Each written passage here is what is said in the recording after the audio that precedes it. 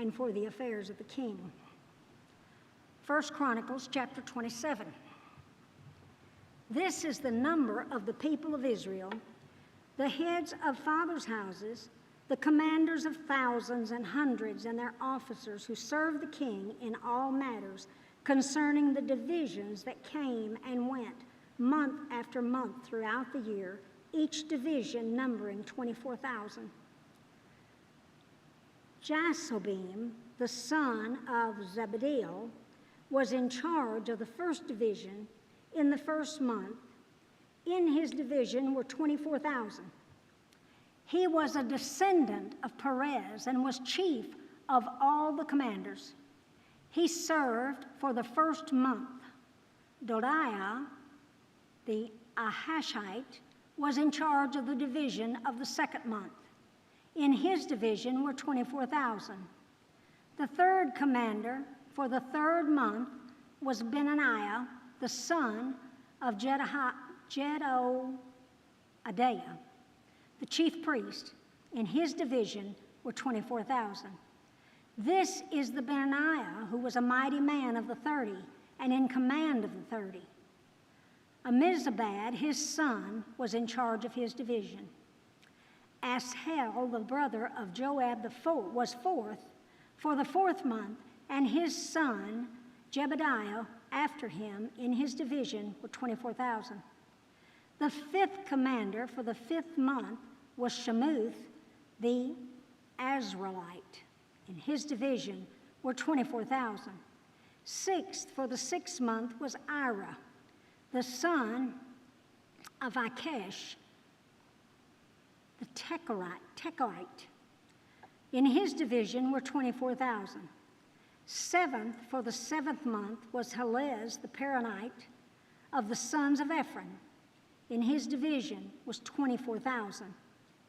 Eighth for the eighth month was Senbekai, the Hushkanite, of the Zebronites. In his division were 24,000. Ninth for the ninth month was Abazir of Anatoth, a Benjamite. In his division were 24,000. 10th for the 10th month was Maharai of Netopath of the Zebahites. In his division were 24,000. 11th for the 11th month was Benahai of Pathahan of the sons of Ephraim. In his division were 24,000. 12th for the 12th month was Heldiah, the Neopanite of Ornell. In his division were 24,000. Over the tribes of Israel, for the Reubenites, Eleazar, the son of Zekiah, was chief officer. For the Simonites, Shepahiah, the son of Makai. For Levi, Hashabiah, the son of Kemal. For Aaron, Zadok.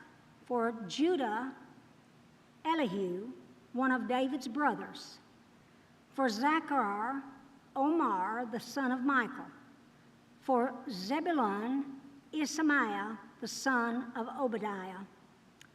For Naphathi, Jeremoth, the son of Azriel. For the Ephraimites, Hosea, the son of Azaziah. For the half-tribe of Manasseh, Joel, the son of Pedaiah, for the half-tribe of Manasseh in Gilead. Iddu, the son of Zechariah, for Benjamin. Jasiel, the son of Abner, for Dan. Azariah, the son of Jeroham. These were the leaders of the tribes of Israel. David did not count those below 20 years of age, for the Lord had promised to make Israel as many as the stars of heaven. Joab, the son of Zeruiah, began to count, but did not finish. Yet wrath came upon Israel for this, and the number was not entered in the chronicles of King David. Over the king's treasuries was Azimeth, the son of Adil, And over the treasuries in the country, in the cities, in the villages, and in the towers was Jonathan, the son of Uzziah. And over those who did the work of the field for tilling the soil was Isaiah, the son of Chelub. And over the vineyards was Shemiah, the Ramonite, and over the produce of the vineyards for the wine cellars was Zabadi, the Shipponite. Over the olive and sycamore trees in the Shephadiah was Balaam Hannah, the Jezreelite, and over the stores of oil was Joash. Over the herds that pastured in Sharon was Shehirah, the Shermanite. Over the herds in the valleys was Saphath, the son of Abeliah. Over the camels was Obil, the Ishmaelite, and over the donkeys was Jedediah, the Mitzrahite. Over the flocks was Jaziah, the Hagarite. All of these were stewards of King David's property. Jonathan, David's uncle, was a counselor, being a man of understanding and a scribe. He and Jehiel, the sons of Hachmoni, attended the king's sons. And Amopheth was the king's counselor, and Hushiah, the Archite, was the king's friend.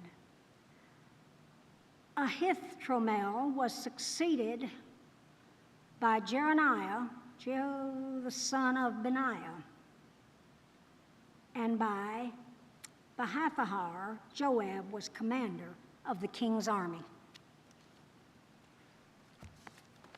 Well, come here, you.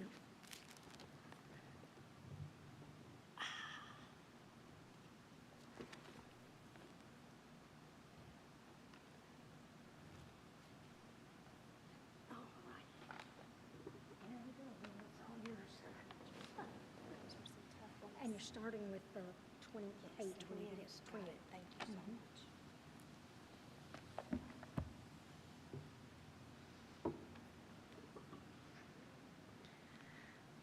much. 1 Chronicles chapter 28.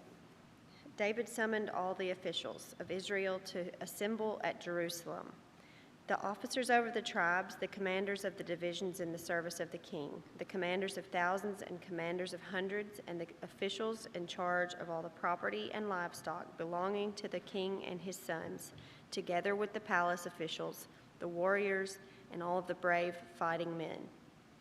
King David rose to his feet and said, "Listen to me, my fellow Israelites, my people. I had it in my heart to build a house as a place of rest for the ark of the covenant of the Lord, for the footstool of our God. And I made plans to build it. But God said to me, 'You are not to build a house for my name, because you are a warrior and have shed blood.' Yet the Lord, the God of Israel, chose me from my whole family to be king over Israel forever. He chose Judah as leader, and from the tribe of Judah he chose my family, and from my father's sons he was pleased to make me king over all Israel. Of all my sons, and the Lord has given me many, he has chosen my son Solomon to sit on the throne of the kingdom of the Lord over Israel. He said to me, 'Solomon, your son, is the one who will build my house and my courts, for I have chosen him to be my son, and I will be his father. I will establish his kingdom forever if he is unswerving in carrying out my commands and laws, as is being done at this time. So now I charge you in the sight of all Israel and of the assembly of the Lord and in the hearing of our God, be careful to follow all the commands of the Lord your God, that you may possess this good land and pass it on as an inheritance to your descendants forever. And you, my son Solomon, acknowledge the God of your father and serve him with wholehearted devotion and with a willing mind, for the Lord searches every heart and understands every desire and every thought. If you seek him, he will be found by you, but if you forsake him, he will reject you forever. Consider now, for the Lord has chosen you to build a house as the sanctuary. Be strong and do the work." Then David gave his son Solomon the plans for the portico of the temple, its buildings, its storerooms, its upper parts, its inner rooms, and the place of atonement. He gave him the plans of all that the Spirit had put in his mind for the courts of the temple of the Lord and all of the surrounding rooms, for the treasuries of the temple of God, and for the treasuries for the dedicated things. He gave him instructions for the divisions of the priests and Levites, and for all the work of serving in the temple of the Lord, as well as for all the articles to be used in its service. He designated the weight of gold for all the gold articles to be used in various kinds of service, and the weight of silver for all of the silver articles to be used in various kinds of service, the weight of gold for the gold lampstands and their lamps, and the weight of each lampstand with its lamps, and the weight of silver for each silver lampstand and its lamps, according to the use of each lampstand, the weight of gold for each table for consecrated bread, the weight of silver for the silver tables, the weight of pure gold for the forks, sprinkling bowls, and pitchers, the weight of gold for each gold dish, the weight of silver for each silver dish, and the weight of the refined gold for the altar of incense. He also gave him the plan for the chariot, that is, the cherubim of gold that is spread over the wings and overshadow the ark of the covenant of the Lord. All this, David said, I have in writing as a result of the Lord's hand on me, and he enabled me to understand all the details of the plan. David also said to Solomon his son, Be strong and courageous, and do the work. Do not be afraid or discouraged, for the Lord God, my God, is with you. He will not fail you or forsake you until all the work for the service of the temple of the Lord is finished. The divisions of the priests and Levites are ready for all of the work on the temple of God, and every willing person skilled in any craft will help you in all of the work. The officials and all of the people will obey at your every command. Chapter 29. Then King David said to the whole assembly, My son Solomon, the one whom God has chosen, is young and inexperienced. The task is great because this palatial structure is not for man but for the Lord God. With all of my resources I have provided for the temple of my God, gold for the gold work, silver for the silver, bronze for the bronze, iron for the iron, and wood for the wood, as well as onyx for the settings, turquoise stones of various colors, and all kinds of fine stone and marble, all of these in large quantities.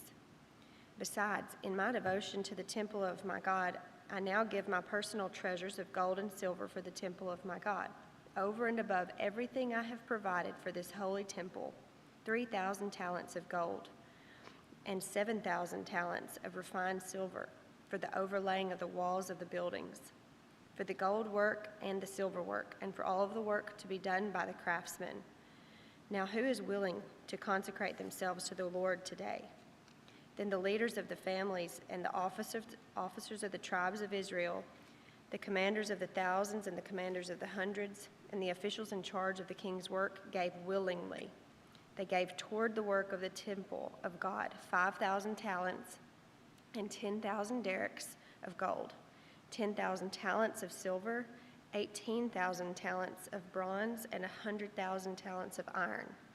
Anyone who had precious stones gave them to the treasury of the temple of the Lord in the custody of Jehiel the Gershonite. The people rejoiced at the willing response of their leaders, for they had given freely and wholeheartedly to the Lord. David the king also rejoiced greatly. David praised the Lord in the presence of the whole assembly, saying, Praise be to you, Lord, the God of our father Israel, from everlasting to everlasting. Yours, Lord, is the greatness and the power and the glory and the majesty and the splendor, for everything in heaven and earth is yours. Yours, Lord, is the kingdom. You are exalted as head over all. Wealth and honor come from you. You are the ruler of all things. In your hands are strength and power to exalt and to give strength to all. Now, our God, we give you thanks and praise your glorious name. But who am I and who are my people that we should be able to give as generously as this? Everything comes from you, and we have given you only what comes from your hand. We are foreigners and strangers in your sight, as were all of our ancestors. Our days on earth are like a shadow without hope. Lord our God, all of this abundance that we have, it belongs to you. All that we have provided for building you a temple and for your holy name comes from your hand, and all of it belongs to you. I know, my God, that you test the heart, and you are pleased with integrity. All these things I have willingly and with an honest intent. And now I have seen with joy how willingly your people who are here have given to you.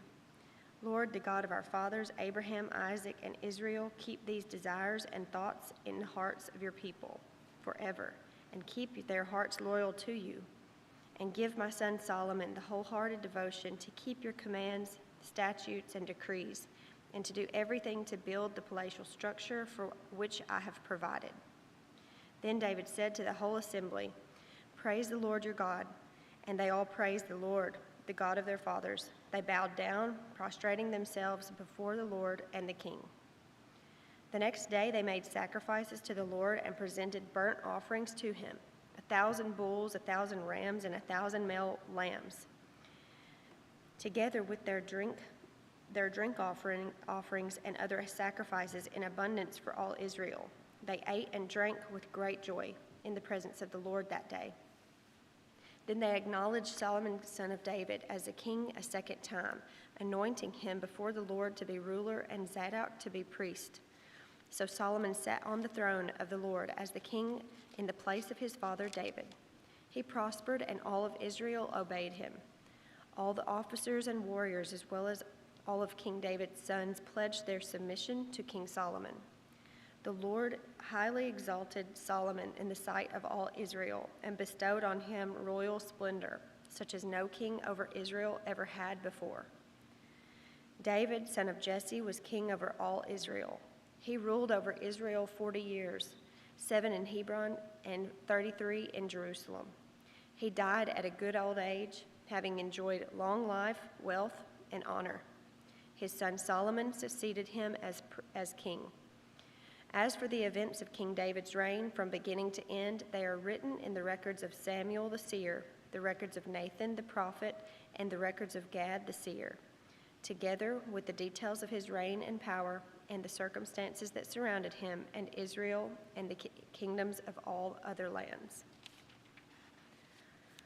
2 Chronicles chapter 1.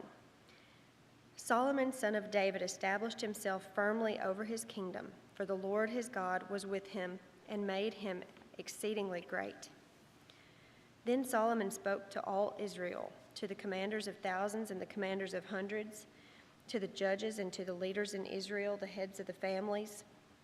And Solomon and the whole assembly went to the high place at Gibeon, for God's tent of meeting was there, which Moses and the Lord's servant had made in the wilderness. Now David had brought up the ark of God from Kiriath-Jearim to the place he had prepared for it, because he had pitched a tent for it in Jerusalem. But the bronze altar that Bezalel, the son of Uri, the son of Hur, had made was in Gibeon, in front of the tabernacle of the Lord. So Solomon and the assembly inquired of him there. Solomon went up to the bronze altar before the Lord in the tent of meeting and offered 1,000 burnt offerings on it. That night God appeared to Solomon and said to him, "Ask for whatever you want me to give you." Solomon answered God, "You have shown great kindness to David my father and have made me king in his place. Now, Lord God, let your promise to my father David be confirmed, for you made me king over a people who are as numerous as the dust of the earth. Give me wisdom and knowledge that I may lead this people, for who is able to govern this great people of yours?" God said to Solomon, "Since this is your heart's desire, and you have not asked for wealth, possessions, or honor, nor for the death of your enemies, and since you have not asked for a long life, but for wisdom and knowledge to govern my people over whom I have made you king, therefore wisdom and knowledge will be given to you. And I will also give you wealth, possessions, and honor, such as no king who is ever before you had, and none you will have, none after you will have." Then Solomon went to Jerusalem from the high place at Gibeon, from before the tent of meeting, and he reigned over Israel. Solomon accumulated chariots and horses. He had 1,400 chariots and 12,000 horses, which he kept in the chariot cities, and also with him in Jerusalem. The king made silver and gold as common in Jerusalem as stones, and cedar as plentiful as sycamore fig trees in the foothills. Solomon's horses were imported from Egypt and from Kue. The royal merchants purchased them from Kue at the current price. They imported a chariot from Egypt for 600 shekels of silver and a horse 150. They also exported them to all the kings of the Hittites and of the Arameans. Chapter 2. Solomon gave orders to build a temple for the name of the Lord and a royal palace for himself. He conscripted 70,000 men as carriers and 80,000 as stone cutters in the hills, 3,600 as foremen over them. Solomon sent this message to Hiram, king of Tyre. Send me cedar logs as you did for my father David when you sent him cedar to build a palace to live in. Now I'm about to build a temple for the name of the Lord my God and to dedicate it to him for burning fragrant incense before him, for setting out the consecrated bread regularly, and for making burnt offerings every morning and evening and on the Sabbaths, at the new moons and at the appointed festivals of the Lord our God. This is a lasting ordinance for Israel. The temple I am going to build will be great, because our God is greater than all other gods. But who is able to build a temple for him, since the heavens, even the highest heavens, cannot contain him? Who then am I to build a temple for him, except as a place to burn sacrifices before him?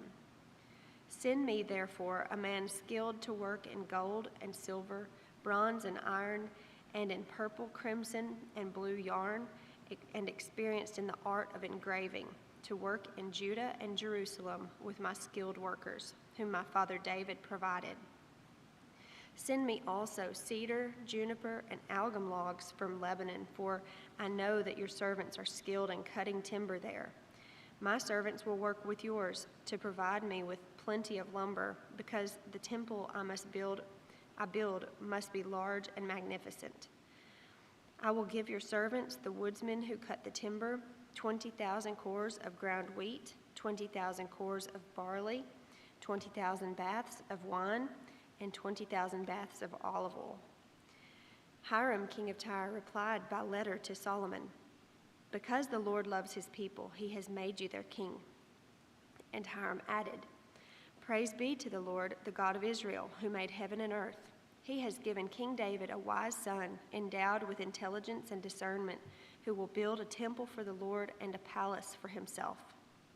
I am sending you Hurab-Abi, a man of great skill, whose mother was from Dan and whose father was from Tyre.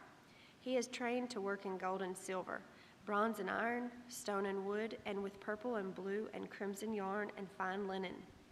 He is experienced in all kinds of engraving and can execute any design given to him. He will work with your skilled workers and with those of my lord David your father. Now let my lord send his servants the wheat and barley and olive oil and the wine he promised, and he will cut all the logs from Lebanon that you will need and will float them as rafts by sea down to Joppa. You can take them up to Jerusalem." Solomon took a census of all the foreigners residing in Israel after the census his father David had taken, and they were found to be 153,600. He assigned 70,000 of them to be carriers and 80,000 to be stone cutters in the hills, with 3,600 foremen over them to keep the people working. Chapter 3. Then Solomon began to build the temple of the Lord in Jerusalem on Mount Moriah, where the Lord had appeared to his father David. It was on the threshing floor of Araunah, the Jebusite, place provided by David. He began building on the 2nd day of the 2nd month of the 4th year of his reign. The foundation of Solomon laid for the building of the temple of God was 60 cubits long and 20 cubits wide, using the cubit of old standard. The portico at the front of the temple was 20 cubits long across the width of the building and 20 cubits high. He overlaid the inside with pure gold. He paneled the main hall with juniper and covered it with fine gold and decorated it with palm tree and chain designs. He adorned the temple with precious stones, and the gold he used was gold of Parvaim. He overlaid the ceiling beams, door frames, walls, and doors of the temple with gold, and he carved cherubim on the walls. He built the most holy place, its length corresponding to the width of the temple, 20 cubits long and 20 cubits wide. He overlaid the inside with 600 talents of fine gold. The gold nails weighed 50 shekels. He also overlaid the upper parts with gold. For the most holy place, he made a pair of sculptured cherubim and overlaid them with gold. The total wingspan of the cherubim was 20 cubits. One wing of the first cherub was 5 cubits long and touched the temple wall, while its other wing, also 5 cubits long, touched the wing of the other cherub. Similarly, one wing of the second cherub was 5 cubits long and touched the wing of the first cherub. The wings of these cherubim extended 20 cubits. They stood on their feet facing the main hall. He made the curtain of blue, purple, and crimson yarn and fine linen with cherubim worked into it. For the front of the temple he made 2 pillars, which together were 35 cubits long, each with a capital 5 cubits high. He made interwoven chains and put them on top of the pillars. He also made 100 pomegranates and attached them to the chains. He erected the pillars in front of the temple, one to the south and one to the north.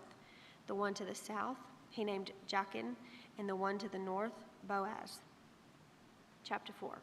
He made a bronze altar, 20 cubits long, 20 cubits wide, and 10 cubits high. He made the sea of cast metal, circular in shape, measuring 10 cubits from the rim to rim and 5 cubits high. It took a line of 30 cubits to measure around it. Below the rim, figures of bulls encircled it, 10 to a cubit. The bulls were cast in 2 rows in one piece with the sea. The sea stood on 12 bulls, 3 facing north, 3 facing west, 3 facing south, and 3 facing east. The sea rested on top of them, and their hindquarters were toward the center. It was a handbreadth in thickness, and its rim was like the rim of a cup, like a lily blossom. It held 3,000 baths. He then made 10 basins for washing and placed 5 on the south side and 5 on the north. In them the things to be used for the burnt offerings were rinsed, but the sea was to be used by the priests for washing. He made 10 gold lampstands according to the specifications for them and placed them in the temple, 5 on the south side and 5 on the north. He made 10 tables and placed them in the temple, 5 on the south side and 5 on the north. He also made 100 gold sprinkling bowls. He made the courtyard of the priests and the large court and the doors for the court and overlaid the doors with bronze. He placed the sea on the south side and the southeast corner. And Huram, who also made the pots and shovels and sprinkling bowls. So Huram finished the work he had undertaken for King Solomon in the temple of God. The 2 pillars, the 2 bowl-shaped capitals on top of the pillars, the 2 sets of network decorating the 2 bowl-shaped capitals on top of the pillars, the 400 pomegranates for the 2 sets of network, 2 rows of pomegranates for each network decorating the bowl-shaped capitals on top of the pillars, the stands with their basins, the sea and the 12 bulls under it, the pots, shovels, meat forks, and all related articles. All the objects that Huram-Abi made for King Solomon for the temple of the Lord were of polished bronze. The king had them cast in clay molds in the plain of the Jordan between Sukkoth and Zarethan. All of these things that Solomon made amounted to so much that the weight of the bronze could not be calculated. Solomon also made all of the furnishings that were in God's temple: the golden altar, the tables on which was the bread of the presence, the lampstands of pure gold with their lamps to burn in front of the inner sanctuary as prescribed, the gold floral work and lamps and tongs, they were solid gold, the pure gold wick trimmers, sprinkling bowls, dishes, and censers, and the gold doors of the temple, the inner doors to the most holy place, and the doors of the main hall. Chapter 5. When all of the work Solomon had done for the temple of the Lord was finished, he brought in the things his father David had dedicated, the silver and gold and the furnishings, and he placed them in the treasuries of God's temple. Then Solomon summoned to Jerusalem the elders of Israel, all the heads of the tribes and the chiefs of the Israelite families, to bring up the ark of the Lord's covenant from Zion, the city of David. And all the Israelites came together to the king at the time of the festival in the 7th month.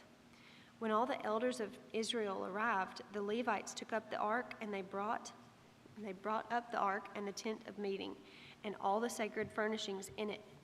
The Levitical priests carried them up, and King Solomon and the entire assembly of Israel that gathered about him were before the ark, sacrificing so many sheep and cattle that they could not be recorded or counted. The priest then brought the ark of the Lord's covenant and placed it in the inner sanctuary of the temple, the most holy place, and put it beneath the wings of the cherubim. The cherubim spread their wings over the place of the ark and covered the ark and its carrying poles.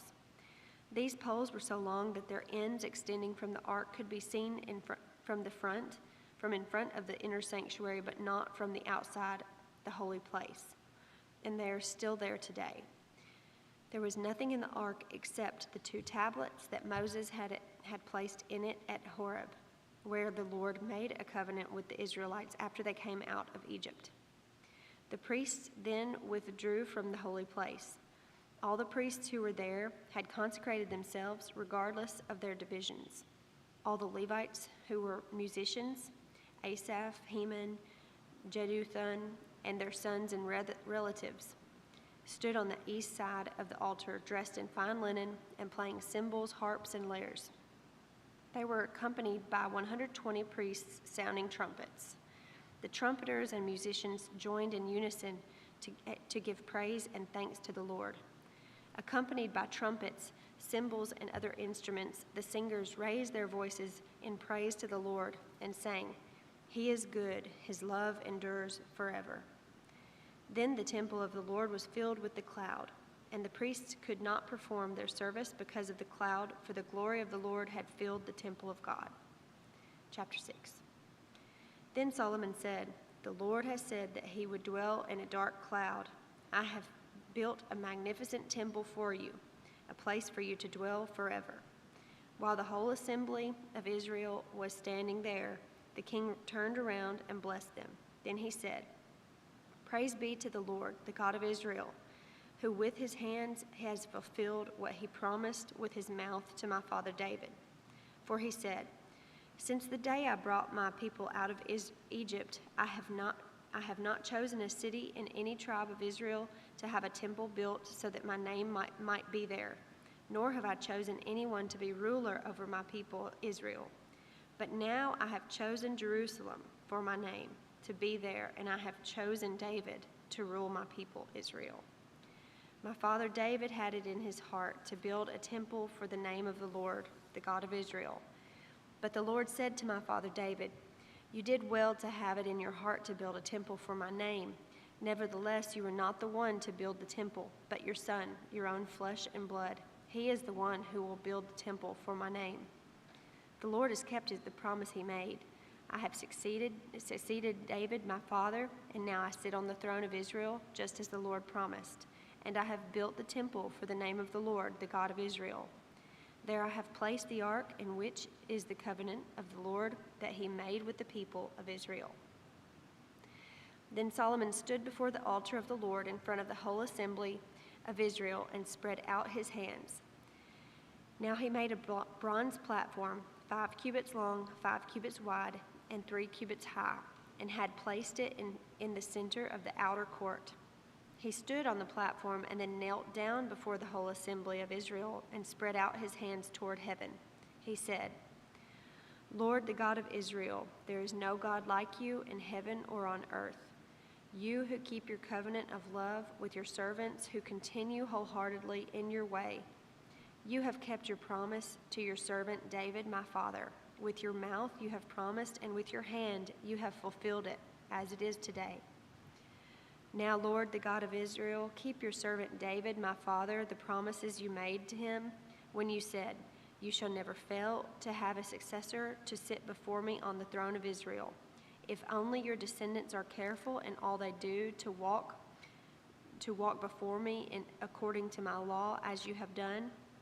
And now, Lord God of Israel, let your word that you promised your servant David come true.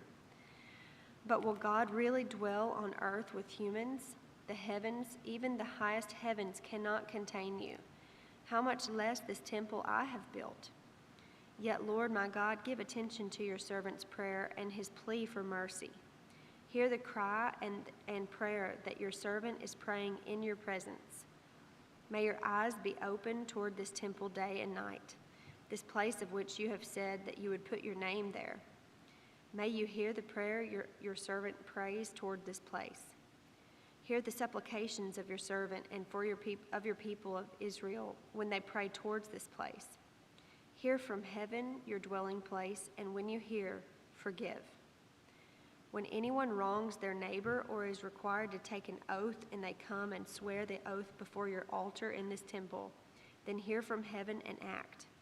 Judge between your servants, condemning the guilty and bringing down on their heads what they have done, and vindicating the innocent by treating them in accordance with their innocence.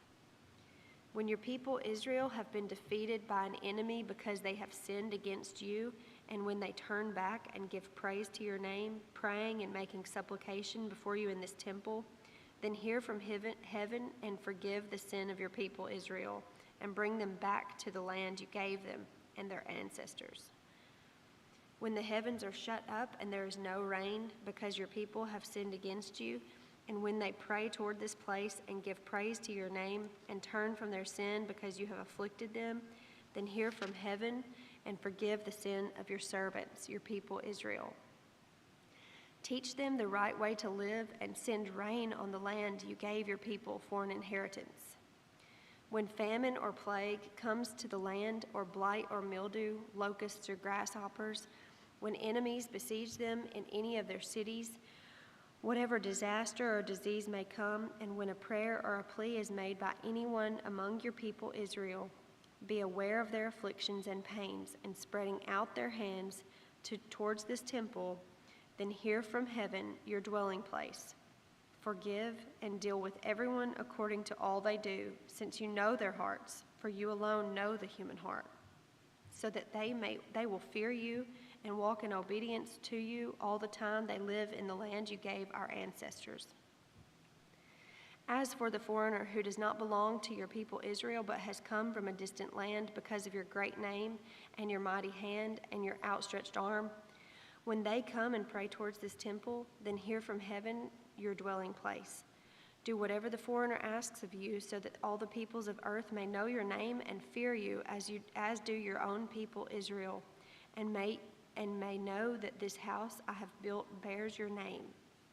When your people go to war against their enemies, wherever you send them, and when they pray to you toward this city you have chosen, and the people and the temple I have built for your name, then hear from heaven their prayer and their plea, and uphold their cause.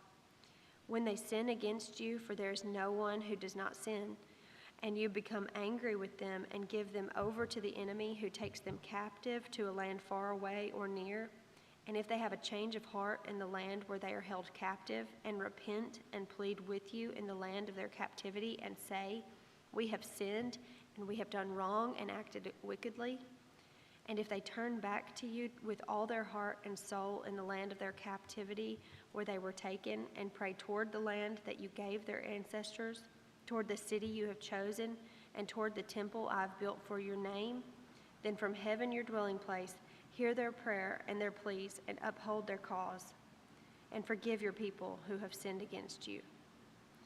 Now, my God, may your eyes be open and your ears attentive to the prayers offered in this place. Now arise, Lord God, and come to your resting place, you in the ark of your might. May your priests, Lord God, be clothed with salvation. May your faithful people rejoice in your goodness. Lord God, do not reject your anointed one. Remember the great love promised to David, your servant. Chapter 7. When Solomon finished praying, fire came down from heaven and consumed the burnt offering and the sacrifices. and the glory of the Lord filled the temple. The priests could not enter the temple of the Lord because the glory of the Lord filled it. When all the Israelites saw the fire coming down and the glory of the Lord above the temple, they knelt on the pavement with their faces to the ground, and they worshipped and gave thanks to the Lord, saying, "He is good, his love endures forever." Then the king and all of the people offered sacrifices before the Lord, and King Solomon offered a sacrifice of 22,000 head of cattle and 120,000 sheep and goats. So the king and all of the people dedicated the temple of God.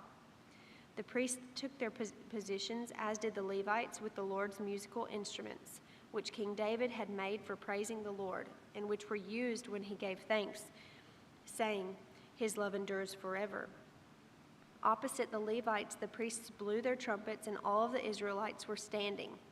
Solomon consecrated the middle part of the courtyard in front of the temple of the Lord, and there he offered burnt offerings and the fat of the fellowship offerings, because the bronze altar he had made could not hold the burnt offerings, the grain offerings, and the fat portions.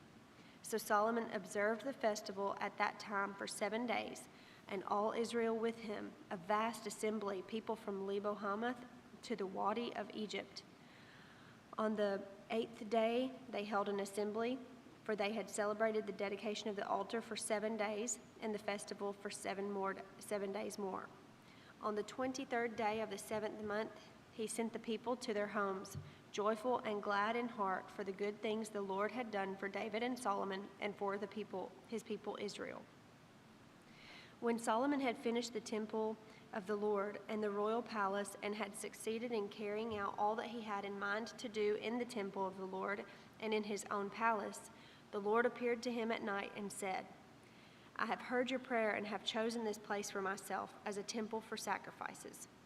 When I shut up the heavens so that there is no rain, or command locusts to devour the land, or send a plague among my people, if my people who are called by my name will humble themselves and pray and seek my face and turn from their wicked ways, then I will hear from heaven, and I will forgive their sin and will heal their land. Now my eyes will be open and my ears attentive to the prayers offered in this place. I have chosen and consecrated this temple so that my name may be there forever. My eyes and my heart will always be there. As for you, if you walk before me faithfully, as David your father did, and do all I command and observe my decrees and laws, I will establish your royal throne, as I covenanted with David your father when I said, you shall never fail to have a successor to rule over Israel. But if you turn away and forsake the decrees and commands I have given you, and go off to serve other gods and worship them, then I will uproot Israel from my land, which I have given them, and I will reject this temple that I have consecrated for my name. I will make it a byword and an object of ridicule among all peoples. This temple will become a heap of rubble.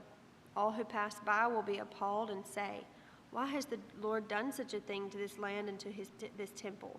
People will answer, because they've forsaken the Lord and the God of their ancestors who brought them out of Egypt, and have embraced other gods, worshiping and serving them. That is why he brought all of this disaster on them. Chapter 8. At the end of 20 years, during which Solomon built the temple of the Lord and his own palace, Solomon rebuilt the villages that Hiram had given him and settled Israelites in them. Solomon then went to Hamath-zobah and captured it. He also built up Tadmor in the desert and all of the store cities he had built in Hamath. He rebuilt Upper Beth Horon and Lower Beth Horon as fortified cities with walls and gates and bars, as well as Balthath and all of the store cities, and all the cities for his chariots and his horses. Whatever he desired to build in Jerusalem, in Lebanon, and throughout all of the territory he ruled. There were still people left from the Hittites, Amorites, Perizzites, Hivites, and Jebusites. These people were not Israelites. Solomon conscripted the descendants of all of these people remaining in the land, whom the Israelites had not destroyed, to serve as slave labor as it is to this day. But Solomon did not make slaves of the Israelites for his work. They were his fighting men, commanders of his captains, the commanders of his chariots and charioteers. They were also King Solomon's chief officials, 250 officials supervising the men. Solomon brought Pharaoh's daughter up from the city of David to the palace he had built for her, for he said, "My wife must not live in the palace of King David, or David, king of Israel, because the places the ark of the Lord have entered are holy." On the altar of the Lord that he had built in front of the portico, Solomon sacrificed burnt offerings to the Lord, according to the daily requirement for offerings commanded by Moses for the Sabbaths, the new moons, and the 3 annual festivals, the festival of unleavened bread, the festival of weeks, and the festival of tabernacles. In keeping with accordance of his father David, he appointed the divisions of the priests for their duties and the Levites to lead the praise and to assist the priests according to each day's requirement. He also appointed the gatekeepers by divisions for the various gates, because this was what David, the man of God, had ordered. They did not deviate from the king's commands to the priests or to the Levites in any manner, including that of the treasuries. All Solomon's work was carried out from the day of the foundation of the temple of the Lord was laid until its completion. So the temple of the Lord was finished. Then Solomon went to Ezion-Geber and Elath on the coast of Edom, and Hiram sent him ships commanded by his own men, sailors who knew the sea.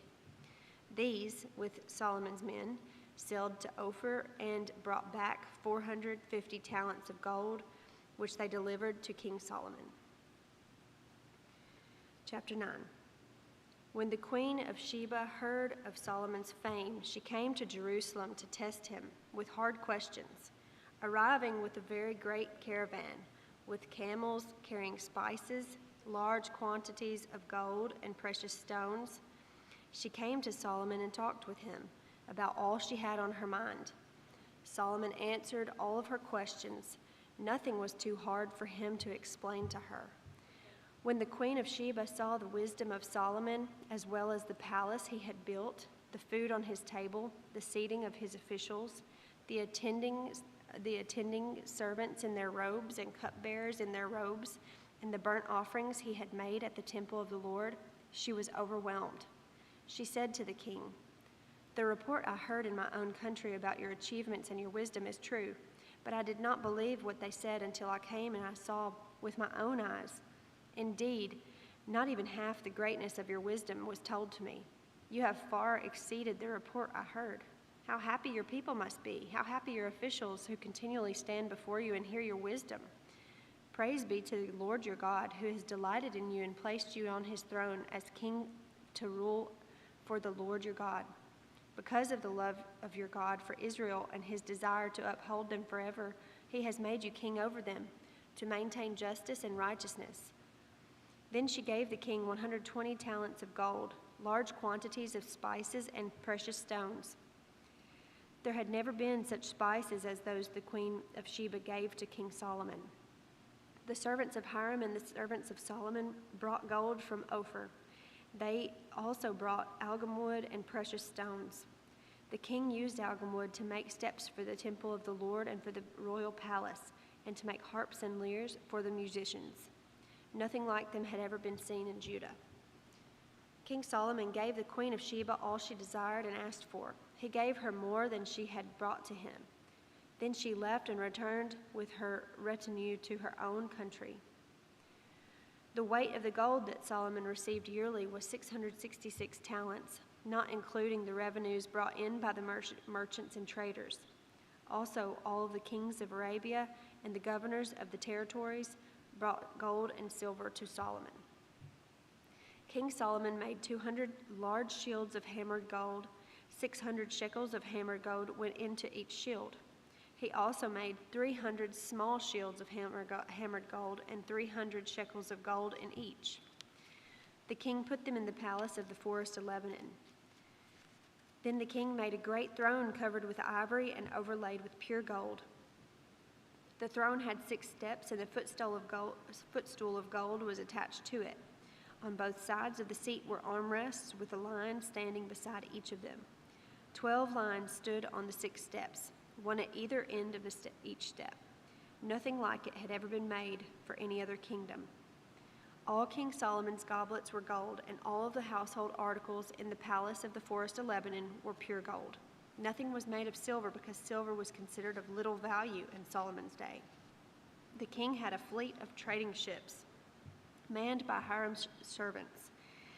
Once every 3 years it returned, carrying gold, silver, and ivory, and apes and baboons.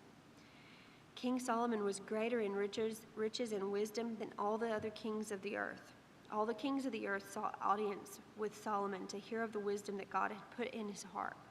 Year after year, everyone who came brought a gift, articles of silver, gold, and robes, weapons and spices, and horses and mules. Solomon had 4,000 stalls for horses and chariots, and 12,000 horses, which he kept in the chariot cities and also with him in Jerusalem. He ruled over all the kings from the Euphrates River to the land of the Philistines, as far as the border of Egypt. The king made silver as common in Jerusalem as stones, and cedar as plentiful as sycamore fig trees in the foothills. Solomon's horses were imported from Egypt and from all other countries. As for the other events of Solomon's reign, from beginning to end, are they not written in the records of Nathan the prophet, and the prophecy of Ahijah the Shilonite, and in the visions of Iddo the seer concerning Jeroboam the son of Nebat? Solomon reigned in Jerusalem over all Israel 40 years. Then he rested with his ancestors and was buried in the city of David his father. And Rehoboam his son succeeded him as king. Chapter 10. Rehoboam went to Shechem, for all Israel had gone there to make him king. When Jeroboam the son of Nebat heard this, he was in Egypt, where he had fled from King Solomon. He returned from Egypt. So they sent for Jeroboam, and he and all Israel went to Rehoboam and said to him, "Your father had put a heavy yoke on us, but now I'll lighten the harsh labor and the heavy yoke he put on us, and we will serve you." Rehoboam answered, "Come back to me in 3 days." So the people went away. Then King Rehoboam consulted the elders who had served his father Solomon during his lifetime. "How would you advise me to answer these people?" he asked. They replied, "If you'll be kind to these people and please them and give them a favorable answer, they will always be your servants." But Rehoboam rejected the advice the elders gave him and consulted the young men who had grown up with him and were serving him. He asked them, "What is your advice? How should we answer these people who say to me, 'Lighten the yoke your father put on us'?" The young men who had grown up with him replied, "The people have said to you, 'Your father put a heavy yoke on us, but make our yoke lighter.' Now tell them, 'My little finger is thicker than my father's waist. My father laid on you a heavy yoke, I will make it even heavier. My father scourged you with whips, and I'll scourge you with scorpions." 3 days later, Jeroboam and all the people returned to Rehoboam, as the king had said, "Come back to me in 3 days." The king answered them harshly, rejecting the advice of the elders. He followed the advice of the young men and said, "My father made your yoke heavy, I will make it even heavier. My father scourged you with whips, I will scourge you with scorpions." So the king did not listen to the people, for this turn of events was from God, to fulfill the word of the Lord had spoken to Jeroboam the son of Nebat through Ahijah the Shilonite. When all of Israel saw that the king refused to listen to them, they answered the king, "What share do we have in David? What part in Jesse's son? To your tents, Israel. Look after your own house, David." So all the Israelites went home. But as for the Israelites who were living in the towns of Judah, Rehoboam still ruled over them. King Rehoboam sent out Adoniram, who was in charge of forced labor, but the Israelites stoned him to death. King Rehoboam, however, managed to get into his chariot and escape to Jerusalem. So Israel has been in rebellion against the house of David to this day. When Rehoboam arrived in Jerusalem, he mustered Judah and Benjamin, 180,000 able young men, to go to war against Israel and to regain the kingdom for Rehoboam. But this word of the Lord came to Shemaiah, the man of God, say to Rehoboam, the son of Solomon, king of Judah, and to all of Israel in Judah and Benjamin, this is what the Lord says. Do not go up to fight against your fellow Israelites. Go home, every one of you, for this is my doing. So they obeyed the words of the Lord and turned back from marching against Jeroboam. Rehoboam lived in Jerusalem and built up towns for defense in Judah: Bethlehem, Edah, Toka, Bethzur, Soko, Adullam, Gath, Mareshah, Ziph, Adoram, Lachish, Azekah, Zorah, Aijalon, and Hebron. These were the fortified cities in Judah and Benjamin. He strengthened their defenses and put commanders within them with supplies of food, olive oil, and wine. He put shields and spears in all the cities and made them very strong. So Judah and Benjamin were his. The priests and the Levites from all their districts throughout Israel sided with him. The Levites even abandoned their pasture lands and property and came to Judah and Jerusalem because Jeroboam and his sons had rejected them as priests of the Lord. When he appointed his own priests for the high places and for the goat and calf idols he had made, those from every tribe of Israel who set their hearts on seeking the Lord, the God of Israel, followed the Levites to Jerusalem to offer sacrifices to the Lord, the God of their ancestors. They strengthened the kingdom of Judah, and supported Rehoboam, son of Solomon, 3 years, following the ways of David and Solomon during this time. Rehoboam married Mahalath, who was the daughter of David's son Jeremoth, and of Abihail, the daughter of Jesse's son Eliab. She bore him sons, Jeush, Shemariah, and Zamath. Then he married Maacah, daughter of Absalom, who bore him Abijah, Attai, Zizah, and Shelemith. Rehoboam loved Maacah, daughter of Absalom, more than any of his other wives and concubines. In all, he had 18 wives and 60 concubines, 28 sons and 60 daughters.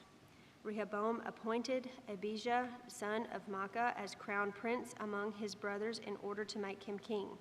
He acted wisely, dispersing some of his sons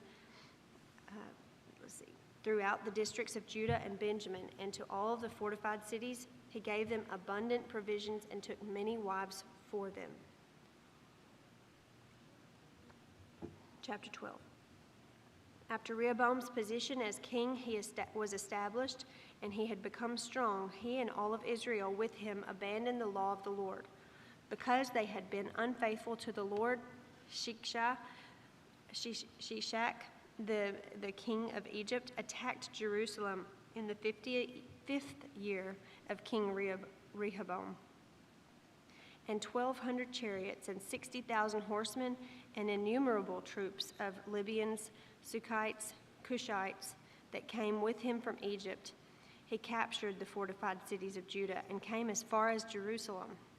Then the prophet Shemaiah came to Rehoboam and the leaders of Judah who had assembled in Jerusalem for fear of Shishak.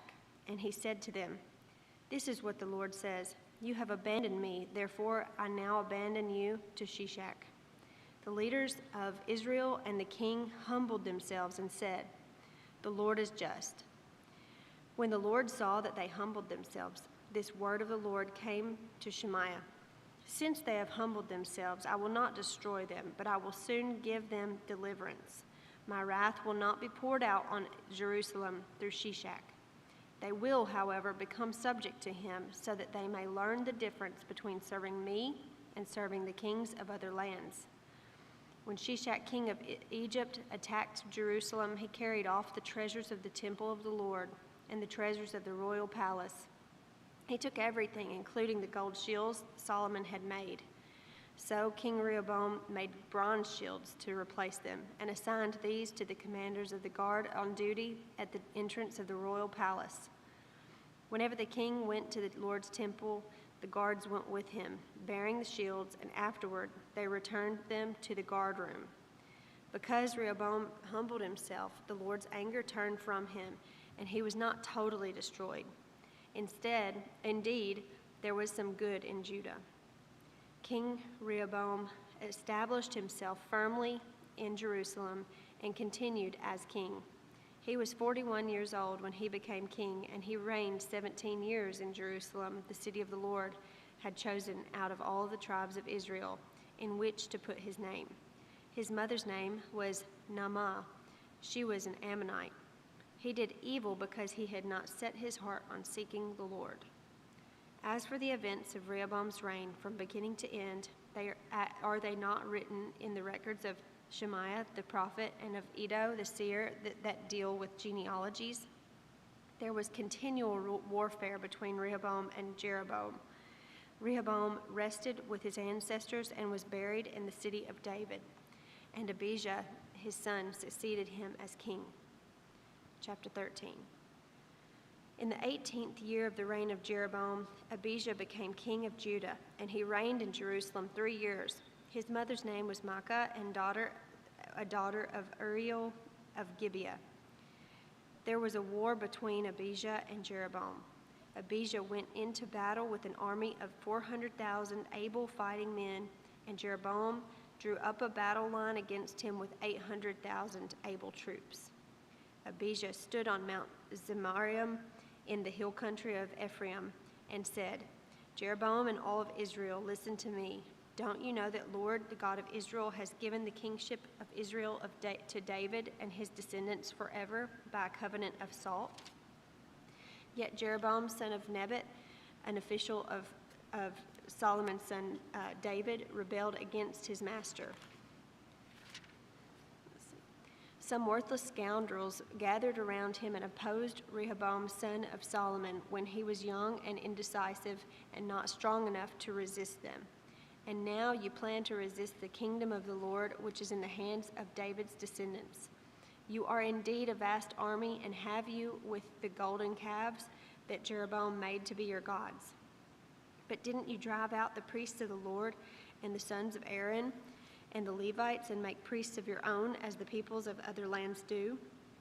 Whoever comes to consecrate themselves with a young bull and 7 rams may become a priest of what are not gods. As for us, the Lord is our God, and we have not forsaken him. The priests who serve the Lord are sons of Aaron, and the Levites assist them. Every morning and evening they present burnt offerings and fragrant incense to the Lord.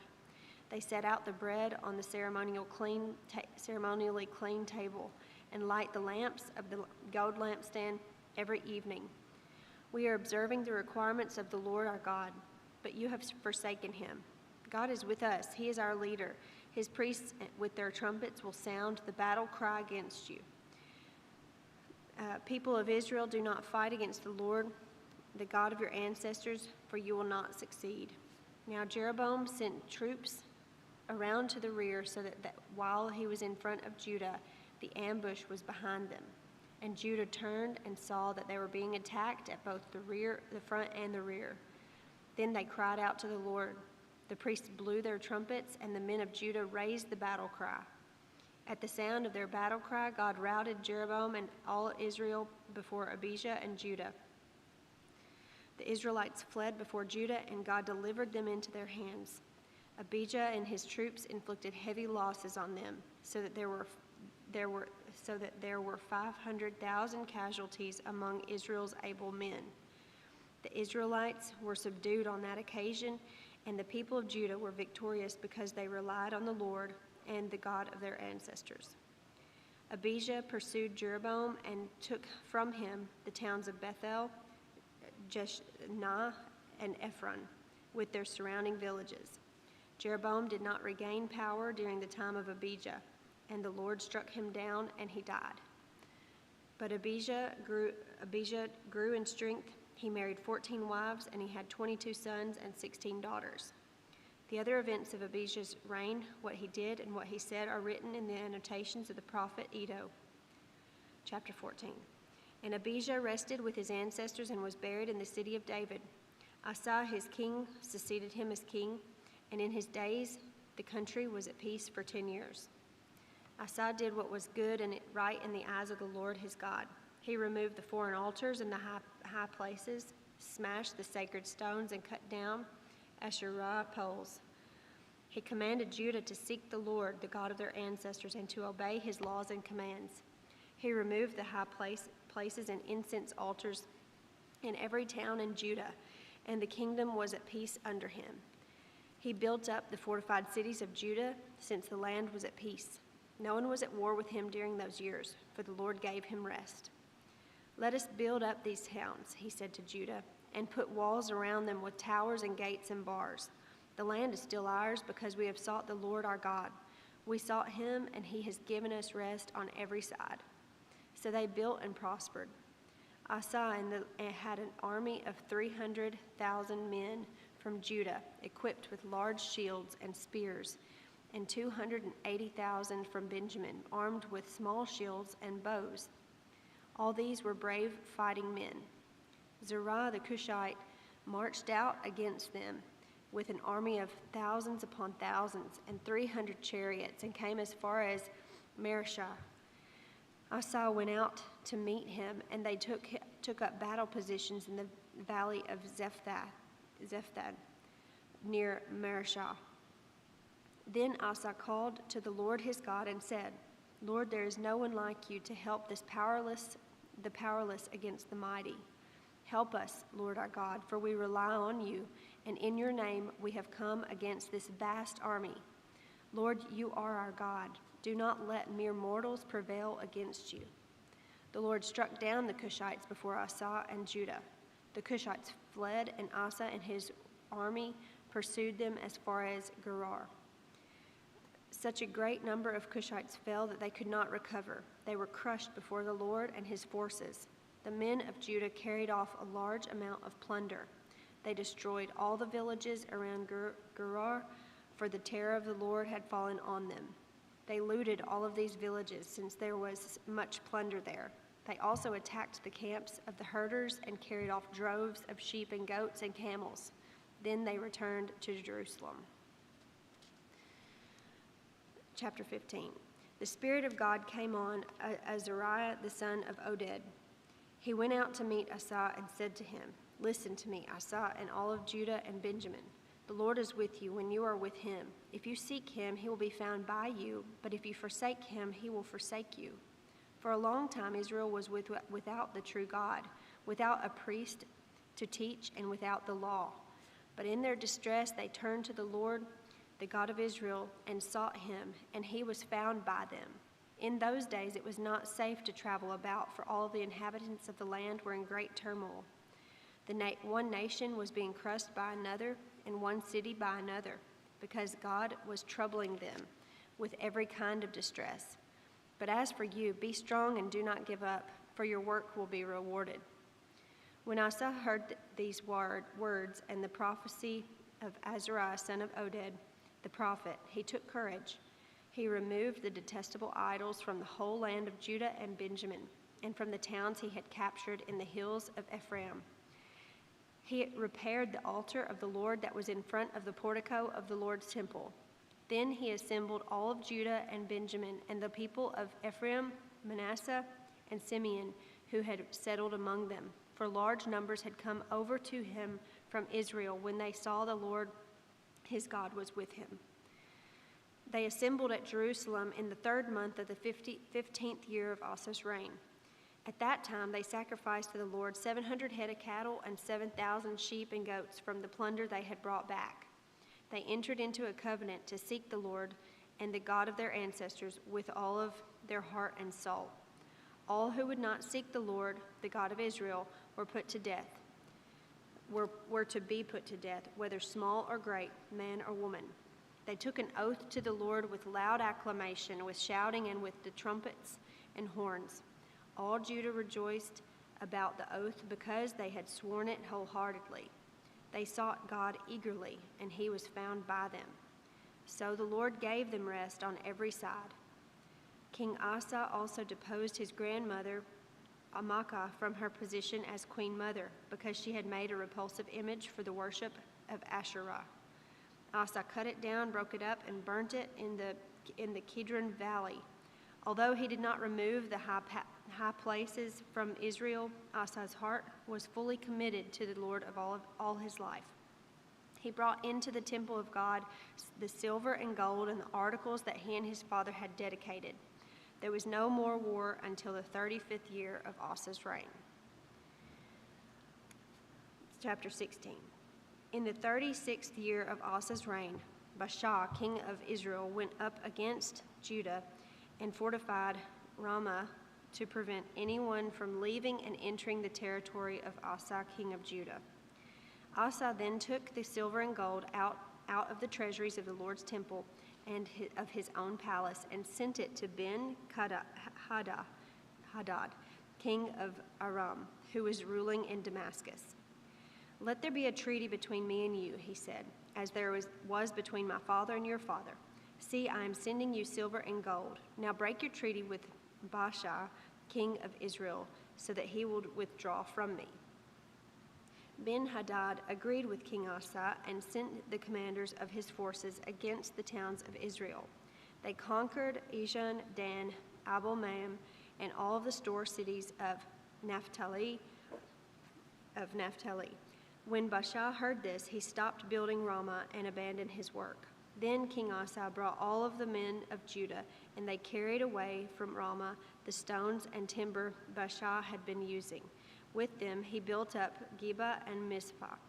At that time Hanani the seer came to Asa the king of Judah and said to him, "Because you relied on the king of Aram and not on the Lord your God, the army of the king of Aram has escaped from your hand. Were not the Cushites and the Libyans a mighty army with great numbers of chariots and horsemen? Yet when you relied on the Lord, he delivered them into your hand. For the eyes of the Lord range throughout the earth to strengthen those whose hearts are fully committed to him. You have done a foolish thing, and from now on you will be at war." Asa was angry with the seer because of this. He was so enraged that he put him in a prison. At the same time, Asa brutally oppressed some of the people. The events of Asa's reign, from beginning to end, are written in the book of the kings of Judah and Israel. In the 39th year of his reign, Asa was afflicted with a disease in his feet.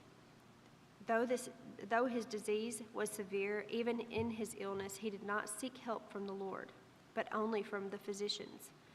Then, in the 41st year of his reign, Asa died and rested with his ancestors. They buried him in the tomb that he had cut out for himself in the city of David. They laid him on a bier covered in spices and various blended perfumes, and they made a huge fire in his honor. Chapter 17. Jehoshaphat, his son, succeeded him as king and strengthened himself against Israel. He stationed troops in all of the fortified cities of Judah and put garrisons in Judah and in the towns of Ephraim that his father Asa had captured. The Lord was with Jehoshaphat because he followed the ways of his father David before him. He did not consult the Baals. He sought the Lord of the God of his father, and followed his commands rather than the practices of Israel. The Lord established the kingdom under his control, and all Judah brought gifts to Jehoshaphat, so that he had great wealth and honor. His heart was devoted to the ways of the Lord forever. Furthermore, he removed the high places and the Asherah poles from Judah. In the 3rd year of his reign, he sent his officials Bunhel, Obadiah, Zechariah, Nathaniel, and Micaiah to teach in the towns of Judah. With them were certain Levites, Shemaiah, Nathaniah, Zebediah, Ashel, Shemithamoth, Jehonathan, Adonijah, Tobijah, and Tob-Adonijah, and the priests Elishama and Jehoram. They taught throughout Judah, taking with them the book of the law of the Lord. they went around to all of the towns of Judah and taught the people. The fear of the Lord fell on all of the kingdoms of the lands surrounding Judah, so that they did not go to war against Jehoshaphat. Some Philistines brought Jehoshaphat gifts and silver as tribute, and the Arabs brought him flocks, 7,700 rams and 7,700 goats. Jehoshaphat became more and more powerful. He built forts and store cities in Judah and had large supplies in the towns of Judah. He also kept experienced fighting men in Jerusalem. Their enrollment by families was as follows. From Judah, commanders of units of 1,000. Adnah, the commander, with 300,000 fighting men. Next, Jehohanan, the commander, with 280,000. Next, Amesiah, the son of Zikri, who volunteered himself for the service of the Lord, with 200,000. From Benjamin, Eliada, a valiant soldier, with 200,000 men armed with bows and shields. Next, Jehozabad, with 180,000 men armed for battle. These were the men who served the king, besides those he stationed in the fortified cities throughout Judah. Now Jehoshaphat had great wealth and honor, and he allied himself with Ahab by marriage. Some years later, he went down to see Ahab in Samaria. Ahab slaughtered many sheep and cattle for him and the people with him, and urged him to attack Ramoth-Gilead.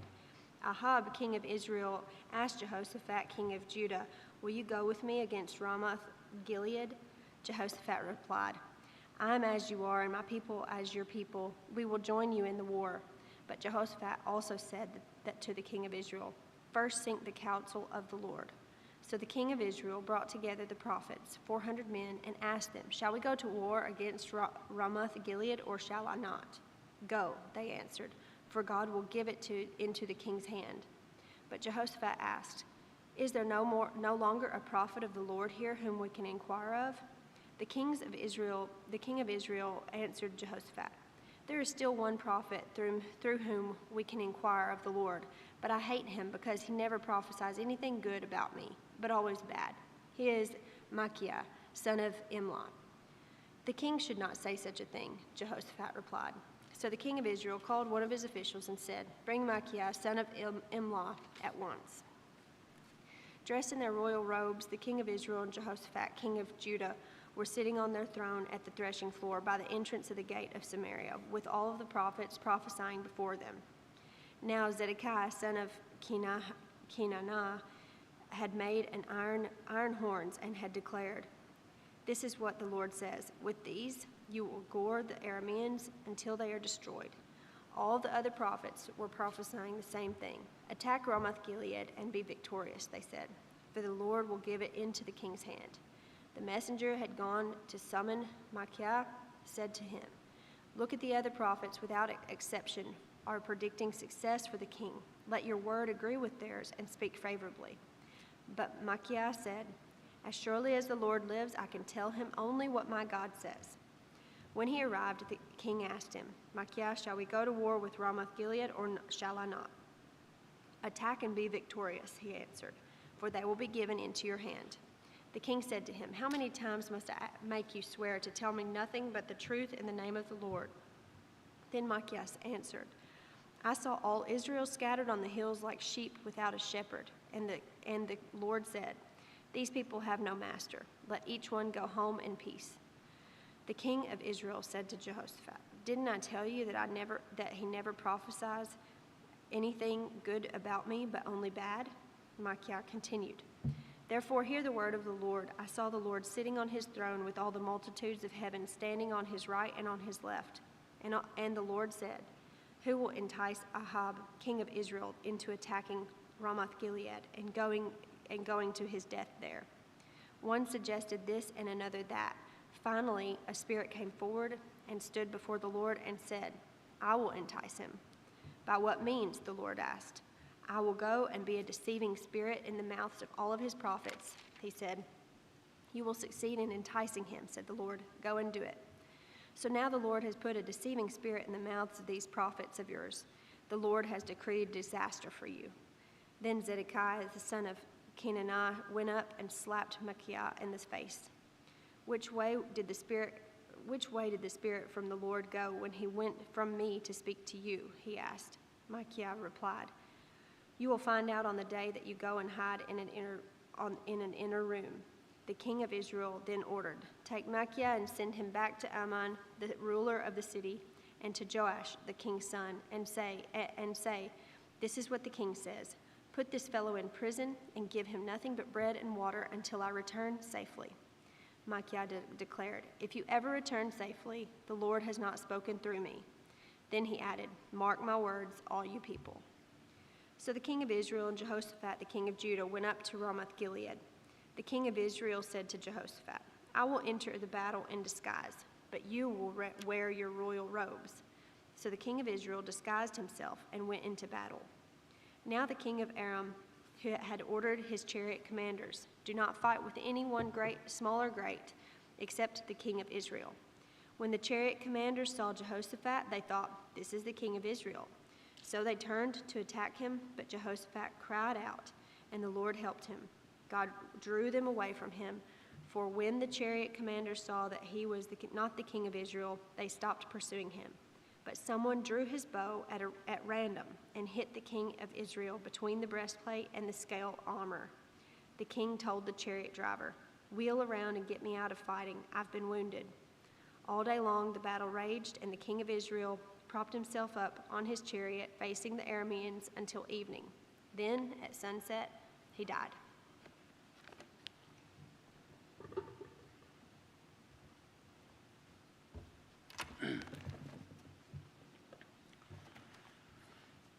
And Jehoshaphat, the king of Judah, returned to his house in peace to Jerusalem. And Jehu, the son of Hanani, the seer, went out to meet him and said to King Jehoshaphat, "Shouldest thou help the ungodly and love them that hate the Lord? Therefore is wrath upon thee from before the Lord.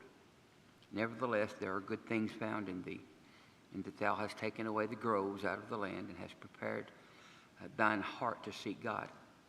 Jehoshaphat dwelt at Jerusalem, and he went out again through the people from Beersheba to Mount Ephraim and brought them back into the Lord God of their fathers. And he set judges in the land throughout all the fenced cities of Judah, city by city, and said to the judges, "Take heed what you do, for you judge not for man, but for the Lord, who is with you in the judgment. Wherefore now let the fear of the Lord be upon you.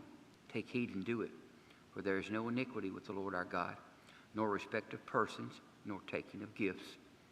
Moreover, in Jerusalem did Jehoshaphat set of the Levites and of the priests and of the chief of the fathers of Israel for the judgment of the Lord and for controversies when they returned to Jerusalem. And he charged them, saying, "Thus shall ye do in the fear of the Lord, faithfully and with a perfect heart. And what cause soever shall come to you of your brethren that dwell in their cities, between blood and blood, between law and commandment, statutes and judgments, you shall even warn them that they trespass not against the Lord, and so wrath come upon you and upon your brethren. This do, and ye shall not trespass. And behold, Amariah the chief priest is over you in all matters of the Lord, and Zebadiah the son of Ishmael, the ruler of the house of Judah, for all the king's matters. Also the Levites shall be officers before you. Deal courageously, and the Lord shall be with the good." It came to pass after this also that the children of Moab and the children of Ammon, and with them other beside the Ammonites, came against Jehoshaphat to battle. And there came some that told Jehoshaphat, saying, "There cometh a great multitude against thee from beyond the sea, on this side of Syria, and behold, they be in Hazazon Tamar, which is Engedi. And Jehoshaphat feared, and set himself to seek the Lord, and proclaimed a fast throughout all Judah. And Judah gathered themselves together to ask help of the Lord. Even out of all the cities of Judah there they came to seek the Lord. And Jehoshaphat stood in the congregation of Judah and Jerusalem in the house of the Lord before the new court, and said, "O Lord God of our fathers, art not thou God in heaven, and rulest not thou over all the kingdoms of the heathen, and in thine hand is there not power and might, so that none is able to withstand thee? Art not thou our God, who didst drive out the inhabitants of this land before thy people Israel, and gavest it to the seed of Abraham, thy friend forever?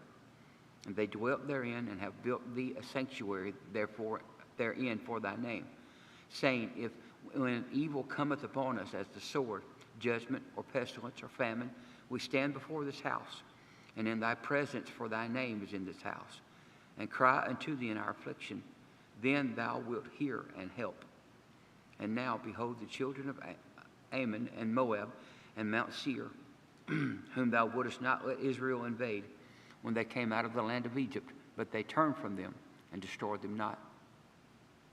Behold, I say, how they reward us to come to cast out thy possession, which thou hast given us to inherit. O our God, wilt thou not judge them? For we have no might against this great company that cometh against us, neither know what we do, but our eyes are upon thee. And all Judah stood before the Lord, with their little ones, their wives, and their children. Then upon Jehaziel, the son of Zechariah, the son of Benaiah, the son of Jeriel, the son of Mattaniah, a Levite of the sons of Asaph, came the Spirit of the Lord in the midst of the congregation. And he said, Hearken ye, all Judah, and ye inhabitants of Jerusalem, and thou King Jehoshaphat, thus saith the Lord unto you, be not afraid nor dismayed by reason of this great multitude, for the battle is not yours, but God's. Tomorrow go ye down against them. Behold, they will come up by the cliff of Ziz, and ye shall find them at the end of the brook before the wilderness of Zeriel. You shall not need to fight in this battle.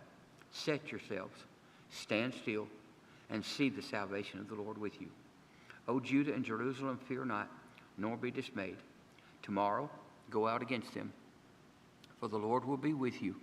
And Jehoshaphat bowed his head with his face to the ground, and all Judah and the inhabitants of Jerusalem fell before the Lord, worshiping the Lord. And the Levites, the children of the Kohathites, and of the children of the Korites, stood up to praise the Lord God of Israel with a loud voice on high. And they rose early in the morning and went forth into the wilderness of Tekoa. And as they went forth, Jehoshaphat stood and said, Hear me, O Judah, and ye inhabitants of Jerusalem. Believe in the Lord your God, so shall ye be established. Believe his prophets, so shall ye prosper. And when he had consulted with the people, he appointed singers unto the Lord, and that should praise the beauty of holiness as they went out before the army, and to say, Praise the Lord, for his mercy endures forever. And when they began to sing and to praise, the Lord set ambushments against the children of Ammon, Moab, and Mount Seir, which were come against Judah, and they were smitten. For the children of Ammon and Moab stood up against the inhabitants of Mount Seir, utterly to slay and destroy them. And when they had made an end of the inhabitants of Seir, everyone helped to destroy another. And when Judah came toward the watchtower in the wilderness, they looked unto the multitude, and behold, there were dead bodies fallen to the earth, and none escaped. And when Jehoshaphat and his people came to take away the spoil of them, they found among them in abundance both riches with the dead bodies and precious jewels, which they stripped off for themselves, more than they could carry away. And they were 3 days in gathering of the spoil, and it was so much. And on the 4th day they assembled themselves in the valley of Berachah, for there they blessed the Lord. Therefore the name of the same place was called the valley of Berachah unto this day. Then they returned, every man of Judah and Jerusalem and Jehoshaphat in the forefront of them, to go again to Jerusalem with joy, for the Lord had made them to rejoice over their enemies. And they came to Jerusalem with psalteries and harps and trumpets into the house of the Lord. And the fear of God was on all the kingdoms of those countries when they had heard that the Lord fought against the enemies of Israel.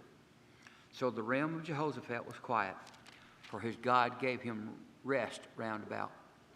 And Jehoshaphat reigned over Judah. He was 35 years old when he began to reign, and he reigned 25 years in Jerusalem. And his mother's name was Azubah, the daughter of Shuhai. And he walked in the way of Asa his father, and departed not from it, doing that which was right in the sight of the Lord. Howbeit the high places were not taken away, as yet the people had not prepared their hearts unto the God of their fathers. Now the rest of the acts of Jehoshaphat, first and last, behold, They are written in the book of Jehu, the son of Hanani, who is mentioned in the book of the kings of Israel. And after this did Jehoshaphat, king of Judah, join himself with Ahaziah, king of Israel, who did very wickedly. And he joined himself with him to make ships to go to Tarshish, and they made the ships in Ezon-Agaber. Then Eleazar, the son of Dodavah of Marisha, prophesied against Jehoshaphat, saying, Because thou hast joined thyself with Ahaziah, the Lord hath broken thy works. And the ships were broken, that they were not able to go to Tarshish. Chapter 21. Now Jehoshaphat slept with his fathers, and was buried with his fathers in the city of David. And Jehoram his son reigned in his stead. And he had brethren, the sons of Jehoshaphat, Azariah, and Jehiel, and Zechariah, and Azariah, and Michael, and Shephatiah. All these were the sons of Jehoshaphat, king of Israel. And their father gave them great gifts of silver and of gold and of precious things, with fenced cities in Judah. But the kingdom gave he to Jehoram, because he was the firstborn. Now when Jehoram was risen up to the kingdom of his father, he strengthened himself and slew all his brethren with the sword, and divers also of the princes of Israel. Jehoram was 32 years old when he began to reign, and he reigned 8 years in Jerusalem. And he walked in the way of the kings of Israel, like as did the house of Ahab, for he had the daughter of Ahab to wife, and he wrought that which was evil in the eyes of the Lord. Howbeit the Lord would not destroy the house of David, because of the covenant that he had made with David, and as he promised to give a light to him and to his sons forever. In his days the Edomites revolted from under the dominion of Judah, and made themselves a king. Then Jehoram went forth with his princes and all the charities with him, and he rose up by night and smote the Edomites which compassed him in, and the captains of the chariots. So the Edomites revolted from under the hand of Judah unto this day. The same time also did Libnah revolt from under his hand, because he had forsaken the Lord God of his fathers. Moreover, he made high places in the mountains of Judah, and caused the inhabitants of Jerusalem to commit fornication, and compelled Judah thereto. And there came a writing to him from Elijah the prophet, saying, Thus saith the Lord God of David thy father, because thou hast not walked in the ways of Jehoshaphat thy father, nor in the ways of Asa king of Judah, but hast walked in the way of the kings of Israel, and hast made Judah and the inhabitants of Jerusalem to go a-whoring, like to the whoredoms to the house of Ahab, and also hast slain thy brethren of thy father's house, which were better than thyself. Behold, with a great plague will the Lord smite thy people, and thy children, and thy wives, and all thy goods. And thou shalt have great sickness by disease of thy bowels, until thy bowels fall out by reason of the sickness day by day. Moreover, the Lord stirred up against Jehoram the spirit of the Philistines and of the Arabians, and were near the Ethiopians. And they came up unto Judah, and brake unto it, and carried away all the substance that was found in the king's house, and his sons also, and his wives, so that there was never a son left him, save Jehoahaz, the youngest of his sons. And after all this, the Lord smote him in his bowels with an incurable disease. And it came to pass that in the process of time, after the end of 2 years, his bowels fell out by reason of his sickness, so he died of sore diseases. And his people made no burning for him, like the burning of his fathers. 32 years old was he when he began to reign, and he reigned in Jerusalem 8 years, and departed without being desired. Howbeit they buried him in the city of David, but not in the sepulchres of the kings. Chapter 22.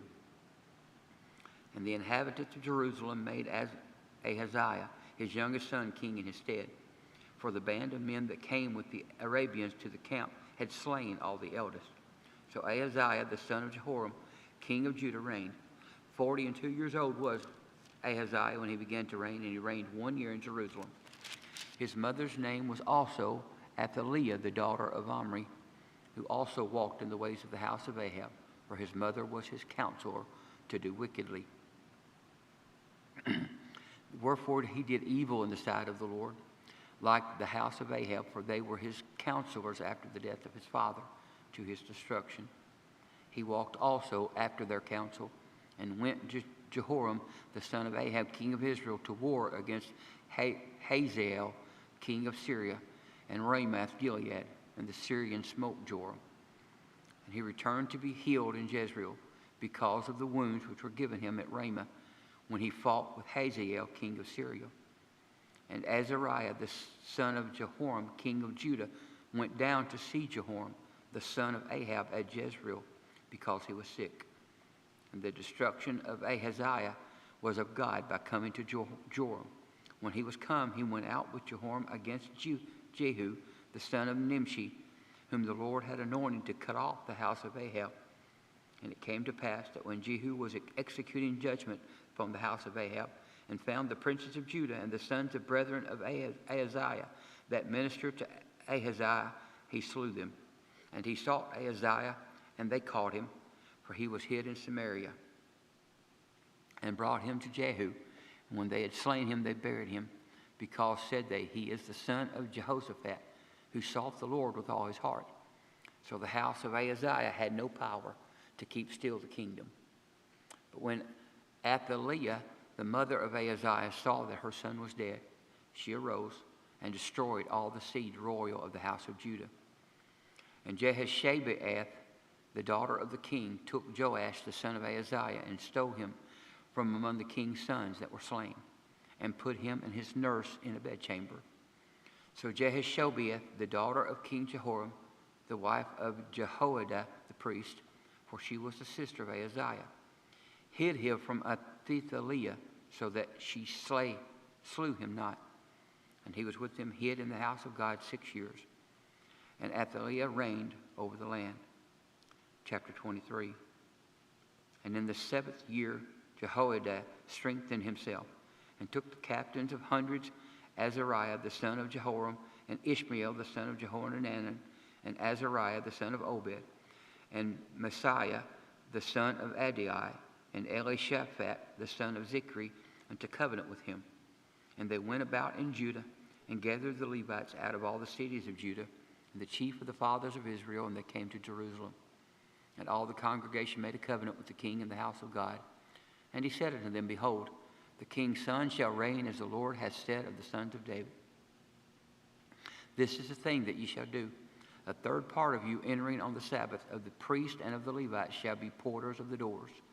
And a third part shall be at the king's house, and a third part at the gate of the foundation, and all the people shall be in the courts of the house of the Lord. And let none come into the house of the Lord, save the priest, and they that minister of the Levites, they shall go in, for they are holy. But all the people shall keep the watch of the Lord.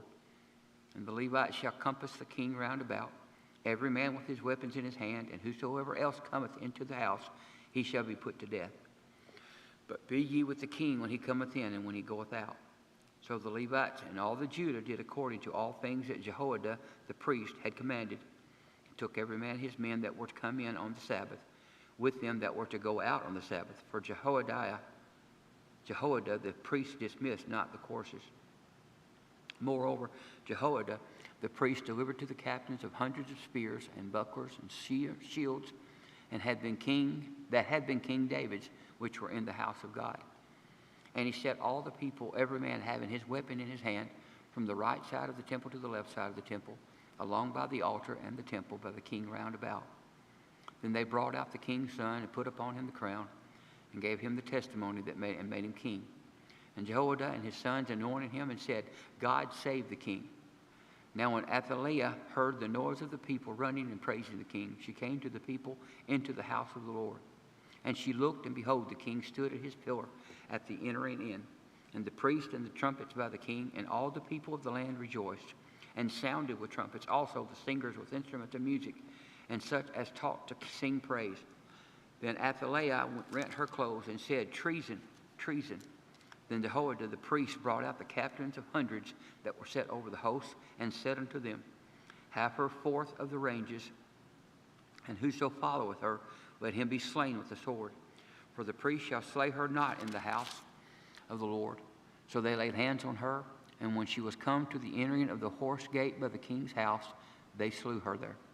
And Jehoiada made a covenant between him and between all the people, and between the king, that they should be the Lord's people. Then all the people went to the house of Baal, and brake it down, and brake brake his altars and his images in pieces, and slew Matan, the priest of Baal, before the altars. And Jehoiada appointed the offices of the house of the Lord by the hand of the priests and Levites, whom David had distributed in the house of the Lord to offer the burnt offerings of the Lord, as it is written in the law of Moses, with rejoicing and with singing. And it was ordained by David. And he set the porters at the gates of the house of the Lord, that none which was unclean in anything should enter in. And he took the captains of hundreds and the nobles and the governors of the people and all the people of the land, and brought down the king from the house of the Lord. And they came through the high gate into the king's house, and set the king upon the throne of the kingdom. And all the people of the land rejoiced. The city was quiet, after they had slain Athaliah with the sword. Chapter 24.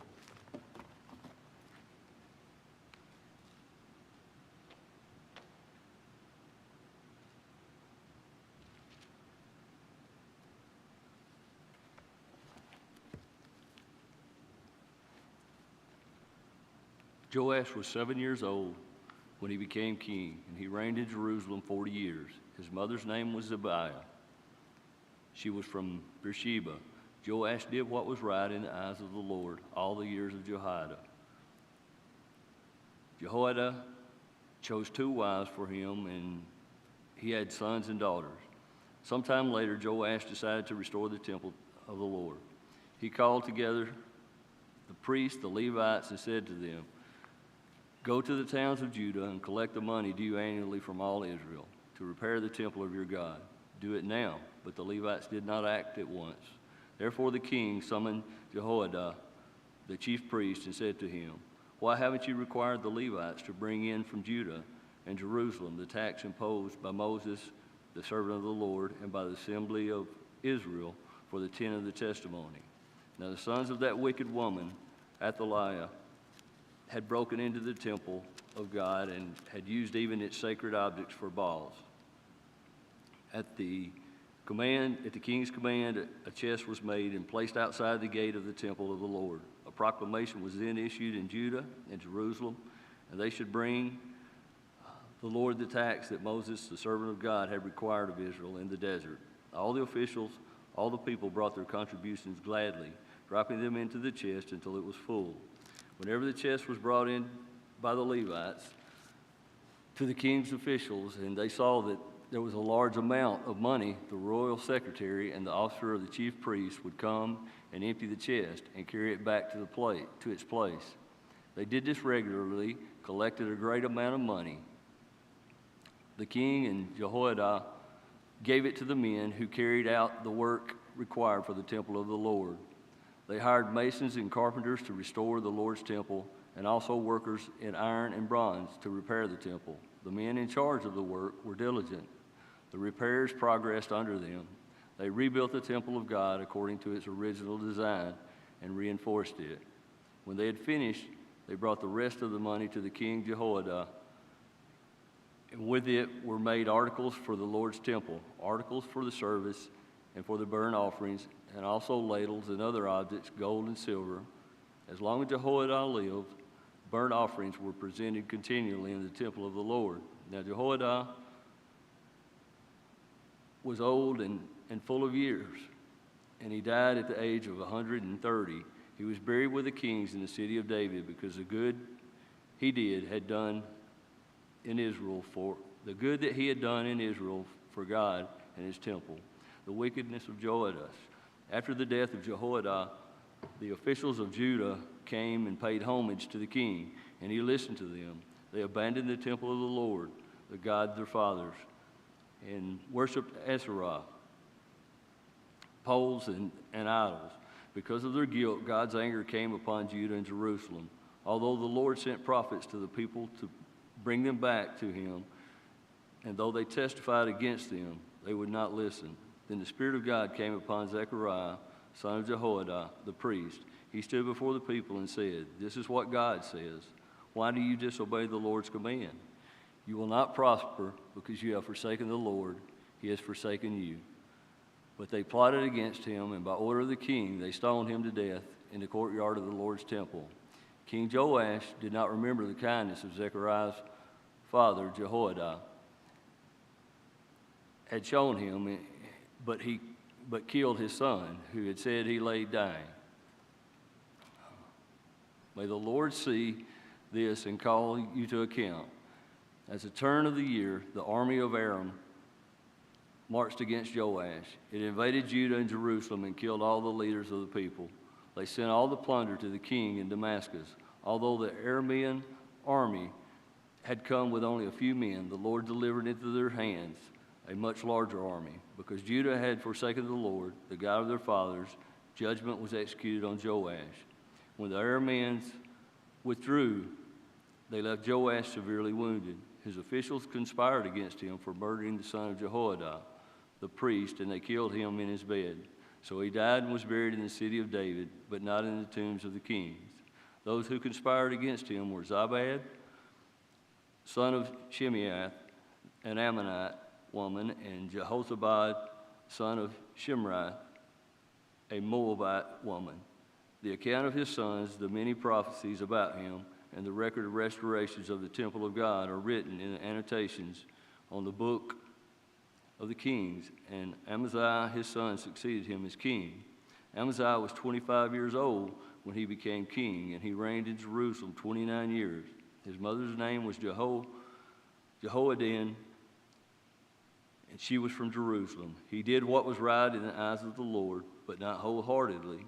After the kingdom was firmly in his control, he executed the officials who had murdered his father, the king. Yet he did not put their sons to death, but acted in accordance with what is written in the law in the book of Moses, where the Lord commanded, "Fathers shall not be put to death for their children, nor children put to death for their fathers. Each is to die for his own sins." Amaziah called the people of Judah together and assigned them according to their families to commanders of thousands and commanders of hundreds for all Judah and Benjamin. He then mustered those 20 years old or more and found that there were 300,000 men ready for military service, able to handle the spear and shield. He also hired 100,000 fighting men from Israel for 100 talents of silver. But a man of God came to him and said, "O king, these troops from Israel must not march with you, for the Lord is not with Israel, not with any of the people of Ephraim. Even if you go and fight courageously in battle, God will overthrow you before the enemy, for God has the power to help or to overthrow." Amaziah asked the man of God, "But who about the 100 talents I paid for these Israelites' troops?" The man of God replied, "The Lord can give you much more than that." So Amaziah dismissed the troops who had come to him from Ephraim and sent him home.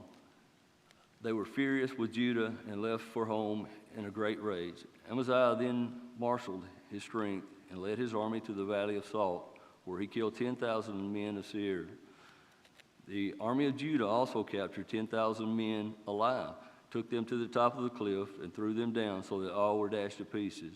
Meanwhile, the troops that Amaziah had sent back had not allowed to take part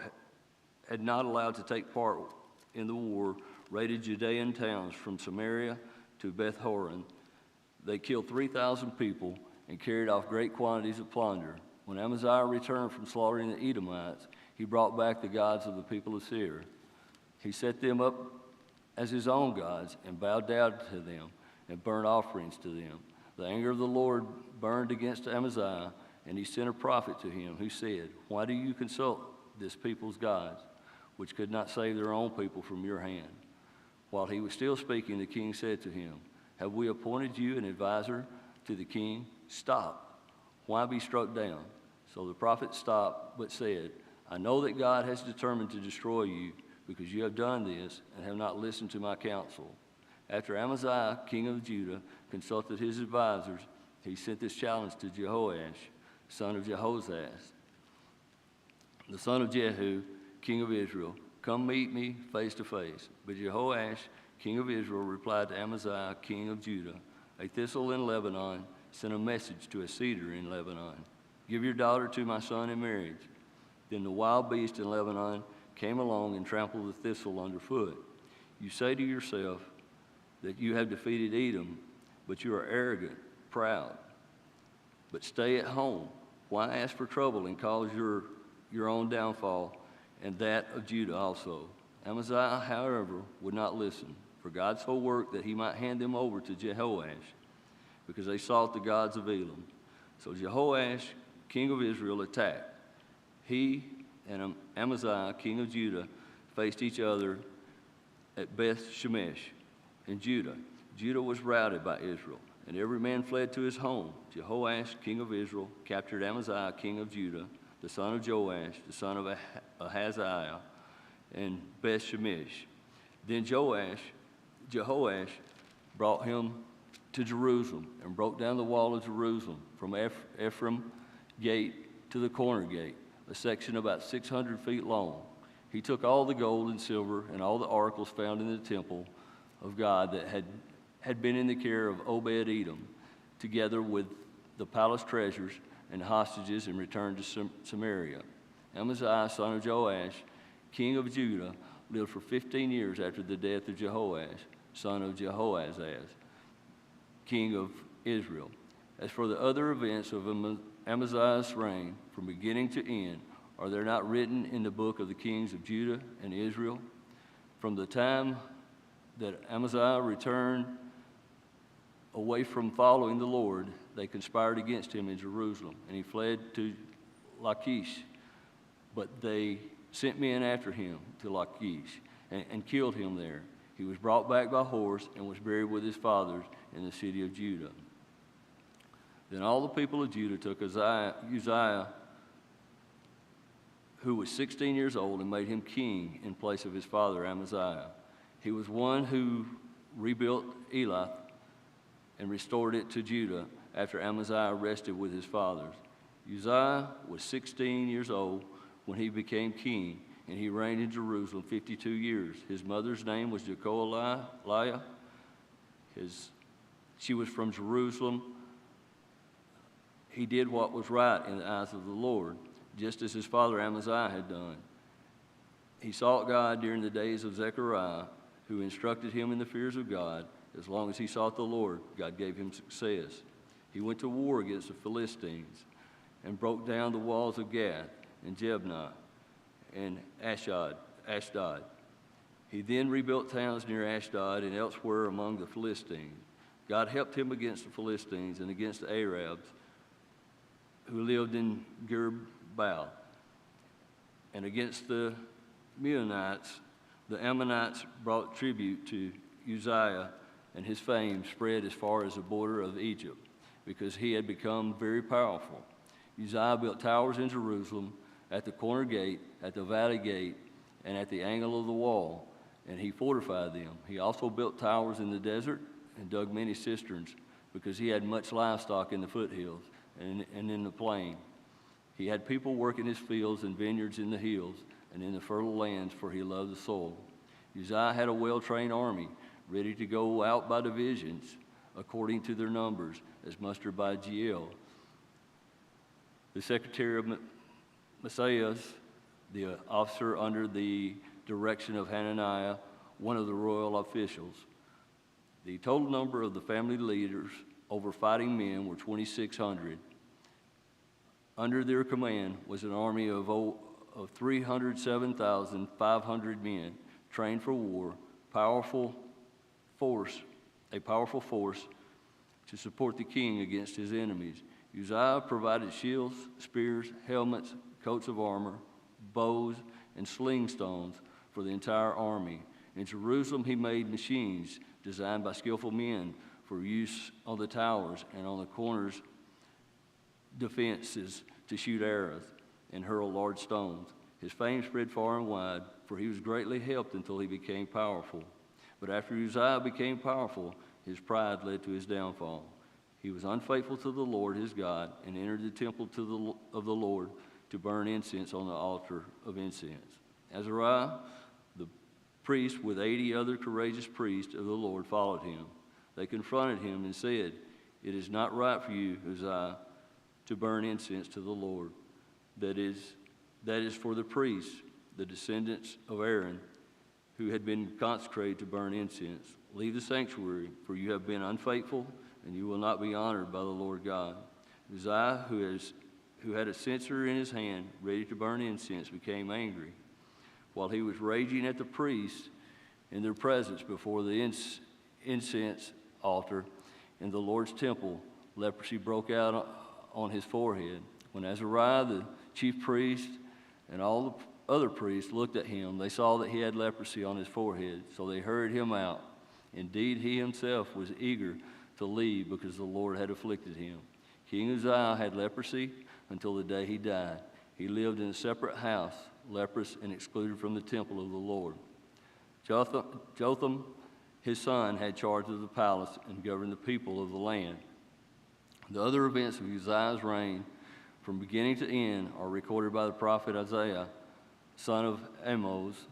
Uzziah rested with his fathers and was buried near them in a field for burial that belonged to the kings.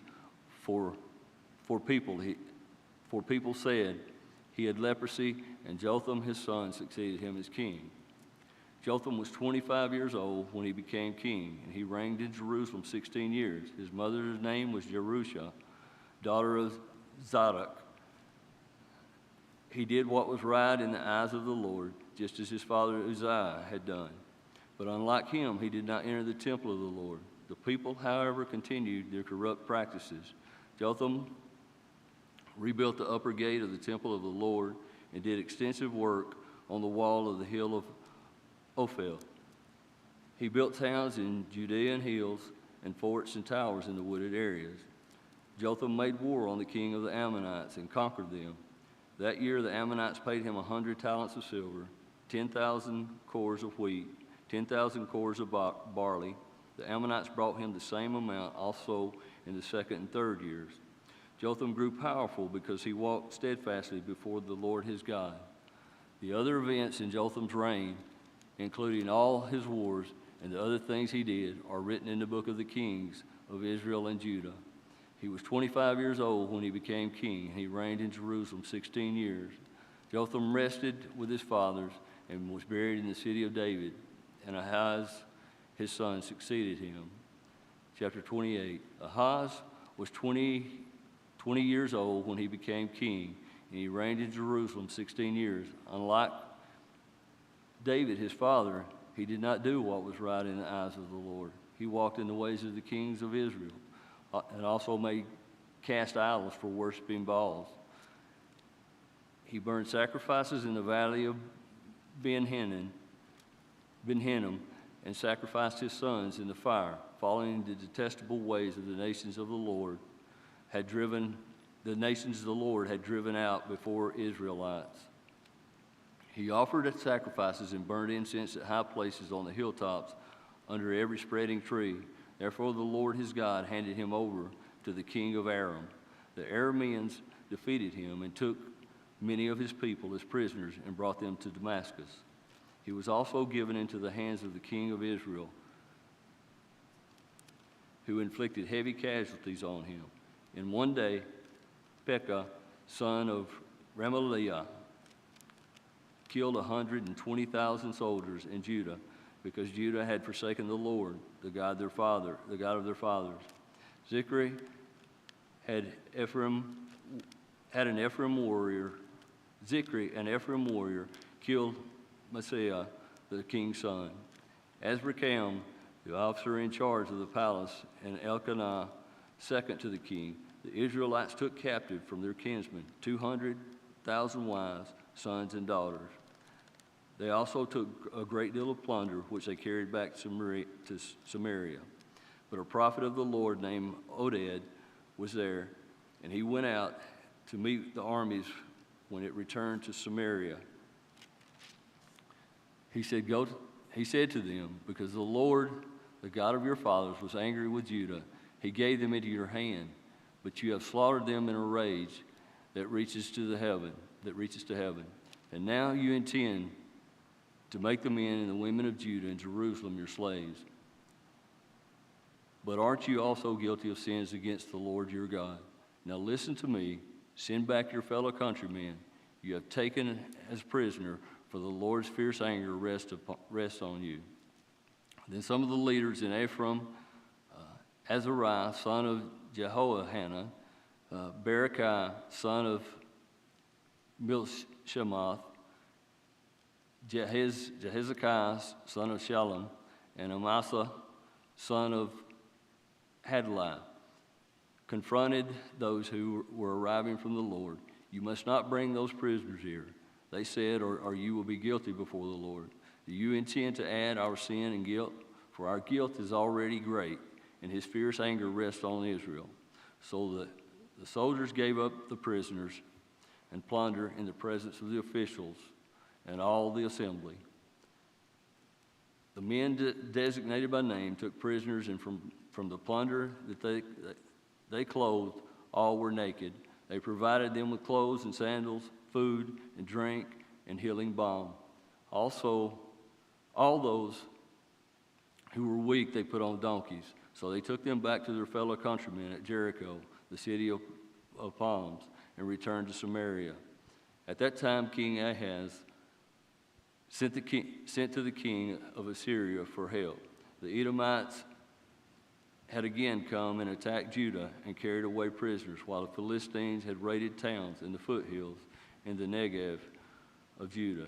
They captured and occupied Beth Shemesh, Ajalon, and Gederoth, as well as Soko, Timnah, and Gimzo, with their surrounding villages. The Lord had humbled Judah because of Ahaz, king of Israel, for he had promoted wickedness in Judah and had been most unfaithful to the Lord. Tilgath-Pilser, king of Assyria, came to him, but he gave him trouble instead of help.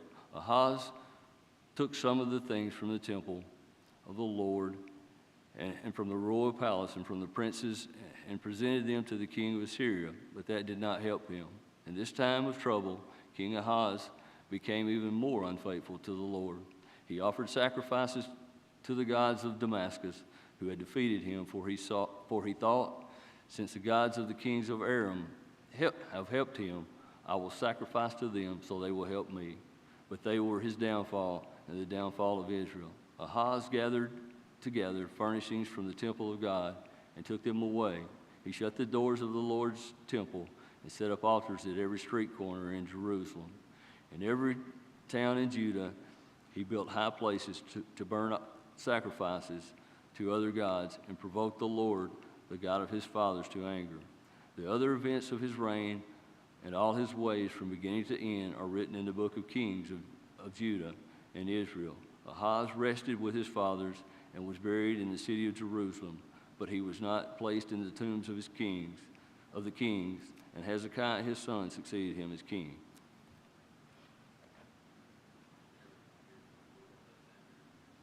That'll be fine.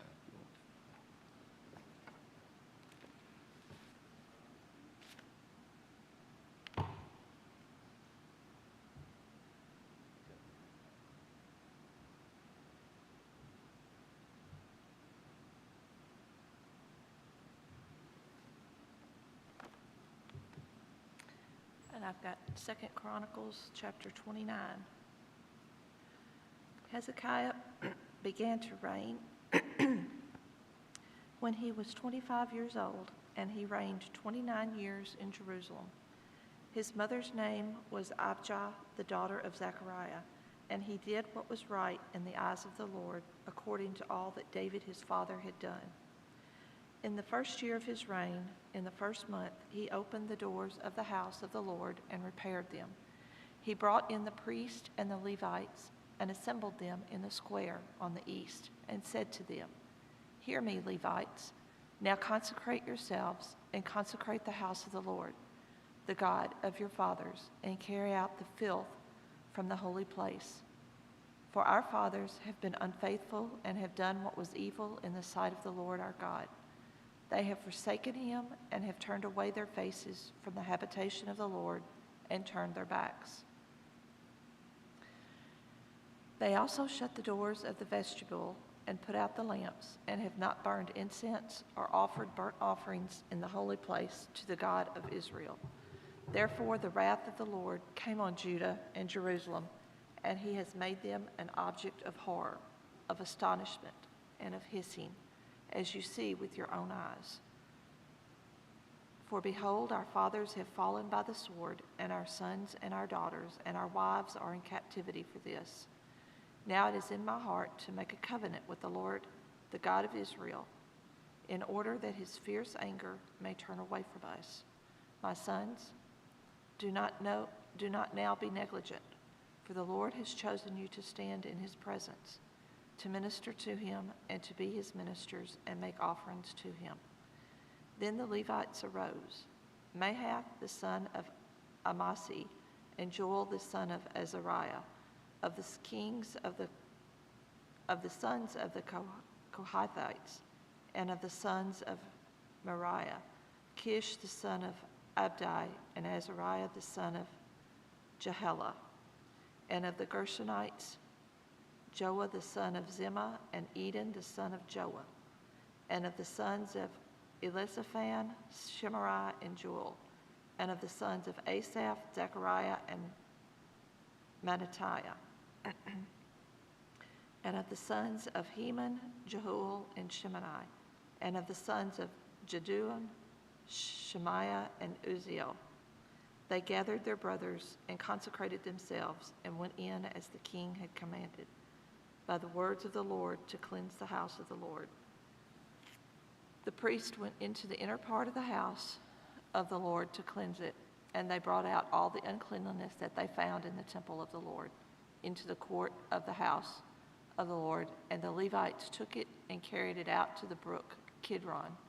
They began to consecrate on the first day of the first month, and on the 8th day of the month they came to the vestibule of the Lord. Then for 8 days they consecrated the house of the Lord, and on the 16th day of the first month they finished. Then they went to Hezekiah the king and said, We have cleansed all the house of the Lord, the altar of burnt offering and all its utensils, and the table for the showbread and all its utensils. All the utensils that King Ahaz discarded in his reign, when he was faithless, we have made ready and consecrated, and behold, they are before the altar of the Lord. Then Hezekiah the king rose early and gathered the officials of the city and went up to the house of the Lord. And they brought 7 bulls, 7 rams, 7 lambs, and 7 male goats for a sin offering, for the kingdom and for the sanctuary and for Judah. And he commanded the priests, the sons of Aaron, to offer them on the altar of the Lord. So they slaughtered the bulls, and the priest received the blood and threw it against the altar. And they slaughtered the rams, and their blood was thrown against the altar. And they slaughtered the lambs, and their blood was thrown against the altar. Then the goats for the sin offering were brought to the king and the assembly, and they laid their hands on them. And the priests slaughtered them and made a sin offering, and their blood on the altar, to make atonement for all Israel. For the king commanded that the burnt offering and the sin offering should be made for all Israel. And he stationed the Levites in the house of the Lord with cymbals, harps, and lyres, according to the commandment of David and of Gad the king's seer, and of Nathan the prophet. For the commandment was from the Lord through his prophets. The Levites stood with the instruments of David, and the priests with the trumpets. Then Hezekiah commanded that the burnt offering be offered on the altar. And when the burnt offering began, the song to the Lord began also, and the trumpets accompanied by the instruments of David, king of Israel. The whole assembly worshiped, and the singers sang, and the trumpeters sounded. All this continued until the burnt offering was finished. When the offering was finished, the king and all who were present with him bowed themselves and worshipped. And Hezekiah the king and the officials commanded the Levites to sing praises to the Lord with the words of David and of Asaph the seer. And they sang praises with gladness, and they bowed down and worshipped. Then Hezekiah said, You have now consecrated yourselves to the Lord. Come near, bring sacrifices and thank offerings to the house of the Lord. And the assembly brought sacrifices and thank offerings. and all who were of a willing heart brought burnt offerings. The number of the burnt offerings that the assembly brought was 70 bulls, 100 rams, and 200 lambs. All these were for a burnt offering to the Lord. And the consecrated offerings were 600 bulls and 3,000 sheep. But the priests were too few and could not flay all the burnt offerings. So until other priests had consecrated themselves, their brothers, the Levites, helped them until the work was finished. For the Levites were more upright in heart than the priests in consecrating themselves. Besides the great number of burnt offerings, there was the fat of the peace offerings, and there were the drink offerings for the burnt offerings. Thus the service of the house of the Lord was restored, and Hezekiah and all the people rejoiced because God had provided for the people, for the thing came about suddenly. Hezekiah sent to all Israel and Judah and wrote letters also to Ephraim and Manasseh, that they should come to the house of the Lord at Jerusalem to keep the Passover to the Lord, the God of Israel. For the king and his princes and all the assembly in Jerusalem had taken counsel to keep the Passover in the 2nd month. For they could not keep it at that time, because the priests had not consecrated themselves in sufficient number, nor had the people assembled in Jerusalem. And the plan seemed right to the king and all the assembly. So they decreed to make a proclamation throughout all Israel, from Beersheba to Dan, that the people should come and keep the Passover to the Lord, the God of Israel, at Jerusalem, for they had not kept it as often as prescribed. So couriers went throughout all Israel and Judah with letters from the king and his princes, as the king had commanded, saying, O people of Israel, return to the Lord, the God of Abraham, Isaac, and Israel, that he may turn again to the remnant of you who have escaped from the hand of the kings of Assyria. Do not be like your fathers and your brothers, who were faithless to the Lord God of your fathers, so that he made them a desolation, as you see. Do not now be stiff-necked, as your fathers were, but yield yourselves to the Lord and come to his sanctuary, which he has consecrated forever, and serve the Lord your God, that his fierce anger may turn away from you. For if you return to the Lord, your brothers and your children will find compassion with their captors and return to this land. For the Lord your God is gracious and merciful, and will not turn away his face from you if you return to him. So the couriers went from city to city through the country of Ephraim and Manasseh, and as far as Zebulun, but they laughed them to scorn and mocked them. However, some men of Asher, of Manasseh, and of Zebulun humbled themselves and came to Jerusalem. The hand of God was also on Judah to give them one heart to do what the king and the princes commanded by the word of the Lord. And many people came together in Jerusalem to keep the feast of unleavened bread in the 2nd month, a very great assembly. They set to work and removed the altars that were in Jerusalem, and all the altars for burning incense they took away and threw into the brook Kidron. And they slaughtered the Passover lamb on the 14th day of the 2nd month. And the priests and the Levites were ashamed, so that they consecrated themselves and brought burnt offerings into the house of the Lord. They took their accustomed post according to the law of Moses, the man of God. The priests threw the blood that they received from the hand of the Levites, for there were many in the assembly who had not consecrated themselves. Therefore the Levites had to slaughter the Passover lamb for everyone who was not clean, to consecrate it to the Lord. For a majority of the people, many of them from Ephraim, Manasseh, Issachar, and Zebulun, had not cleansed themselves. Yet they ate the Passover, otherwise than is prescribed, for Hezekiah had prayed for them, saying, May the good Lord pardon everyone who sets his heart to seek God, the Lord, the God of his fathers, even though not according to the sanctuary's rules of cleanliness. And the Lord heard Hezekiah and healed the people, and the people of Israel who were present at Jerusalem kept the feast of unleavened bread 7 days with great gladness. And the Levites and the priests praised the Lord day by day, singing with all their might to the Lord. And Hezekiah spoke encouragingly to all the Levites who showed good skill in the service of the Lord. So they ate the food of the festival for 7 days, sacrificing peace offerings and giving thanks to the Lord, the God of the fathers. Then the whole assembly agreed together to keep the feast for another 7 days. So they kept it for another 7 days with gladness. For Hezekiah, king of Judah, gave the assembly 1,000 bulls and 7,000 sheep for offerings. And the princes gave the assembly 1,000 bulls and 10,000 sheep.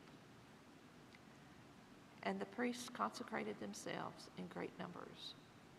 The whole assembly of Judah, and the priests and the Levites, and the whole assembly that came out of Israel, and the sojourners who came out of the land of Israel, and the sojourners who lived in Judah rejoiced. So there was great joy in Jerusalem.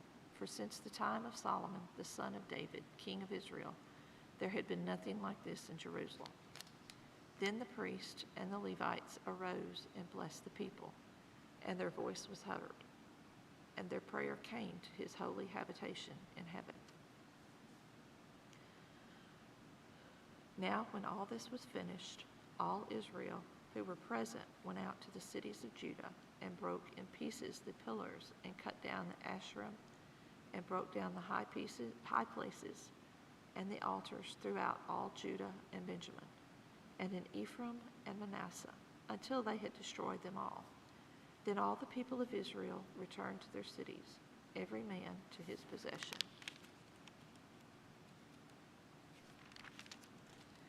And Hezekiah appointed the divisions of the priests and of the Levites, division by division, each according to his service, the priests and the Levites, for burnt offerings and peace offerings to minister in the gates of the camp of the Lord, and to give thanks and praise.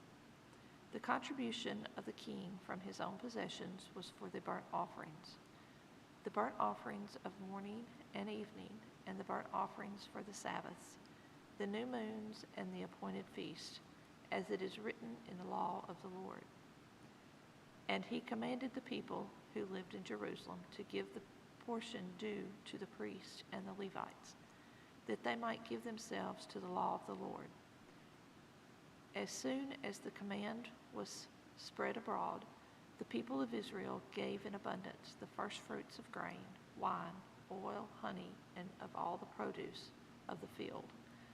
And they brought in abundantly the tithe of everything. And the people of Israel and Judah who lived in the cities of Judah also brought in the tithe of cattle and sheep, and the tithe of the dedicated things that had been dedicated to the Lord their God, and laid them in heaps. In the 3rd month they began to pile up the heaps, and finished them in the 7th month. When Hezekiah and the princes came and saw the heaps, they blessed the Lord and his people Israel. And Hezekiah questioned the priests and the Levites about the heaps. Azariah, the chief priest, who was of the house of Zadok, answered him, "Since they began to bring the contributions into the house of the Lord, we have eaten and had enough, and have plenty left, for the Lord has blessed his people, so that we have this large amount left."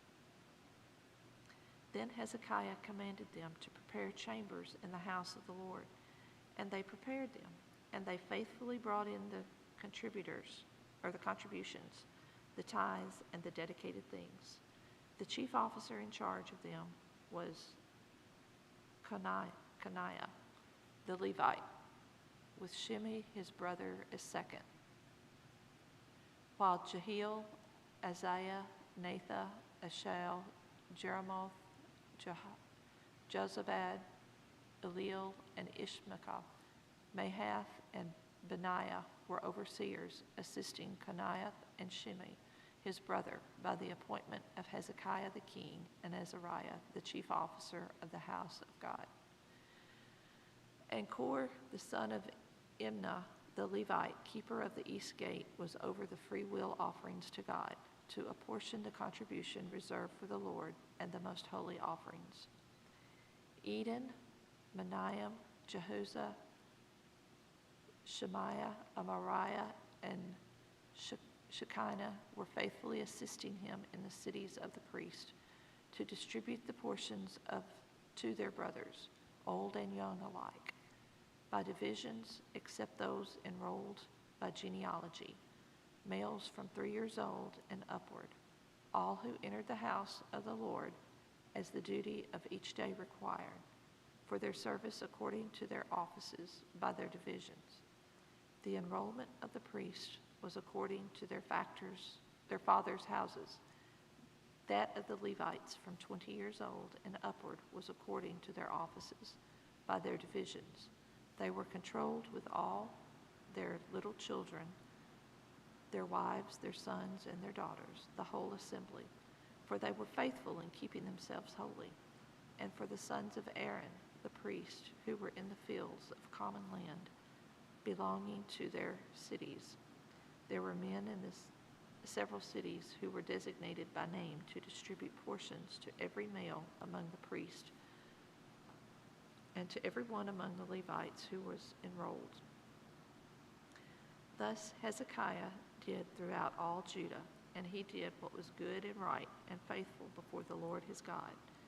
And every work that he undertook in the service of the house of God and in accordance with the law and the commandments, seeking his God, he did with all of his heart and prospered.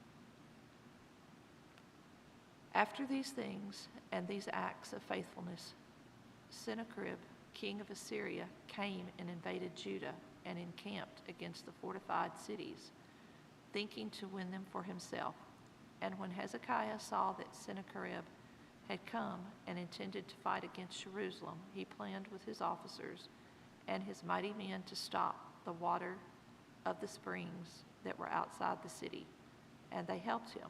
A great many people were gathered, and they stopped all the springs and the brook that flowed through the land, saying, "Why should the kings of Assyria come and find much water?" He set to work resolutely and built up all the wall that was broken down and raised towers upon it. And outside it he built another wall, and he strengthened the mills in the city of David. He also made weapons and shields in abundance.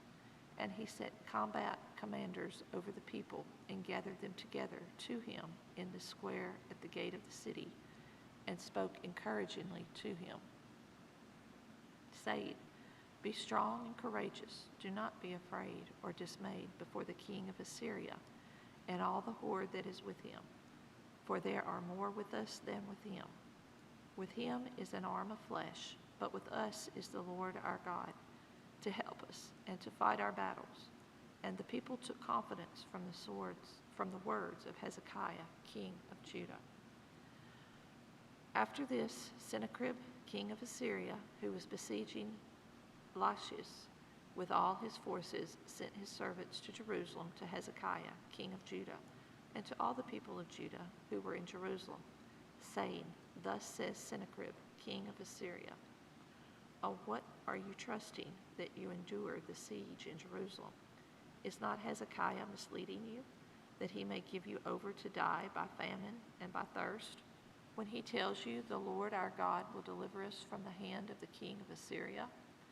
Has not this same Hezekiah taken away his high places and his altars, and commanded Judah and Jerusalem, before one altar you shall worship, and on it you shall burn your sacrifices?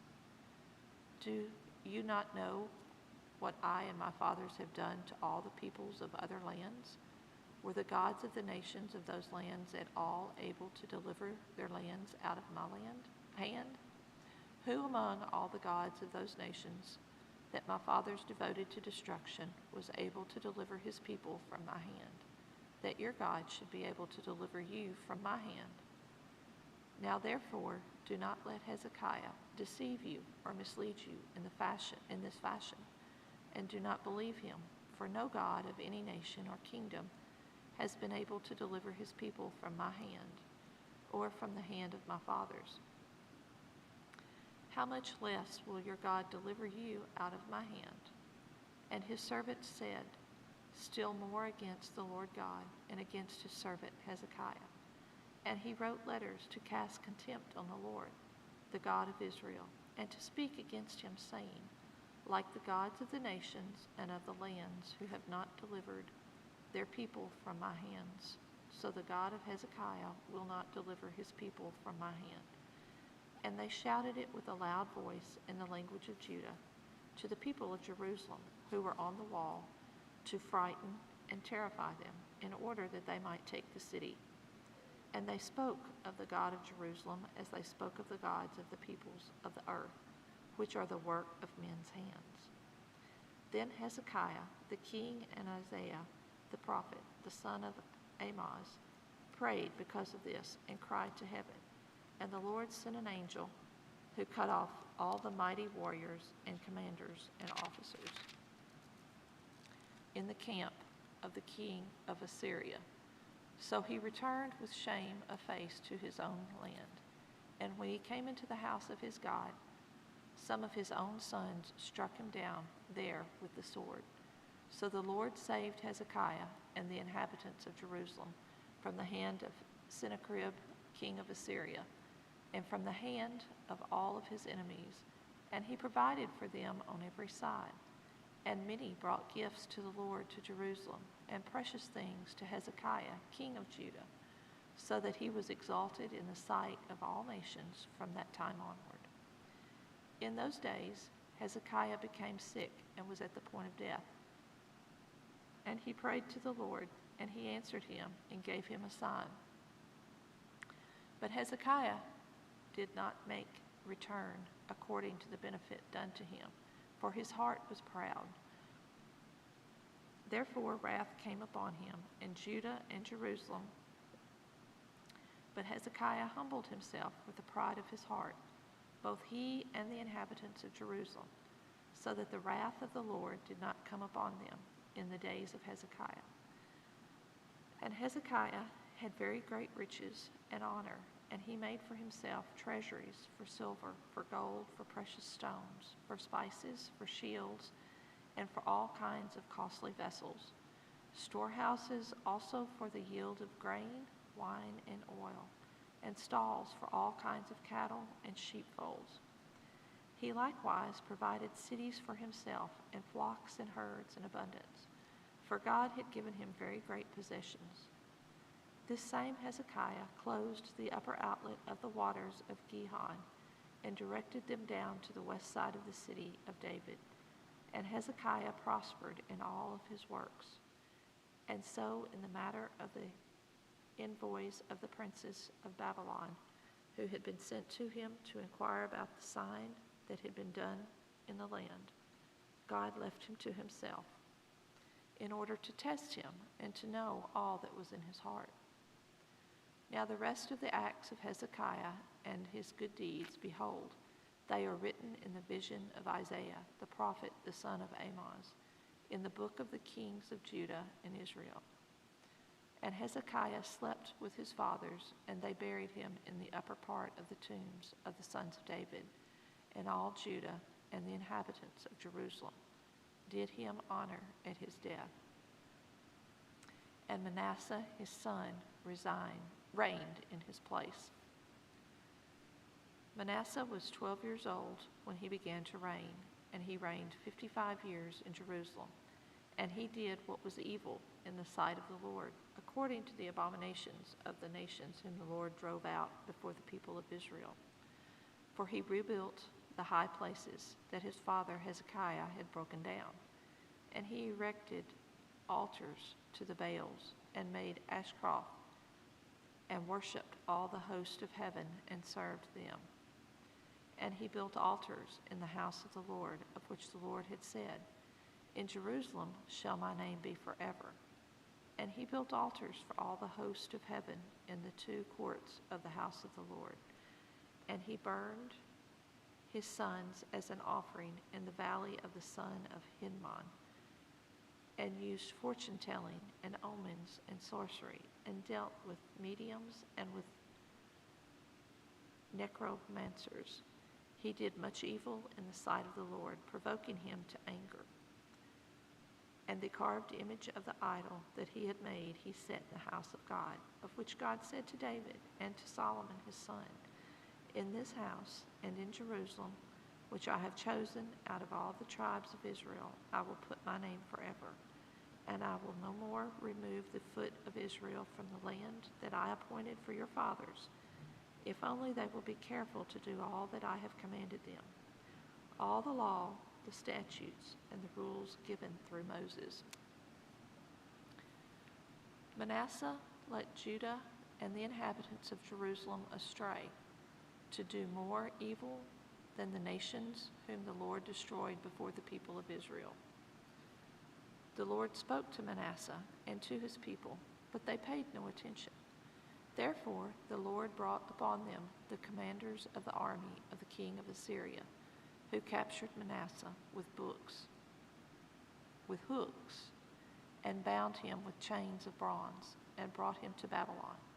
And when he was in distress, he entreated the favor of the Lord his God, and humbled himself greatly before the God of his fathers.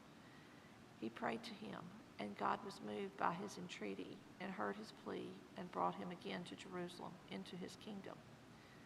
Then Manasseh knew that the Lord was God. Afterward he built an outer wall for the city of David, west of Gihon, in the valley, and for the entrance into the fish gate, and carried it around Ophel, and raised it to a very great height.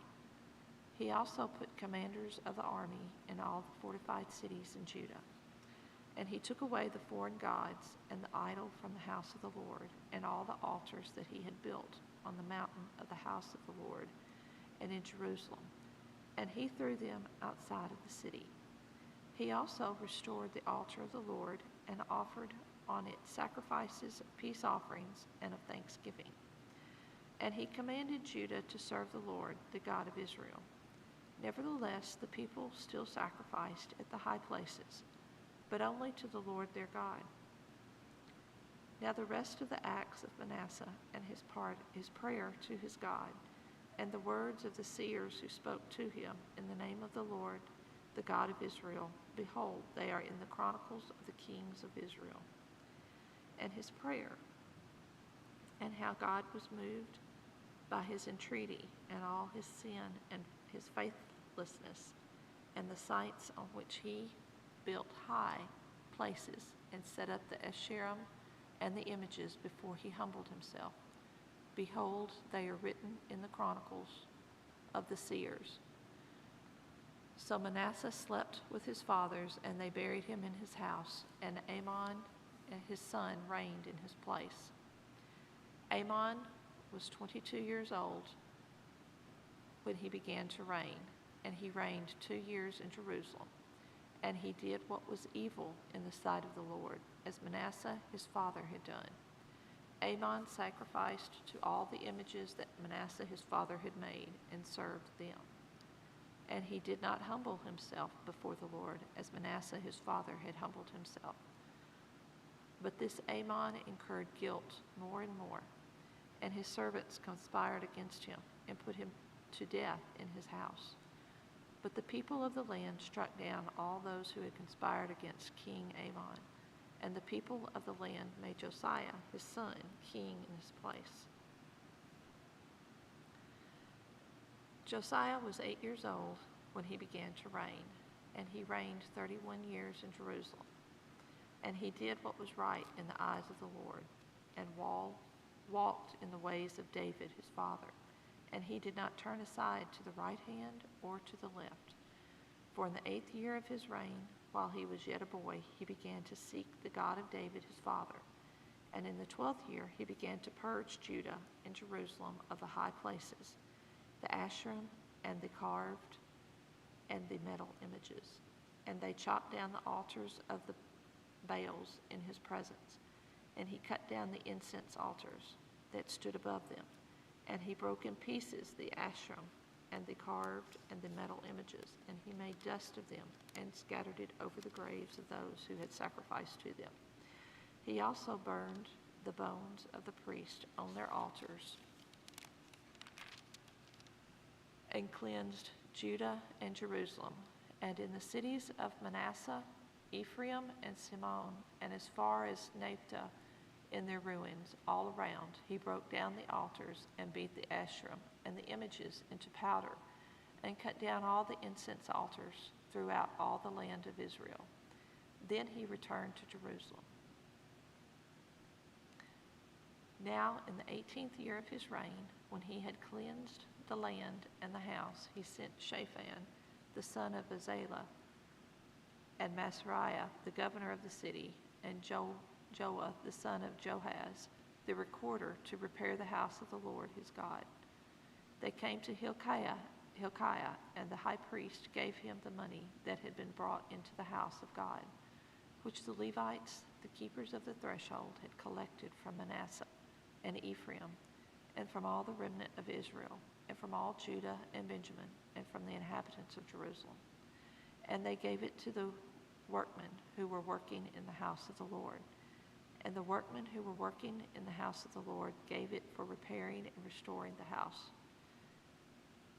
They gave it to the carpenters and the builders to buy quarried stone and timber for binders and beams for the buildings that the kings of Judah had let go to ruin. And the men did the work faithfully. Over them were set Judah and Obadiah the Levites, or Jahath and Obadiah the Levites, of the sons of Moriah, and Zechariah, and Meshullam, of the sons of the Kohathites, to have oversight. The Levites, all who were skillful with instruments of music, were over the burden bearers, and directed all who did work in every kind of service, and some of the Levites were scribes and officials and gatekeepers. While they were bringing out the money that had been brought into the house of the Lord, Hilkiah the priest found the book of the law of the Lord given through Moses. Then Hilkiah answered and said to Shaphan the secretary, I have found the book of the law in the house of the Lord. And Hilkiah gave the book to Shaphan, and Shaphan brought the book to the king, and further reported to the king all that was committed to your servants they are doing. They have emptied out their money that was found in the house of the Lord, and have given it to the hand of the overseers and the workmen. Then Shaphan the secretary told the king, Hilkiah the priest has given me a book. And Shaphan read it before the king.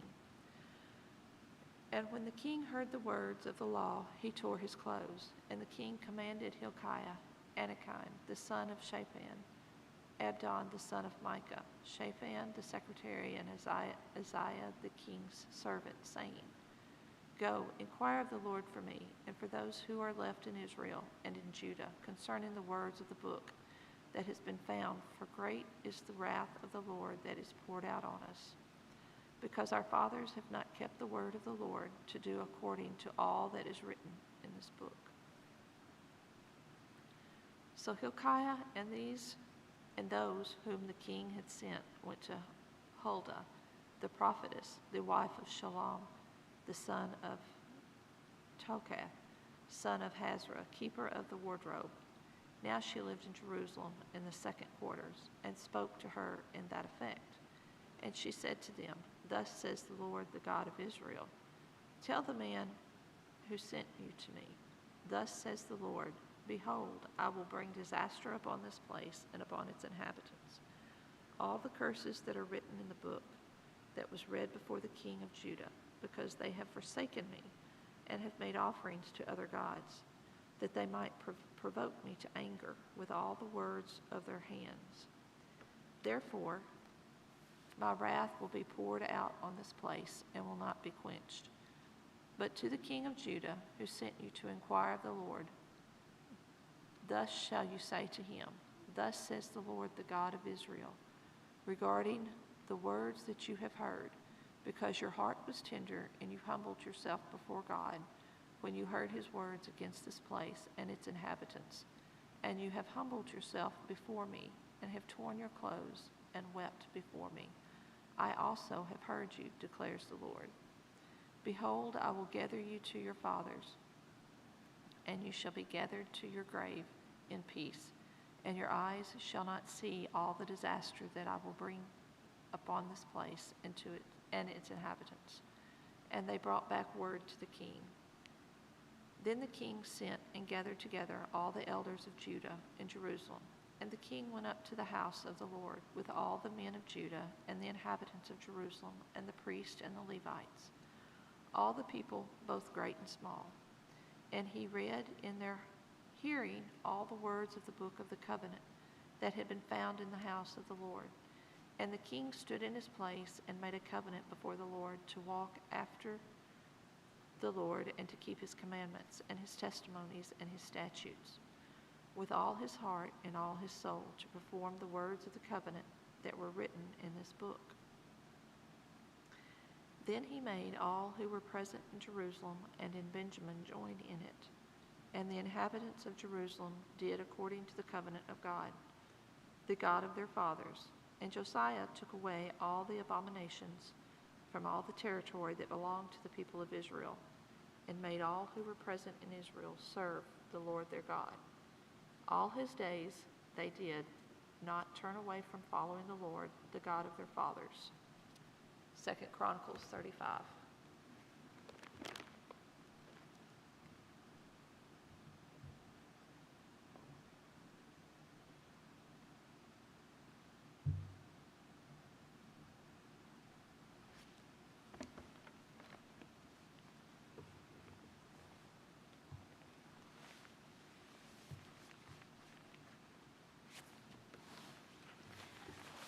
Second Chronicles 35. Now Josiah kept a Passover to the Lord in Jerusalem, and they slaughtered the Passover lambs on the 14th day of the first month. And he set the priests in their duties and encouraged them for the service of the house of the Lord. Then he said to the Levites who taught all Israel, who are holy to the Lord, "Put the holy ark in the house which Solomon the son of David, king of Israel, built. It shall no longer be a burden on your shoulders. Now serve the Lord your God and his people Israel. Prepare yourselves according to your fathers' houses, according to your divisions, following the written instruction of David, king of Israel, and the written instruction of Solomon his son. And stand in the holy place according to the divisions of the fathers' houses of your brethren, the lay people, and according to the division of the fathers' house of the Levites. So slaughter the Passover offerings, consecrate yourselves, and prepare them for your brethren, that they may do according to the word of the Lord by the hand of Moses." Then Josiah gave the lay people lambs and young goats from the flock, all for Passover offerings, for all who were present, to the number of 30,000, as well as 3,000 cattle. These were from the king's possessions. And his leaders gave willingly to the people, to the priests, and to the Levites. Hilkiah, Zechariah, and Jehiel, rulers of the house of God, gave to the priests for the Passover offerings 2,600 from the flock and 300 cattle. Also Conaniah, his brothers Shemaiah, and Nathaniel, and Hashabiah, and Jael, and Jozabad, chief of the Levites, gave to the Levites for Passover offerings 5,000 from the flock and 500 cattle. So the service was prepared, and the priests stood in their places, and the Levites in their divisions, according to the king's command. And they slaughtered the Passover offerings, and the priests sprinkled the blood with their hands, while the Levites skinned the animals. Then they removed the burnt offerings, that they might give them to the divisions of the fathers' houses of the lay people to offer to the Lord, as it is written in the book of Moses. And so they did with the cattle. Also they roasted the Passover offerings with fire, according to the ordinance. But the other holy offerings they boiled in pots, in cauldrons, and in pans, and divided them quickly among all the lay people. Then afterward they prepared portions for themselves and for the priest, because the priests, the sons of Aaron, were busy in offering burnt offerings and fat until night. Therefore the Levites prepared portions for themselves and for the priests, the sons of Aaron. And the singers, the sons of Asaph, were in their places, according to the command of David, Asaph, Heman, and Jeduthun the king's seer. Also, the gatekeepers were at each gate. They did not have to leave their position, because their brethren the Levites prepared portions for them. So all the service of the Lord was prepared the same day, to keep the Passover and to offer burnt offerings on the altar of the Lord, according to the command of King Josiah. And the children of Israel who were present kept the Passover at that time, and the feast of the unleavened bread for 7 days. There had been no Passover kept in Israel like that since the days of Samuel the prophet. And none of the kings of Israel had kept such a Passover as Josiah kept, with the priests and the Levites, all Judah and Israel who were present, and the inhabitants of Jerusalem. And the 18th year of the reign of Josiah, this Passover was kept. After all this, when Josiah had prepared the temple, Necho, king of Egypt, came up to fight against Carchemish by the Euphrates, and Josiah went out against him. But he sent messages to him, saying, "What have I to do with you, king of Judah? I have not come against you this day, but against the house with which I have war. For God commanded me to make haste, refrain from meddling with God, who is with me, lest he destroy you." Nevertheless, Josiah would not turn his face from him, but disguised himself so that he might find with him, and did not heed the words of Necho from the mouth of God. So he came to fight in the valley of Megiddo. And the archers shot King Josiah, and the king said to his servants, "Take me away, for I am severely wounded." His servants therefore took him out of that chariot and put him in the second chariot that he had, and they brought him to Jerusalem. So he died and was buried in one of the tombs of his fathers, and all Judah and Jerusalem mourned for Josiah. Jerusalem also lamented for Josiah, and to this day all the singing men and singing women speak of Josiah in their lamentations. They made it a custom in Israel, and indeed they are written in the laments. Now the rest of the acts of Josiah and his goodness, according to what was written in the law of the Lord, and his deeds from first to last, indeed they were written in the book of the kings of Israel and Judah. 2 Chronicles chapter 36. Then the people of the land took Joahaz, the son of Josiah, and made him king in his father's place in Jerusalem. Joahaz was 23 years old when he became king, and he reigned 3 months in Jerusalem. Now the king of Egypt deposed him at Jerusalem, and he imposed on the land a tribute of 100 talents of silver and a talent of gold. Then the king of Egypt made Joahaz's brother Eliakim king over Judah and Jerusalem, and changed his name to Jehoiakim. And Necho took Joahaz his brother and carried him off to Egypt. Joachim was 25 years old when he became king, and he reigned 11 years in Jerusalem. And he did evil in the sight of the Lord his God. Nebuchadnezzar, king of Babylon, came up against him and bound him in bronze fetters to carry him off to Babylon. Nebuchadnezzar had also carried off some of the articles from the house of the Lord to Babylon, and put them in his temple at Babylon. Now the rest of the acts of Joachim, the abominations which he did, and what was found against him, indeed they are written in the book of the kings of Israel and Judah. Then Joachim, his son, reigned in his place. Joachim was 8 years old when he became king, and he reigned in Jerusalem 3 months and 10 days. And he did evil in the sight of the Lord. At the turn of the year, King Nebuchadnezzar summoned him and took him to Babylon with the costly articles from the house of the Lord, and made Zedekiah, Joachim's brother, king over Judah and Jerusalem. Zedekiah was 21 years old when he became king, and he reigned 11 years in Jerusalem. He did evil in the sight of the Lord his God, and did not humble himself before Jeremiah the prophet, who spoke from the mouth of the Lord. And he also rebelled against King Nebuchadnezzar, who had made him swear an oath by God. But he stiffened his neck and hardened his heart against turning to the Lord of Israel. Moreover, all the leaders of the priests and the people transgressed more and more, according to all the abominations of the nations, and defiled the house of the Lord, which he had consecrated in Jerusalem.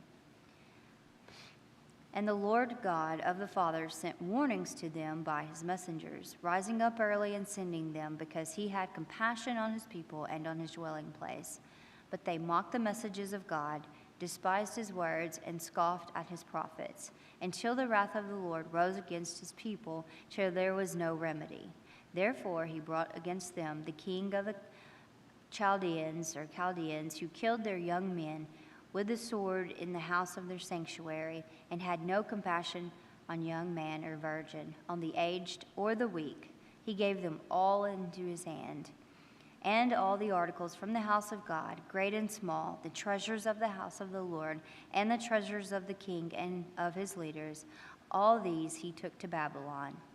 Then they burned the house of God, broke down the wall of Jerusalem, burned all its palaces with fire, and destroyed all of its precious possessions. And those who escaped from the sword he carried away to Babylon, where they became servants to him and his sons until the rule of the kingdom of Persia, to fulfill the word of the Lord by the mouth of Jeremiah, until the land had enjoyed her Sabbaths. As long as she lay desolate, she kept Sabbath, to fulfill 70 years. Now in the first year of Cyrus king of Persia, that the word of the Lord by the mouth of Jeremiah might be fulfilled, the Lord stirred up in the spirit of Cyrus king of Persia, so that he made a proclamation throughout all his kingdom, and also put it in writing, saying, Thus says Cyrus king of Persia, all the kingdoms of the earth the Lord God of heaven has given me, and he has commanded me to build him a house at Jerusalem, which is in Judah. Who is among you of all his people? May the Lord his God be with him, and let him go up.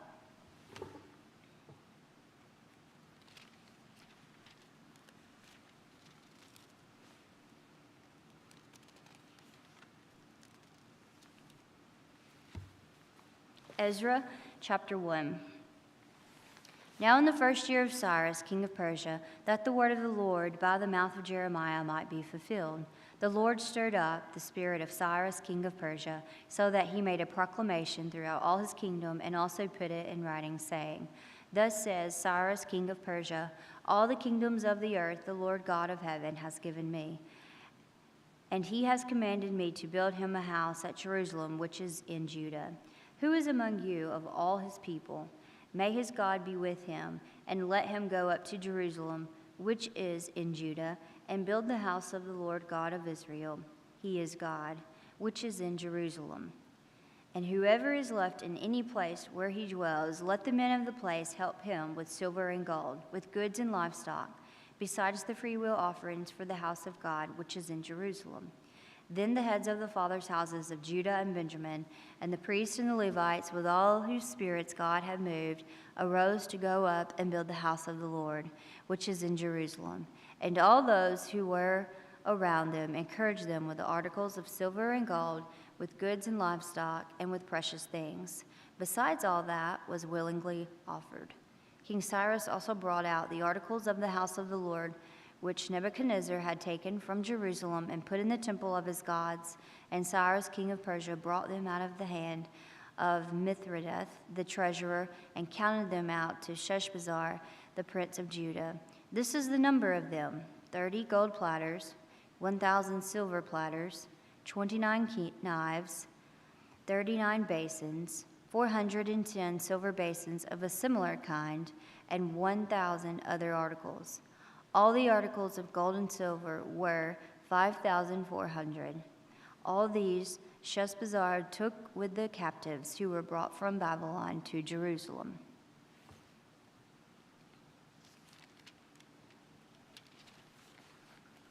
Now these are the people of the province who came back from the captivity, of those who had been carried away, whom Nebuchadnezzar, the king of Babylon, had carried away to Babylon, and who returned to Jerusalem and Judah, everyone to his own city. Those who came with Zerubbabel were Jeshua, Nehemiah, Sariah, Realiah, Mordecai, Bilshan, Mispar, Bigvah, Rahum, and Banah. The number of the men of the people of Israel, the people of Parosh, 2,172. The people of Shephatiah, 372. The people of Ara, 775.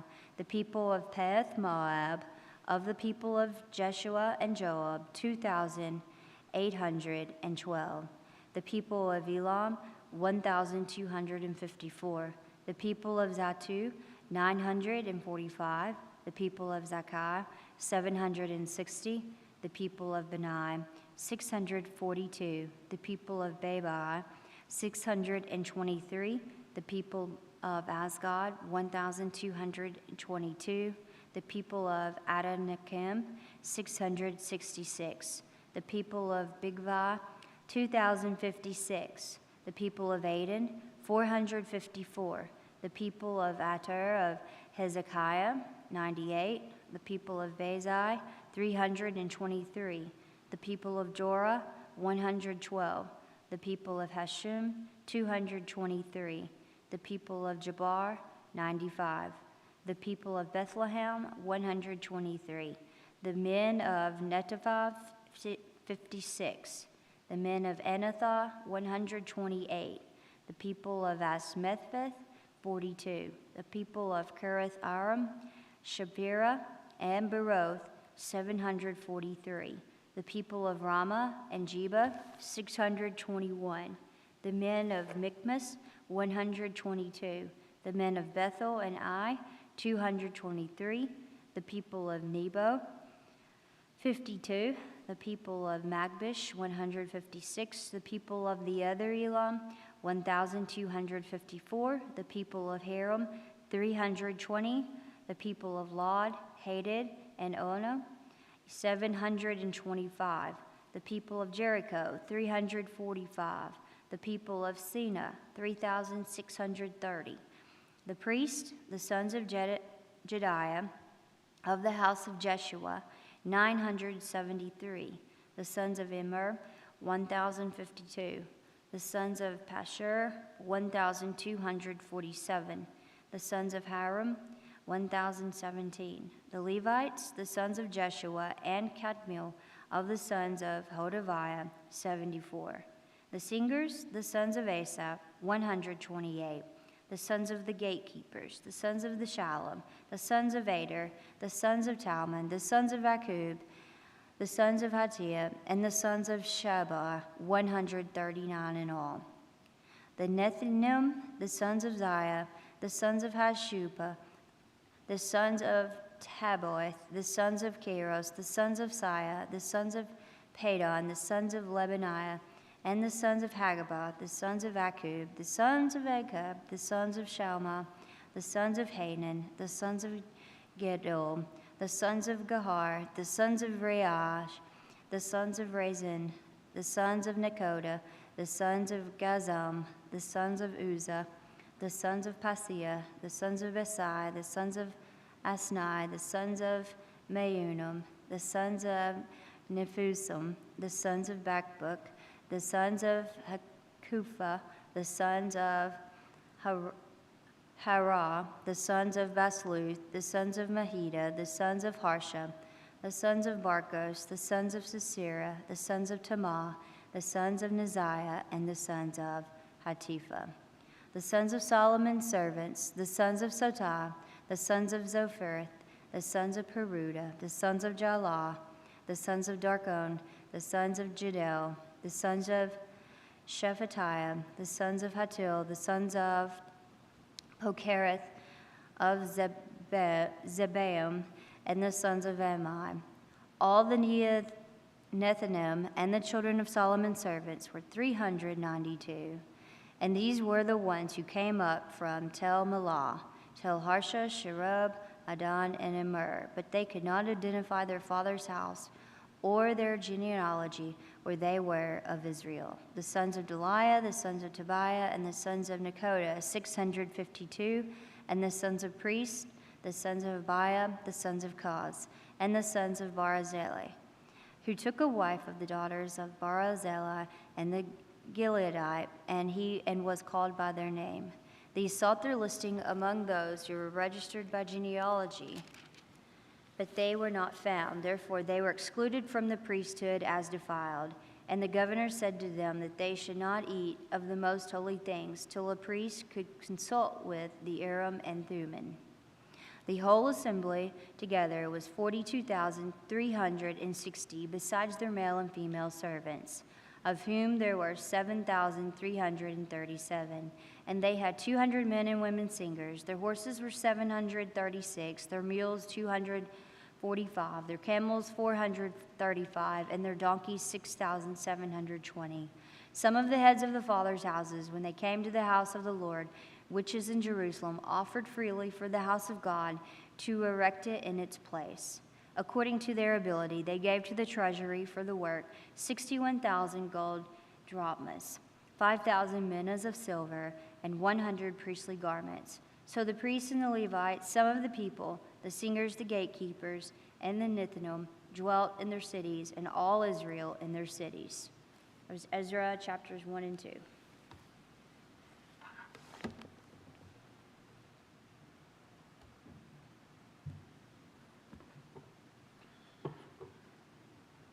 Ezra chapter 3. In early autumn, when the Israelites had settled in their towns, all the people assembled in Jerusalem with a unified purpose. Then Jeshua, son of Jehozadak, joined his fellow priests and Zerubbabel, son of Shealtiel, with his family in rebuilding the altar of the God of Israel. They wanted to sacrifice burnt offerings on it, as instructed in the law of Moses, the man of God. Even though the people were afraid of the local residents, they rebuilt the altar at its old site. Then they began to sacrifice burnt offerings on the altar to the Lord each morning and evening. They celebrated the festival of the shelters as prescribed in the law, sacrificing the number of burnt offerings specified for each day of the festival. They also offered the regular burnt offerings and the offerings required for the new moon celebrations and the annual festivals as prescribed by the Lord. The people also gave voluntary offerings to the Lord. 15 days before the festival of shelters began, the priests had begun to sacrifice burnt offerings to the Lord. This was even before they had started to lay the foundation of the Lord's temple. Then the people hired masons and carpenters and bought cedar logs from the people of Tyre and Sidon, paying them with food, wine, and olive oil. The logs were brought down from Lebanon mountains and floated along the coast of the Mediterranean Sea to Joppa, for King Cyrus had given permission for this. The construction of the temple of God began in mid-spring, during the second year after they arrived in Jerusalem. The workforce was made up of everyone who had returned from exile, including Zerubbabel, son of Shealtiel, Jeshua, son of Jehozadak, and his fellow priests, and all the Levites. The Levites, who were 20 years old or older, were put in charge of rebuilding the Lord's temple. The workers at the temple of God were supervised by Jeshua with his sons and relatives, and Kadmiel and his sons, all descendants of Hodaviah. They were helped in this task by the Levites of the family of Henadad. When the builders completed the foundation of the Lord's temple, the priests put on their robes and took their places to blow the trumpets. And the Levites, descendants of Asaph, clashed their cymbals to praise the Lord, just as King David had prescribed. With praise and thanks, they sang this song to the Lord. He is so good, his faithful love for Israel endures forever. Then all the people gave a great shout, praising the Lord because the foundation of the Lord's temple had been laid. But many of the older priests, Levites, and other leaders who had seen the first temple wept aloud when they saw the new temple's foundation. The others, however, were shouting for joy. The joyful shouting and weeping mingled together in a loud noise that could be heard far in the distance. Chapter 4. The enemies of Judah and Benjamin heard that the exiles were rebuilding a temple to the Lord, the God of Israel. So they approached Zerubbabel and the other leaders and said, "Let us build with you, for we worship your God just as you do. We have sacrificed to him ever since King Esarhaddon of Assyria brought us here." But Zerubbabel, Jeshua, and the other leaders of Israel replied, "You may have no part in this work. We alone will build the temple for the Lord, the God of Israel, just as King Cyrus of Persia commanded us." Then the local residents tried to discourage and frighten the people of Judah to keep them from their work. They bribed agents to work against them and to frustrate their plans. This went on during the entire reign of King Cyrus of Persia and lasted until King Darius of Persia took the throne. Years later, when Xerxes began his reign, the enemies of Judah wrote a letter of accusation against the people of Judah and Jerusalem. Even later, during the reign of King Artaxerxes of Persia, the enemies of Judah, led by Bishlam, Mithridath, and Tabeel, sent a letter to Artaxerxes in the Aramaic language, and it was translated for the king. Rehum, the governor, and Shimshai, the court secretary, wrote the letter, telling King Artaxerxes about the situation in Jerusalem. They greeted the king for all their colleagues, the judges and local leaders, the people of Tarpel, the Persians, the Babylonians, and the people of Erech and Susa, that is, Elam. They also sent greetings from the rest of the people, whom the great and noble Ashurbanipal had deported and relocated in Samaria and throughout the neighboring lands of the province west of the Euphrates River. This is a copy of their letter. To King Artaxerxes, from your loyal subjects in the province west of the Euphrates River, the king should know that the Jews who came here to Jerusalem from Babylon are rebuilding this rebellious and evil city. They have already laid the foundation and will soon finish its walls. And the king should know that if the city is rebuilt and its walls are completed, it will be much to your disadvantage, for the Jews will then refuse to pay their tribute, customs, and tolls to you. Since we are your loyal subjects and do not want to see the king dishonored in this way, we have sent the king this information. We suggest that a search be made in your ancestors' records, where you will discover what a rebellious city this has been in the past. In fact, it was destroyed because of its long and troublesome history of revolt against the kings and countries who controlled it. We declare to the king that if this city is rebuilt and its walls are completed, the province west of the Euphrates River will be lost to you. Then King Artaxerxes sent this reply to Rehum the governor, Shimshai the court secretary, and their colleagues living in Samaria and throughout the province west of the Euphrates River. Greetings. The letter you sent has been translated and read to me. I ordered a search of the records and found that Jerusalem has indeed been a hotbed of insurrection against many kings. In fact, rebellion and revolt are normal there. Powerful kings have ruled over Jerusalem and the entire province west of the Euphrates River, receiving tribute, custom, and tolls. Therefore, issue orders to have these men stop their work. That city must not be rebuilt except at my express command. Be diligent and don't neglect this matter, for we must not permit the situation to harm the king's interests. When this letter from King Artaxerxes was read to Rehum, Shimshai, and their colleagues, they hurried to Jerusalem. Then, with a show of strength, they forced the Jews to stop building.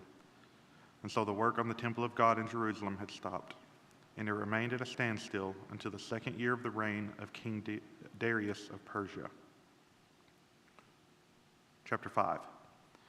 At that time, the prophets Haggai and Zechariah, son of Iddo, prophesied to the Jews in Judah and Jerusalem. They prophesied in the name of the God of Israel who was over them. Zerubbabel, son of Shealtiel, and Jeshua, son of Jehozadak, responded by starting again to rebuild the temple of God in Jerusalem. And the prophets of God were with them and helped them. But Tattenai, governor of the province west of the Euphrates River, and Shethar-Bozenai and their colleagues soon arrived in Jerusalem and asked, "Who gave you permission to rebuild this temple and restore this structure?" They also asked for the names of all the men working on the temple. But because their God was watching over them, the leaders of the Jews were not prevented from building until a report was sent to Darius and he returned his decision. This is a copy of the letter that Tattenai the governor, Shethar-Bozenai, and the other officials of the province west of the Euphrates River sent to King Darius. To King Darius, greetings. The king should know that we went to the construction site of the temple of the great God in the province of Judah. It is being rebuilt with specially prepared stones, and timber is being laid in its walls. The work is going forward with great energy and success. We asked the leaders, who gave you permission to rebuild this temple and restore this structure, and we demanded their names so that we could tell you who the leaders were. This was their answer. We are the servants of the God of heaven and earth, and we are rebuilding the temple that was built here many years ago by a great king of Israel. But because our ancestors angered the God of heaven, he abandoned them to King Nebuchadnezzar of Babylon, who destroyed this temple and exiled the people to Babylonia. However, King Cyrus of Babylon, during the first year of his reign, issued a decree that the temple of God should be rebuilt. King Cyrus returned the gold and silver cups that Nebuchadnezzar had taken from the temple of God in Jerusalem and had placed in the temple of Babylon. These cups were taken from that temple and presented to a man named Sheshbazzar, whom King Cyrus appointed as governor of Judah. The king instructed him to return the cups to their place in Jerusalem and to rebuild the temple of God there on its original site. So this Sheshbazzar came and laid the foundations of the temple of God in Jerusalem. The people have been working on it ever since, though it is not yet completed. Therefore, if it pleases the king, we request that a search be made in the royal archives of Babylon to discover whether King Cyrus ever issued a decree to rebuild God's temple in Jerusalem, and then let the king send us his decision in this matter. In chapter 6. So King Darius issued orders that a search be made in the Babylonian archives, which were stored in the treasury. But it was at the fortress at Ecbatana in the province of Media that a scroll was found. This is what it said. Memorandum. In the first year of King Cyrus's reign, a decree was sent out concerning the temple of God at Jerusalem. Let the temple be rebuilt on the site where Jews used to offer their sacrifices using their original foundations. Its height will be 90 feet and its width will be 90 feet. Every 3 layers of specially prepared stones will be topped by a layer of timber. All expenses will be paid by the royal treasury. Furthermore, the gold and silver cups which were taken to Babylon by Nebuchadnezzar from the temple of God in Jerusalem must be returned to Jerusalem and put back where they belong. Let them be taken back to the temple of God. So King Darius sent this message. Now therefore, Tattenai, governor of the province west of the Euphrates River, and Shethar-Bozenai, and your colleagues and other officials west of the Euphrates River, stay away from there. Do not disturb the construction of the temple of God. Let it be rebuilt on its original site, and do not hinder the governor of Judah and the elders of the Jew in their work. Moreover, I hereby decree that you are to help these elders of the Jews as they rebuild this temple of God. You must pay the full construction costs without delay from my taxes collected in the province west of the Euphrates River, so that the work will not be interrupted. Give the priests in Jerusalem whatever is needed in the way of young bulls, rams, and male lambs for the burnt offerings presented to the God of heaven. And without fail, provide them with as much wheat, salt, wine, and olive oil as they need each day. Then they will be able to offer acceptable sacrifices to the God of heaven and pray for the welfare of the king and his sons. Those who violate this decree in any way will have a beam pulled from their house.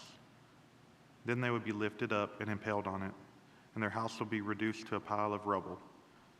May the God who has chosen the city of Jerusalem as the place to honor his name destroy any king or nation that violates this command and destroys this temple.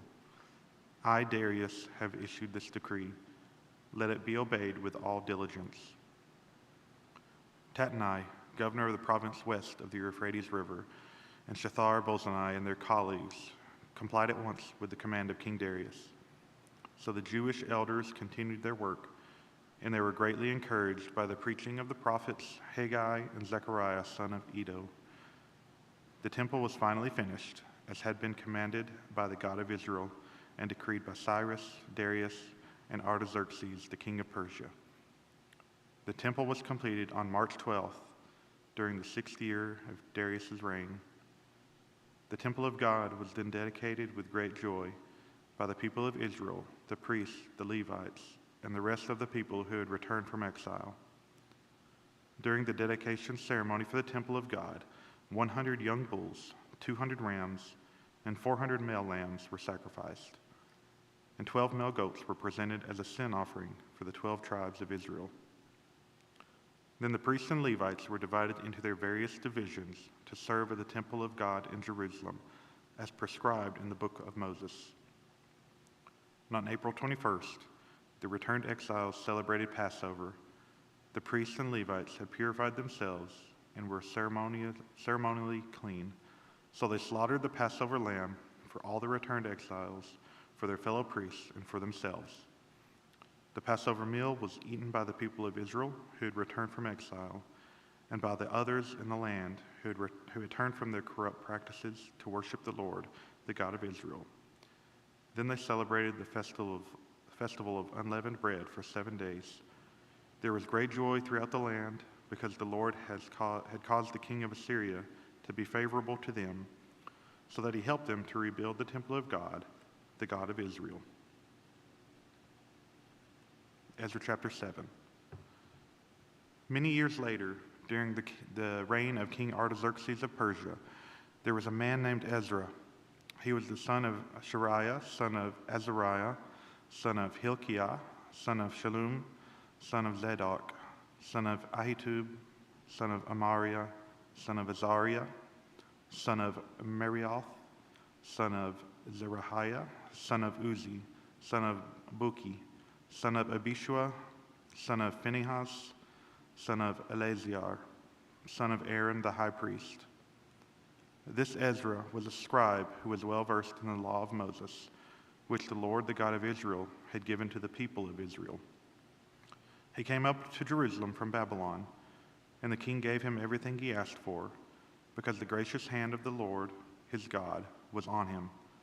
Some of the people of Israel, as well as some of the priests, Levites, singers, gatekeepers, and temple servants, traveled up to Jerusalem with him in the 7th year of King Artaxerxes' reign. Ezra arrived in Jerusalem in August of that year. He had arranged to leave Babylon on April 8th, the first day of the new year, and he arrived at Jerusalem on August the 4th, for the gracious hand of his God was on him.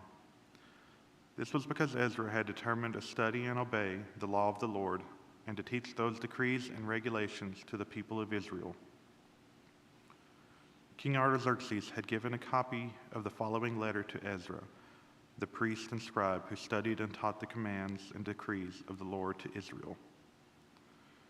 From Artaxerxes, the King of Kings, to Ezra the priest, the teacher of the law of the God of heaven, greetings. I decree that any of the people of Israel in my kingdom, including the priests and Levites, may volunteer to return to Jerusalem with you. I and my council of 7 hereby instruct you to conduct an inquiry into the situation in Judah and Jerusalem based on your God's law, which is in your hand.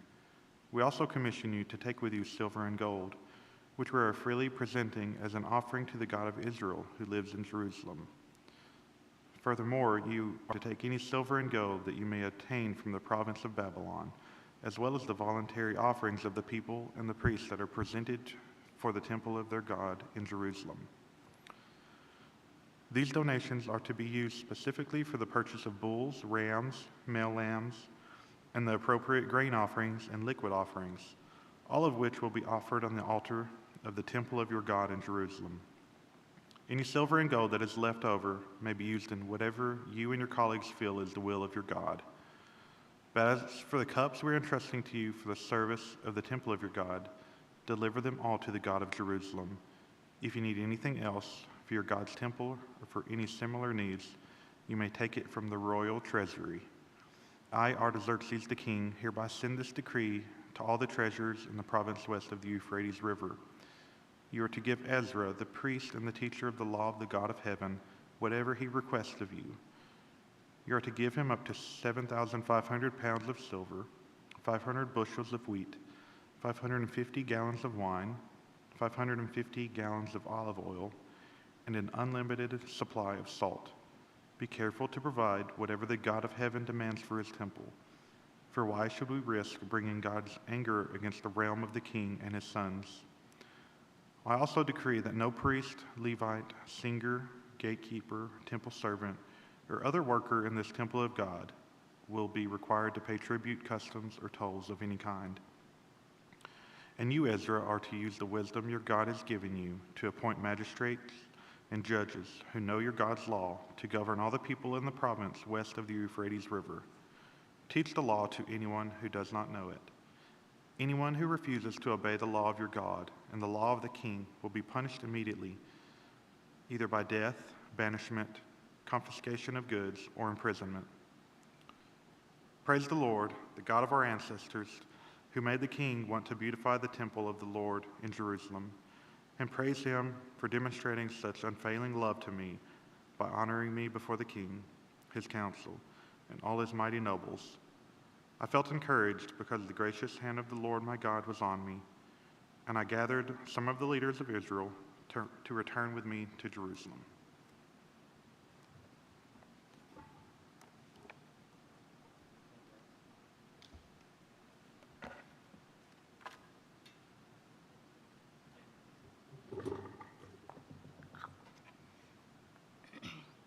Ezra chapter 8.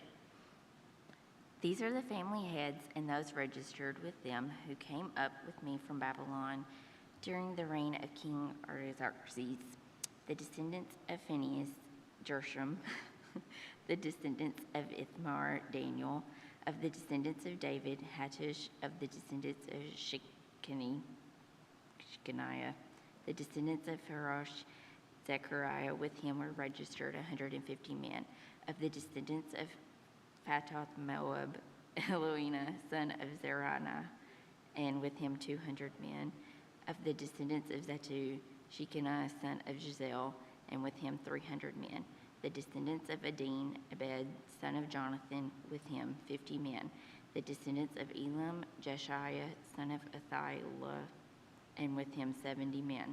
The descendants of Shephatiah, Zebediah, son of Michael, and with him 80 men. The descendants of Joab, Obadiah, the son of Jehiel, with him 218 men. The descendants of Benai, Shelosmith, son of Josepheth, and with him 160 men. The descendants of Beba, Zechariah, son of Beba, with him 28 men. The descendants of Agza, Johan, the son of Hakkitan, with him 110 men. The descendants of Adonicum, the last ones whose names were Ephelet, Duel, and Shimei, with them 60 men. The descendants of Bigba, Utha, Zakur, with them 70 men. I assembled them at the canal that flows towards Ahava, and we camped there 3 days. When I checked among the people and the priests, I found no Levites there. So I summoned Eliezer, Ariel, Shemaiah, Elthanan, Jerub, Elthanan, Nathan, Zechariah, Meshullam, who were all leaders, and Jerub and Elthanan, who were men of learning. And I sent them to Iddo, the leader of Kesaviah.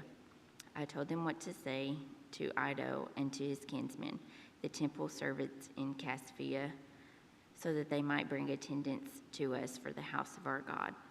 Because the gracious hand of our God was on us, they brought us Sherebiah, a capable man, from the descendants of Mahali, son of Levi, the son of Israel, and the Sherebiah's sons and brothers, 18 men.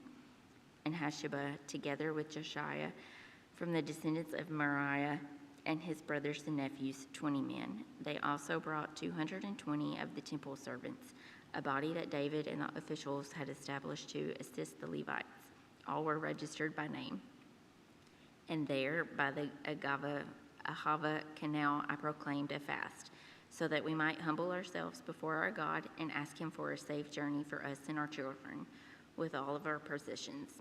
I was ashamed to ask the king for soldiers and horsemen to protect us from our enemies on the road, because we had told the king, the gracious hand of our God is on everyone who looks to him, but his great anger is against all who forsake him. So we fasted and petitioned our God about this, and he answered our prayer. Then I set apart 12 of the leading priests together with Sherebiah, Hasheba, and 10 of their brothers, and I weighed out to them an offering of silver and gold and the articles that the king, his advisors, his officials, and all Israel present there had donated to the house of our God. I weighed them to the 650 talents of silver articles weighing 100 talents, 100 talents of gold, 20 bowls of gold valued at 1,000 darks, and 2 fine articles of polished bronze as precious as gold. I said to them, "You as well as these articles are consecrated to the Lord. The silver and gold are a freewill offering to the Lord, the God of your fathers. Guard them carefully until you weigh them out in the chambers of the house of the Lord in Jerusalem before leading the priests and the Levites and the family heads of Israel." Then the priests and the Levites received the silver and gold and sacred articles that had been weighed out to be taken to the house of our God in Jerusalem. On the 12th day of the first month, we set out from the Ahava Canal to go to Jerusalem. The hand of our God was on us, and he protected us from enemies and bandits along the way. So we arrived in Jerusalem, where we rested 3 days. On the 4th day, in the house of our God, we weighed out the silver and gold and the sacred articles to the hands of Mormon, son of Uriah, the priest. Eleazar, son of Phinehas, was with him, and so were the Levites, Jozabad, and son of Jeshua, and Noadiah, son of Benu. Everything was accounted for by number and weight, and the entire weight was recorded at that time. Then the exiles who had returned from captivity sacrificed burnt offerings to the God of Israel, 12 bulls for all of Israel, 96 rams, 77 male lambs, and as a sin offering, 12 male goats. All this was a burnt offering to the Lord. They also delivered the king's orders to the royal satraps and to the governors of the Trans-Euphrates, who then gave assistance to the people and to the house of God.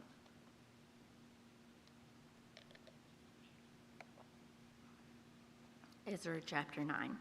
After these things had been done, the leaders came to me and said, "The people of Israel, including the priests and the Levites, have not kept themselves separate from the neighboring peoples with their detestable practices, like those of the Canaanites, Hittites, Perizzites, Jebusites, Ammonites, Moabites, Egyptians, and Amorites.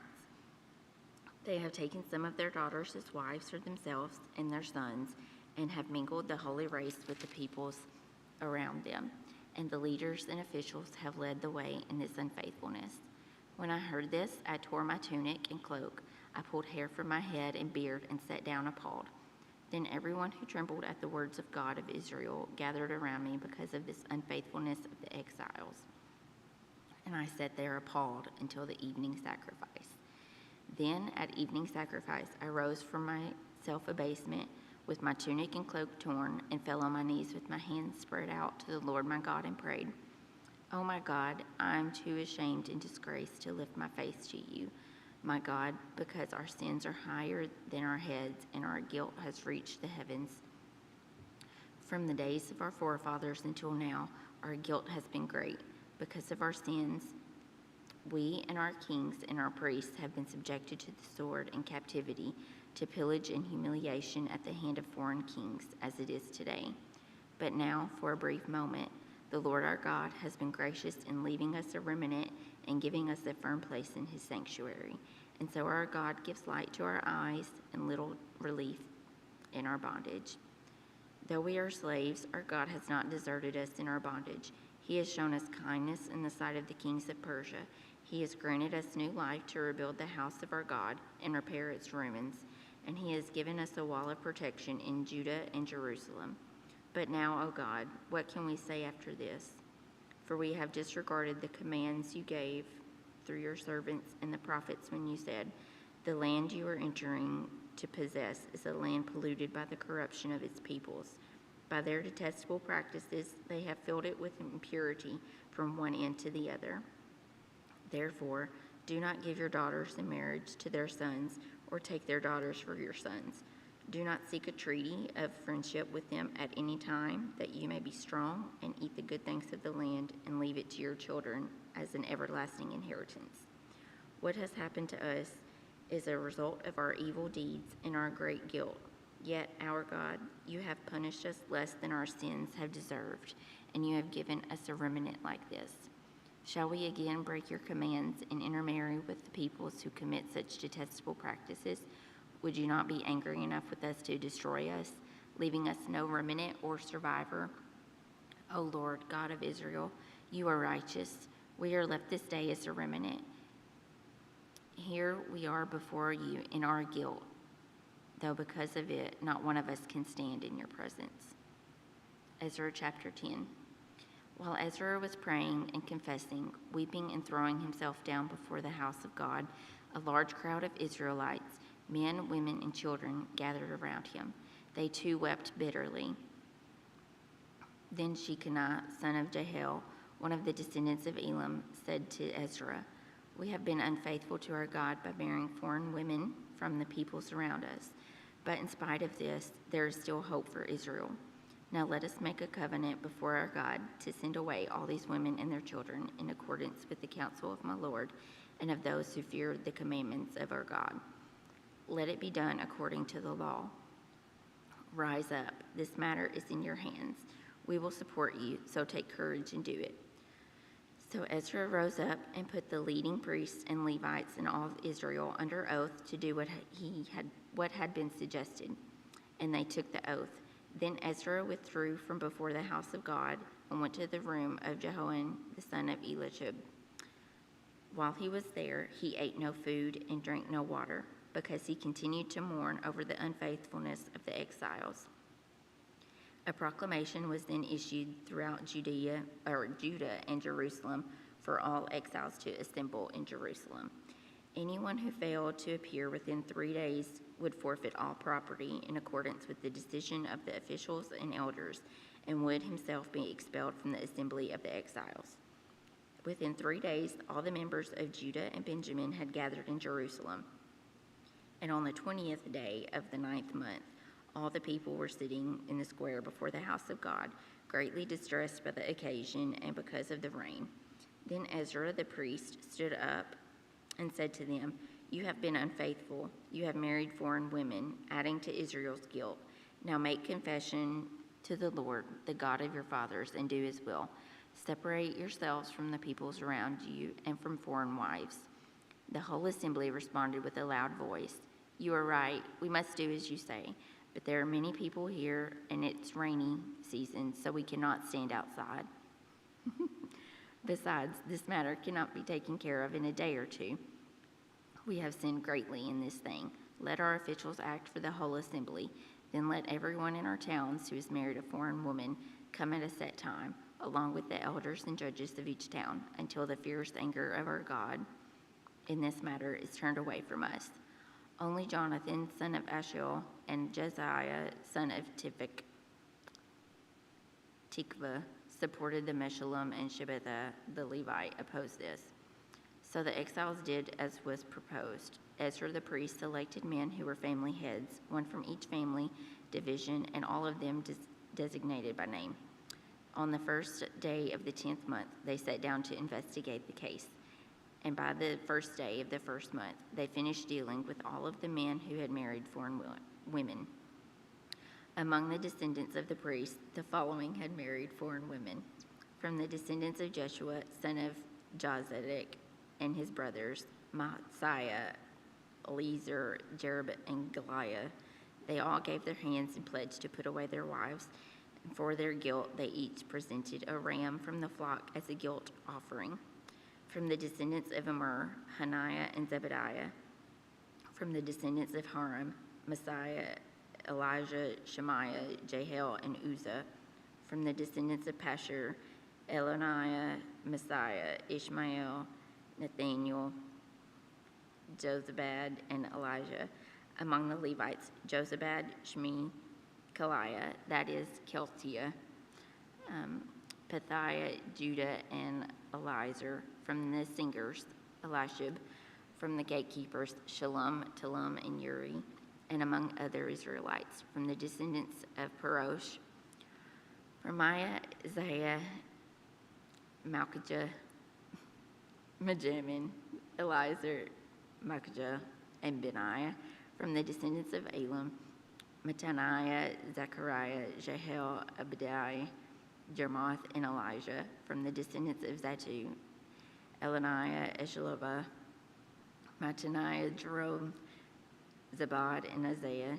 From the descendants of Beba, Jehonan, Hananiah, Zabiah, and Eletha. From the descendants of Benai, Meshullam, Moloch, Adiah, Jeshubab, Sheol, and Jermoth. From the descendants of Patha, Moab, Adina, Kalal, Benam, Messiah, Mataniah, Bazel, Benui, and Messana.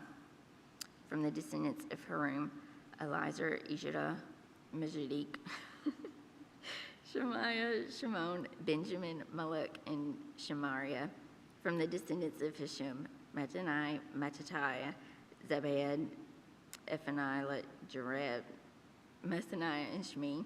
From the descendants of Bani, Medadiah, Amram, Eula, Benaniah, Bedadiah, Kalai, Benai, mother of Ishalabib, Mattaniah, and Juso. From the descendants of Benui, Shemi, Shalema, Nathan, Edadiah, Machaneba, Shashi, Sharari, Azarel, Shalima, Shemariah, Shalom, Ashmariah, and Joseph. From the descendants of Nebo, Jael, Mateth, Zabed, Zabina, Jedediah, Joel, and Benaniah. All of these had married foreign women, and some of them had children by these wives. Nehemiah chapter 1. The words of Nehemiah, son of Hilkiah. In the month of Kislev, the 20th year, while I was in the citadel of Susa, Hananiah, one of my brothers, came from Judah with some other men, and I questioned them about the Jewish remnant that survived the exile, and also about Jerusalem. They said to me, "Those who survived the exile are back in the province, are in great trouble and disgrace. The wall of Jerusalem is broken down, and its gates have burned with fire." When I heard these things, I sat down and wept. For some days I mourned and fasted and prayed before the God of heaven. And then I said, "O Lord, God of heaven, the great and awesome God, who keeps his covenant of love with those who love and obey his commands, let your ear be attentive and your eyes open to hear the prayer of your servant that is praying before you day and night for your servants, the people of Israel. I confess the sins of Israelites, including myself and my father's house, that we have committed against you. We have acted very wickedly toward you. We have not obeyed the commands, decrees, and laws that you have given your servant Moses. Remember the instruction you gave your servant Moses, saying, 'If you are unfaithful, I will scatter you among the nations. But if you return to me and obey my commands, even if your exiled people are at the farthest horizon, I will gather them from there, and I will bring them to the place that I have chosen as a dwelling for my name. They are your servants and your people, whom you redeemed by your great strength and your mighty hand. O Lord, let your ear be attentive to the prayer of this your servant, and to the prayer of the servants who delight in revering your name. Give your servant success today by granting him in favor of the presence of this man." I was cupbearer to the king. In the month of Nisan, in the 20th year of King Artaxerxes, when wine was brought for him, I took the wine and gave it to the king. I had not been sad in his presence before, so the king asked me, "Why does your face look so sad when you are not ill? This can be nothing but sadness of heart." I was very much afraid, but I said to the king, "May the king live forever. Why should my face not look sad when the city where my fathers are buried lies in ruins, and its gates have been destroyed by fire?" The king said to me, "What is it you want?"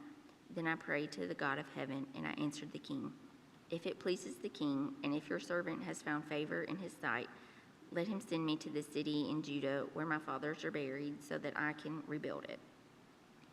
Then the king, with the queen sitting beside him, asked me, "How long will your journey take, and when will you get back?" It pleased the king to send me, so I set a time. I also said to him, "If it pleases the king, may I have letters to the governors of the Trans-Euphrates, so that they will provide me safe conduct until I arrive in Judah? And may I have a letter to Asaph, keeper of the king's forest, so he will give me timber to make beams for the gates of the citadel, by the temple, and for the city wall, and for the residence I will occupy." And because the gracious hand of my God was upon me, the king granted my request. So I went to the governors in Trans-Euphrates and gave them the king's letters. The king had also sent our army officers and cavalry with me. When Sanballat the Horonite and Tobiah the Ammonite official heard about this, they were very much disturbed that someone had come to promote the welfare of the Israelites. I went to Jerusalem, and after staying there 3 days, I set out during the night with a few of my men. I had not told anyone what my God had put in my heart to do for Jerusalem. There were no mounts with me except the one I was riding. By night, I went through the valley gate toward Jacal well and Dung gate, examining the walls of Jerusalem, which had been broken down, and its gates, which had been destroyed by fire. Then I moved on toward the fountain gate and the king's pool, but there was not enough room for my mount to get through, so I went up the valley by night, examining the wall. Finally, I turned back and re-entered through the valley gate. The officials did not know where I had gone or what I was doing, because as yet I had said nothing to the Jews or the priests or the nobles or officials or any others who would be doing the work. Then I said to them, "You see the trouble we're in. Jerusalem lies in ruins, and its gates have been burned with fire. Come, let us rebuild the wall of Jerusalem, and we will no longer be in disgrace." I also told them about the gracious hand of my God upon me and what the king had said to me. They replied, "Let us start rebuilding." So they began this good work. But when Sanballat and the Horonite, Tobiah the Ammonite official, and Jesham the Arab heard about it, they mocked and ridiculed us. "What is this you are doing?" they asked. "Are you rebelling against the king?" I answered them by saying, "The God of heaven will give us success. We, his servants, will start rebuilding. But as for you, you have no share in Jerusalem or any claim to or historic right to it." Nehemiah chapter 3. Elishabib, the high priest, and his fellow priests went to work and rebuilt the sheep gate. They dedicated it and set its doors in place, building as far as the Tower of the 100, which they dedicated, and as far as the Tower of Hanel. The men of Jericho built the adjoining section, and Zakur, son of Emery, built next to them. The fish gate was rebuilt by the sons of Hashanah. They laid its beams and put its doors and bolts and bars in place. Meremoth, son of Uriah, the son of Hazak, repaired the next section. Next to him, Meshullam, son of Berekah, the son of Meshezabel, made repairs, and next to him, Zadok, son of Banah, also made repairs. The next section was repaired by the men of Tekoa, but their nobles would not put their shoulders to the work under their supervisors. The Jeshanan gate was repaired by Jodiah, son of Pashah, and Muslim, son of Besadiah. They laid its beams and put its doors and bolts and bars in place. Next to them, repairs were made by men from Gibeon and Mizpah, Melita, Mavothiah of Gibeon, and Jadon of Meronoth, places under the authority of the governor of Trans-Euphrates. Uziel, son of Hariah, one of the goldsmiths, repaired the next section, and Hananiah, one of the perfume makers, made repairs next to that. They restored Jerusalem as far as the broad wall. Raphiah, the son of Hur, ruler of a half-district of Jerusalem, repaired the next section. Adjoining this, Jediah, son of Harumph, made repairs opposite his house, and Hattush, son of Hashabaniah, made repairs next to him. Malachijah, son of Haram, and Heshbub, son of Pelath, Moab, repaired another section in the Tower of the Ovens. Shalom, son of Halosha, ruler of half-district of Jerusalem, repaired the next section with the help of his daughters. The valley gate was repaired by Hanun and the residents of Zanoah. They rebuilt it and put its doors and bolts and bars in place. They also repaired 500 yards of the wall as far as the dung gate. The dung gate was repaired by Malikijah, son of Rechab, ruler of the district of Beth Hakerem. He rebuilt it and put it in its doors and bolts and bars in place. The fountain gate was repaired by Shalun, son of Kalsahuzah, ruler of the district of Mizpah. He rebuilt it, roofing over it and putting its doors and bolts and bars in place. He also repaired the wall of the pool of Siloam by the king's garden, as far as the steps going down from the city of David. Beyond him, Nehemiah, son of Azabuk, ruler of a half-district of Beth Zur, made repairs up to a point opposite of the tombs of David as far as the artificial pool and the house of heroes. Next to him, the repairs were made by the Levites under the Rahum, son of Benaiah. Beside him, Hashabiba, ruler of the half-district of Kaliah, carried out repairs for his district. Next to him, the repairs were made by their countrymen under Benaiah, son of Henadad, ruler of the other half-district of Kaliah. Next to him, Ezer, son of Jeshua, ruler of Mizpah, repaired another section, from a point facing the ascent to the armory as far as the angle. Next to him, Baruch, son of Zabiah, Zealousy, repaired another section, from the angle to the entrance of the house of the Eshelib and the high priest. Next to him, Mermoth, son of Uriah, the son of Hazak, repaired another section, from the entrance of Eshelib's house to the end of it. The repairs next to him were made by the priests from the surrounding region.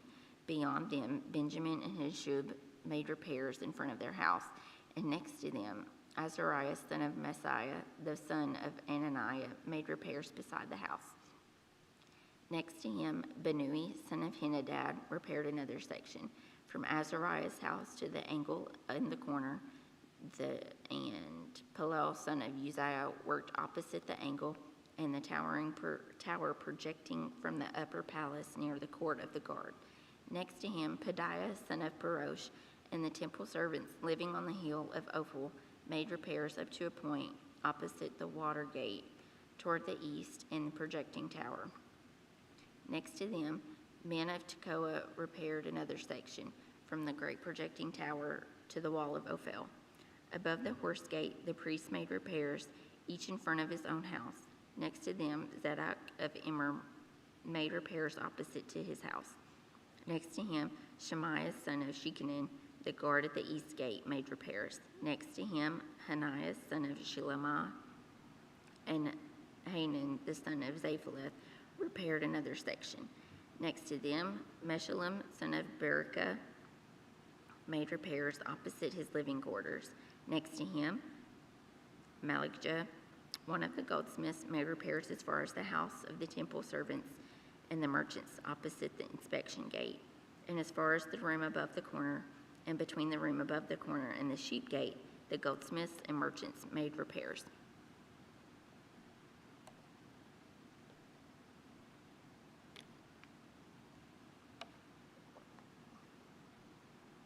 Nehemiah chapter 4.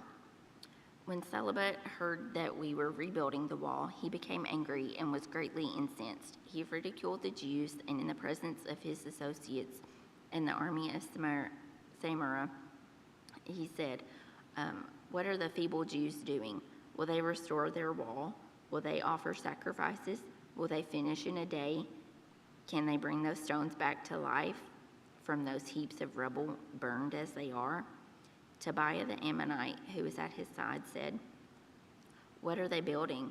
Even if a fox climbed on it, he would break down their walls of stones. Hear us, O God, for we are despised. Turn their insults back on their heads. Give them over as plunder in a land of captivity. Do not cover up their guilt or blot out their sins from your sight, for they have thrown insults in the face of the builders." So we rebuilt the wall till all of it reached half of its height, for the people worked with all their heart. But when Sanballat, Tobiah, the Arabs, the Ammonites, and the men of Ashad heard the repairs to the Jerusalem's walls had gone ahead and that the gaps were being closed, they were very angry. They all plotted together to come and fight against Jerusalem and stir up trouble against it. But we praised our God and posted a guard day and night to meet this threat. Meanwhile, the people in Judah said, "The strength of the laborers is giving out, and there is so much rubble that we cannot rebuild the wall." Also our enemies said, "Before they know it or see us, we will be right there among them and will kill them and put an end to their work." When the Jews who lived in fear near them came and told us 10 times over, "Wherever you turn, they will attack us." Therefore I stationed some of the people behind its lowest points of the wall, the exposed places, posting them by families with their swords, spears, and bows. After I looked things over, I stood up and said to the nobles, the officials, and the rest of the people, "Don't be afraid of them. Remember the Lord, who is great and awesome, and fight for your brothers, your sons, your daughters, your wives, and your homes." When our enemies heard that we were aware of their plot and that God had frustrated it, we were all returned to the wall, each his own work. From that day on, half the men did the work, while the other half were equipped with spears, shields, bows, and armor. The officers posted themselves behind the wall of Judah, who were rebuilding the wall. Those who carried materials did the work with one hand, and each held a weapon in the other. Each of the builders wore his sword at his side as he worked, but the man who sounded the trumpet stayed with me. Then I said to the nobles, the officials, and the rest of the people, "The work is extensive and spread out, and we are widely separated from each other along the wall. Wherever you hear the sound of the trumpet, join us. Our God will fight for us." So we continued the work with half the men holding spears from the first light of dawn until the stars came out.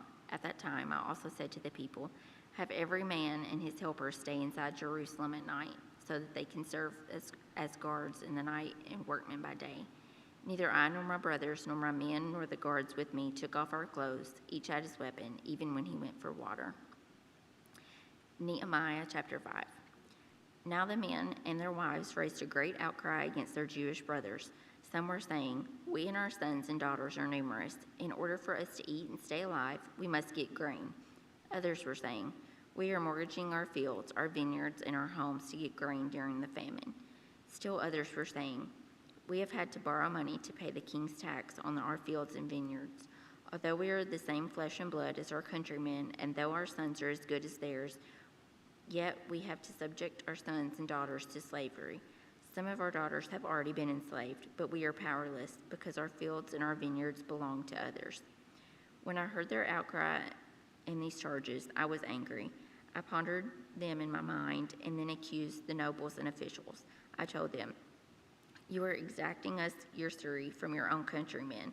So I called together a large meeting to deal with them, and I said, "As far as possible, we have bought back our Jewish brothers who were sold to the Gentiles. Now you are selling your brothers only for them to be sold back to us." They kept quiet because they could not find anything to say. So I continued, "What you are doing is not right. Shouldn't you walk in the fear of our God to avoid the reproach of our Gentile enemies? I and my brothers and my men are also lending the people money and grain, but let the exacting of our usury stop. Give back to them immediately their fields, vineyards, olive groves, and houses, and also the usury that you are charging them, the 100th part of the money, grain, new wine, and oil." "We will give it back," they said, "and we will not demand anything more from them. We will do as you say." Then I summoned the priests and made the nobles and officials take an oath to what they had promised. I also shook out the folds of my robe and said, "In this way may God shake out his house and possessions every man who does not keep this promise. So may such a man be shaken out and emptied."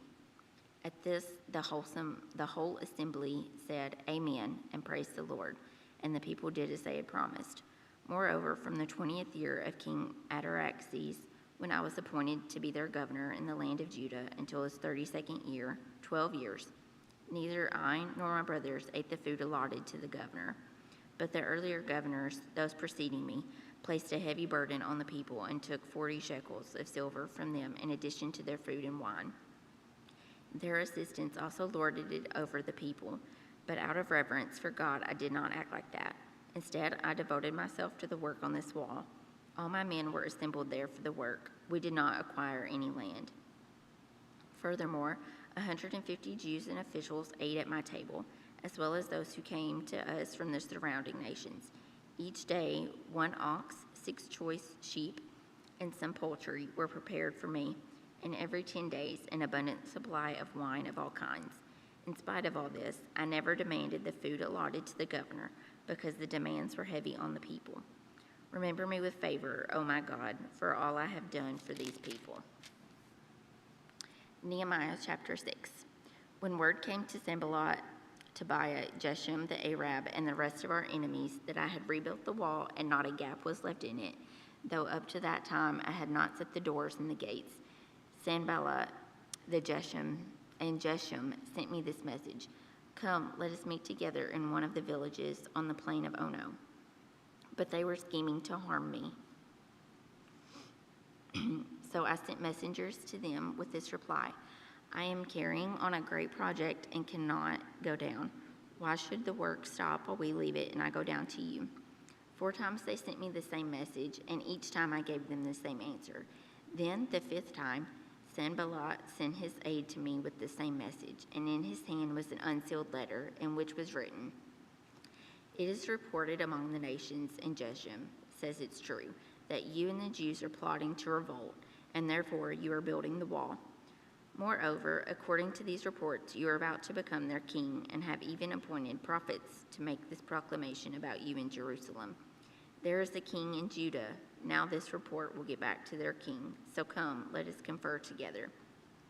I sent him this reply, "Nothing like what you are saying is happening. You are just making it up out of your head."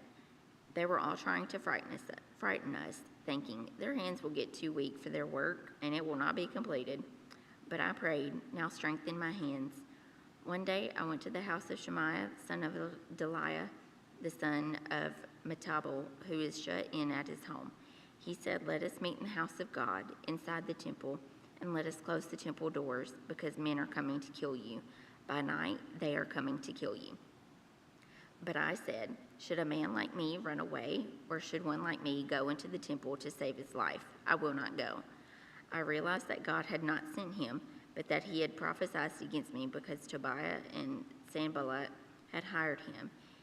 He had been hired to intimidate me so I would commit a sin by doing this, and then they would give me a bad name to discredit me. Remember Tobiah and Sanballat, oh my God, because of what they have done. Remember also the prophets of Noadiah and the rest of the prophets who have been trying to intimidate me. So the wall was completed on the 25th of Elul in 52 days. When all of our enemies heard about this, the surrounding nations were afraid, and they lost their self-confidence because they realized that this work had been done with the help of our God. Also in those days, the nobles of Judah were sending many letters to Tobiah, and replies from Tobiah were coming to them. For many in Judah were under oath to him, since he was son-in-law to Shechaniah, son of Uriah, and his son Jehonan had married the daughter Meshullam, son of Berki. Moreover, they kept reporting to me as his good deeds and then telling him what I said, and Tobiah sent letters to intimidate me. Do you want to start chapter 7? Okay. No.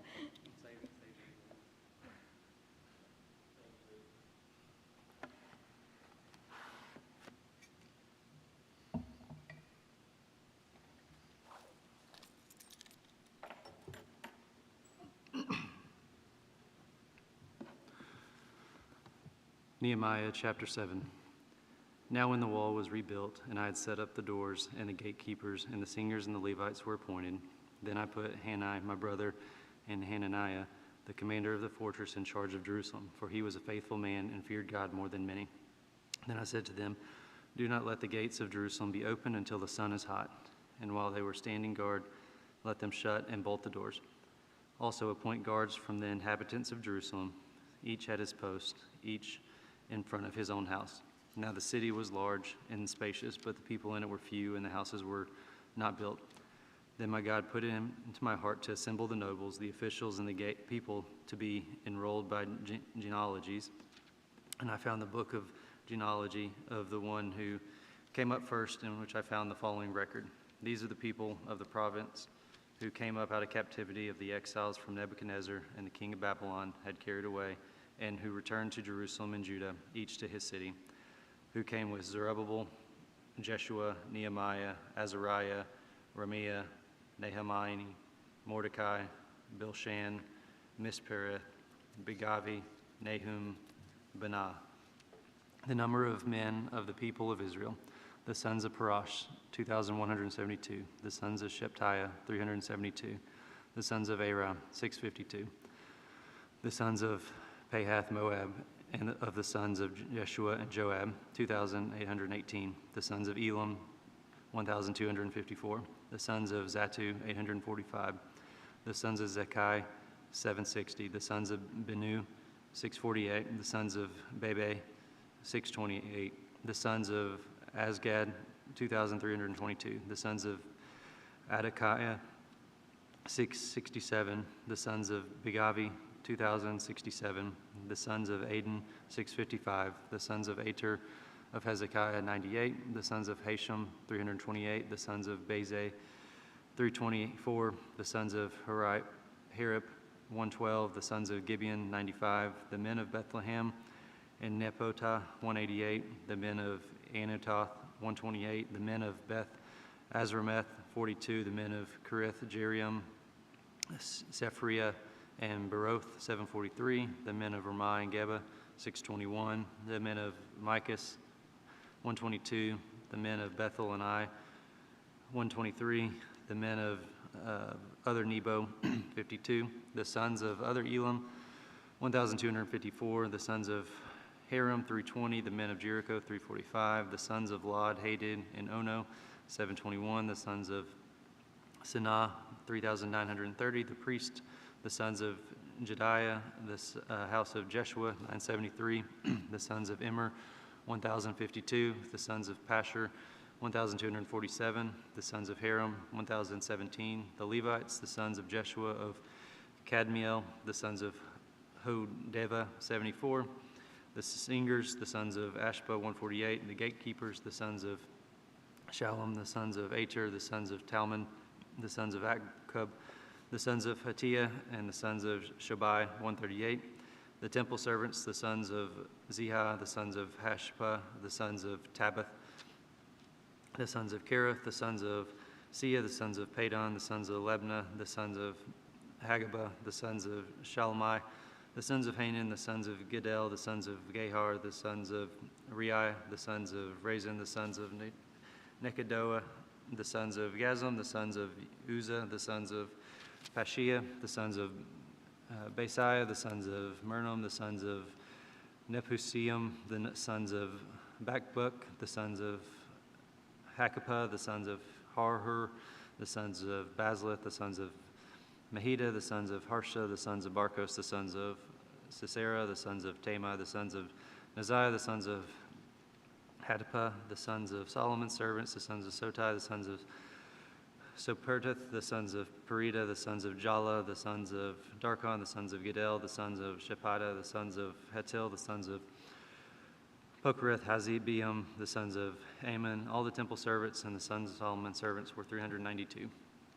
These were the ones who came up from Telmah, Tel-Harash, Cherub, Eden, Immer, but they could not show their fathers' houses or their descendants, whether they were of Israel. The sons of Deliah, the sons of Tobiah, the sons of Nekoda, 642, the priests, the sons of Hobiah, the sons of Hakaz, the sons of Barzillai, the wife who took a wife of the daughters of Barilzi, the Gidelite, and was named after them.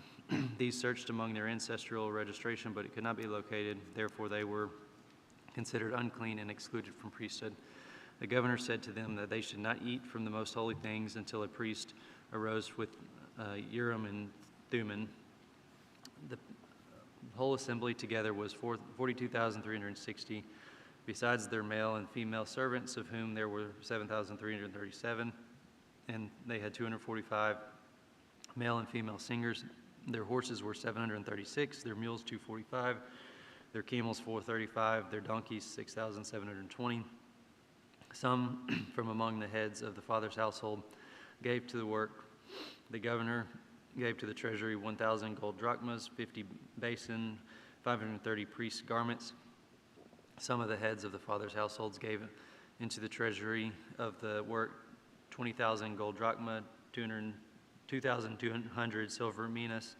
The things which the rest of the people gave was 20,000 gold drachmas and 2,000 silver minas and 67 priest garments. Now the priests and the Levites, the gatekeepers and the singers, some of the people and the temple servants and all of Israel lived in their cities. And when the seventh month came, the sons of Israel were in the cities. Nehemiah chapter 8. And all the people gathered as one man at the square which was in front of the water gate, and they asked Ezra the scribe to bring the book of the law of Moses, which the Lord had given to Israel. Then Ezra the priest brought the law and before the assembly of men, women, and all who could listen with understanding on the first day of the seventh month. He read it from it before the square which was in front of the water gate, from early in the morning until midday, in the presence of the men and the women who could understand. And all the people were attentive to the book of the law. Ezra the scribe stood at the wooden podium, which was made for the purpose, and beside him stood Mattaiah, Shema, Ananiah, Uriah, Hilkiah, and Manasseh. On his right hand, and Pedaiah, Mishael, Malachijah, Hashum, Hashbaddanah, Zechariah, and Meshullam on the left hand. Ezra opened the book in the sight of all the people, for he was standing above all the people, and when he opened it, all the people stood. Then Ezra blessed the Lord, the great God, and all the people answered, Amen, Amen, while lifting up their hands. Then they bowed low and worshiped the Lord, and their faces to the ground. Also Jeshua, Bani, Sherebiah, Jamin, Akba, Shatabiah, Hodiah, Maaseiah, Kelita, Azariah, Jozabad, Hanan, Peliah, and the Levites explained the law to the people while the people remained in their place. They read from the book, from the law of God, translating to give the sense so that they understood the reading. Then Nehemiah, who was the governor, and Ezra the priest and the scribe, and the Levites who taught the people, said to all the people, This is holy to the Lord your God. Do not mourn or weep. For all the people were weeping when they heard the words of the law. Then he said to them, Go eat of the fat, drink of the sweet, and send portions to him who has nothing prepared. For this day is holy to the Lord. Do not be grieved, for the joy of the Lord is your strength. So the Levites calmed all the people, saying, Be still, for the day is holy, do not be grieved.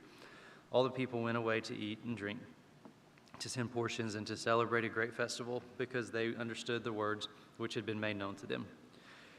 Then on the second day, the heads of the fathers' households of all the people, the priests, the Levites, were gathered to Ezra the scribe, that they might gain insight into the words of the law. They found written in the law how the Lord would command through Moses that the sons of Israel should live in booths during the feast of the 7th month. So they proclaimed and circulated a proclamation in all their cities in Jerusalem, saying, Go out to the hills and bring olive branches and wild olive branches, myrtle branches, palm branches, and branches of other leafy trees, to make booths as it is written. So the people went out and brought them, and they made the booths for themselves, each on his roof, and in the courts, in the court of the house of God, and in the square at the water gate, and in the square of the gate of Ephraim. The entire assembly of those who had returned from captivity made booths and lived in them. The sons of Israel had indeed not done so from the days of Joshua, the son of Nun, to that day. And there was a great rejoicing. He read from the book of the law of God daily, from the first day to the last day. And they celebrated the feast 7 days. And on the 8th day, there was a solemn assembly according to the ordinance. Nehemiah chapter 9. Now on the 24th day of this month, the sons of Israel assembled with fasting, in sackcloth with the dirt upon them. The descendants of Israel separated themselves from all the foreigners and stood and confessed their sins and iniquities to their fathers. While they stood in their place, they read from the book of the law of the Lord their God for a fourth of the day. And for another fourth they confessed and worshiped the Lord their God. Now on the Levites' platform stood Jeshua, Bani, Kadmiel, Shebaniah, Benaiah, Bani, Sherebiah, Bani, and Chenani, and they cried out with a loud voice to the Lord their God. Then the Levites, Jeshua, Kadmiel, Bani, Hashabaniah, Sherebiah, Hodiah, Shebaniah, and Petathli, said, Arise, bless the Lord your God forever and ever. O may your glorious name be blessed and exalted above all blessings and praise.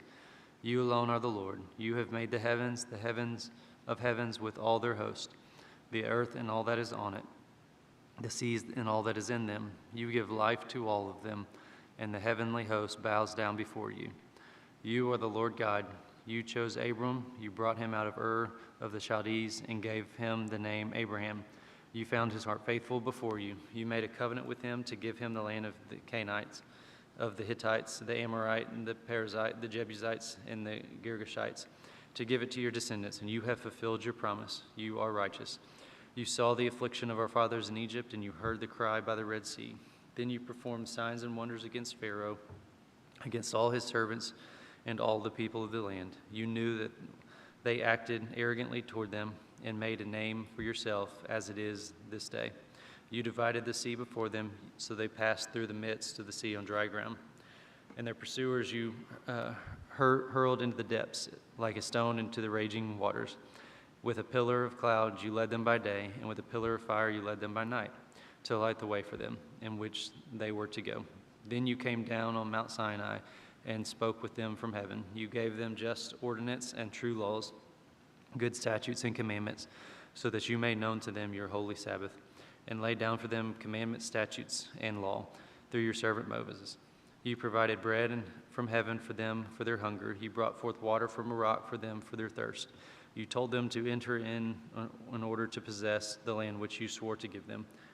But our fathers acted arrogantly. They became stubborn and would not listen to your commandments. They refused to listen and did not remember your wondrous deeds which you had performed among them. So they became stubborn and appointed a leader to return to their slavery in Egypt.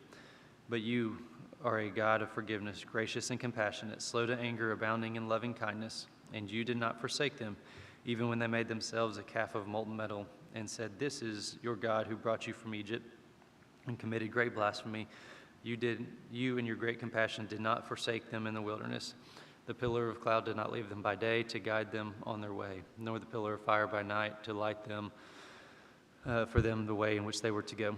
You gave good spirit to instruct them. Your manna did not withhold from their mouth. You gave them water for their thirst. Indeed, 40 years you provided for them in the wilderness, and they were not in want. Their clothes did not wear out, nor did the feet swell. You also gave them the kingdoms and people. You allotted them to them as a boundary. They took possession of the land of Shihon, the king of Heshbon, the land of Og, the king of Bashan. And you made their sons numerous as the stars of the heaven. And you brought them into the land which you had told their fathers to enter and possess. So their sons entered and possessed the land. And you subdued them before them, the inhabitants of the land, the Canaanites. You gave them into their hand, the kings and the people of the land, to do with them as they desired. They captured fortified cities and a fertile land. They took possession of houses full of every good thing. Hewn cisterns, vineyards, olive groves, fruit trees in abundance. So they ate and were filled and grew fat and reveled in your great goodness. But they became disobedient or rebelled against you and cast your law behind their backs and killed your prophets who had admonished them, so that they might return to you, and they committed great blasphemy. Therefore you delivered them into the hand of the oppressors who oppressed them. But when they cried out to you in the time of distress, you heard them from heaven, and according to your great compassion, you gave them deliverers who delivered them from the hand of the oppressors. But as soon as they had rest, they did evil again before you. Therefore you abandoned them to the hand of their enemies, so that they ruled over them. When they cried out again to you, you heard from heaven, and many times you rescued them according to your compassion, and admonished them in order to turn them back to your law. Yet they acted arrogantly and did not listen to your commandments, but sinned against your ordinance, by which if a man observes them, he shall live. And they turned a stubborn shoulder and stiffened their neck, and would not listen. However, you bore with them for many years, and admonished them by your Spirit through the prophets. Yet they would not give ear. Therefore you gave them into the hand of the people of the lands. Nevertheless, in your great compassion, you did not make an end to them or forsake them. You are a gracious and compassionate God. Now therefore, our God, a great, mighty, and awesome God who keeps his covenant and loving kindness, do not let all the hardships seem insignificant before you, which has come upon us, our kings, our princes, our priests, our prophets, our fathers, and all of your people, from the days of the kings of Assyria to this day. However, you are just in all that has come upon us. You have dealt faithfully, but we have acted wickedly. For our kings, our leaders, our priests, our fathers have not kept your law or paid attention to your commandments and your admonitions, which you have admonished them. But they, in their own kingdom, with great goodness, which you gave them, with the broad and rich land which you set before them, did not serve you or turn from their evil deeds. Behold, we are slaves today, and as the land which you gave to our fathers to eat of its fruit and its bounty, behold, we are slaves in it. Its abundant produce is for the kings whom you have set over us because of our sin. They also rule over our bodies and our cattle as they please. So we are in great distress. Now, because of all this, we are making an agreement in writing, and on the sealed document are the names of our leaders, our Levites, and our priest. Nehemiah chapter 10. Now on the sealed document were the names of Nehemiah the governor, the son of Hakaliah, and Zedekiah, Sariah, Azariah, Jeremiah, Pashur, Amariah, Malachijah, Hashush, Shabani, Malach, Harum, Meremoth, Obadiah, Daniel, Ginnathon, Baruch, Meshullam, Abijah, Majim, Maziah, Bilgai, Shemaiah. These were the priests.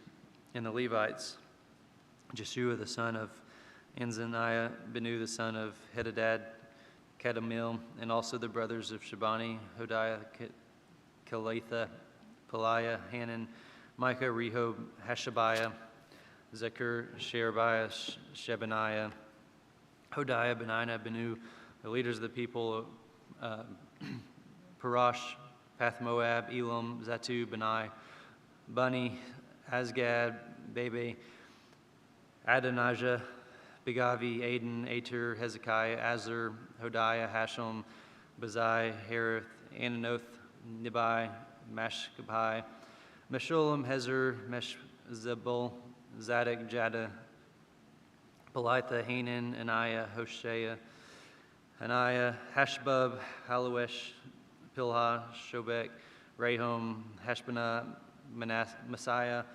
Ahiah, Hanan, Anan, Malach, Haram, Benah.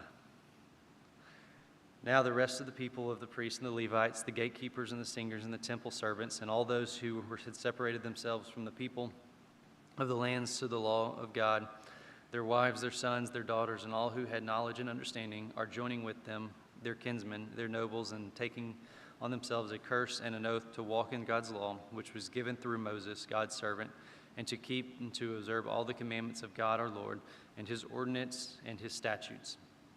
And we will not give our daughters or the peoples of this land, or take their daughters for our sons. As for the people of the land who bring wares or any grain on the Sabbath day to sell, we will not buy from them on the Sabbath or a holy day, and we will forego their crops in the 7th year and the exaction of every debt. We also placed ourselves under obligation to contribute yearly 1/3 of shekel for the service of the house of our God, for the showbread, for the continual grain offering, for the continual burnt offering, the Sabbaths, the new moon, for the appointed times, the holy things, and for the sin offerings, to make atonement for Israel and all the work of the house of our God. Likewise, we cast lots for the supply of wood among priests, the Levites, and the people, so that they might bring it to the house of God, according to their father's household, at fixed times annually, to burn on the altar of the Lord, as it is written in the law, and that they might bring first fruits of our ground and the first fruits of the fruit of every tree of the house of the Lord annually, and bring to the house of our God the firstborn of our sons and of our cattle, the firstborns of our herds and our flocks, as it is written in the law.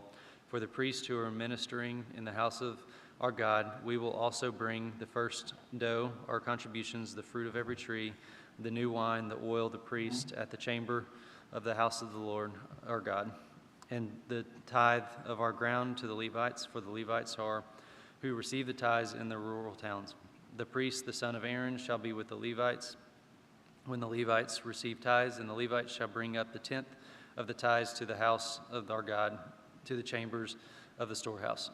For the sons of Israel, the sons of Levi, shall bring the contribution of the grain, the new wine, the oil to the chambers, and there are utensils of the sanctuary, the priests who are ministering, the gatekeepers, and the singers. Thus we will not neglect the house of the Lord.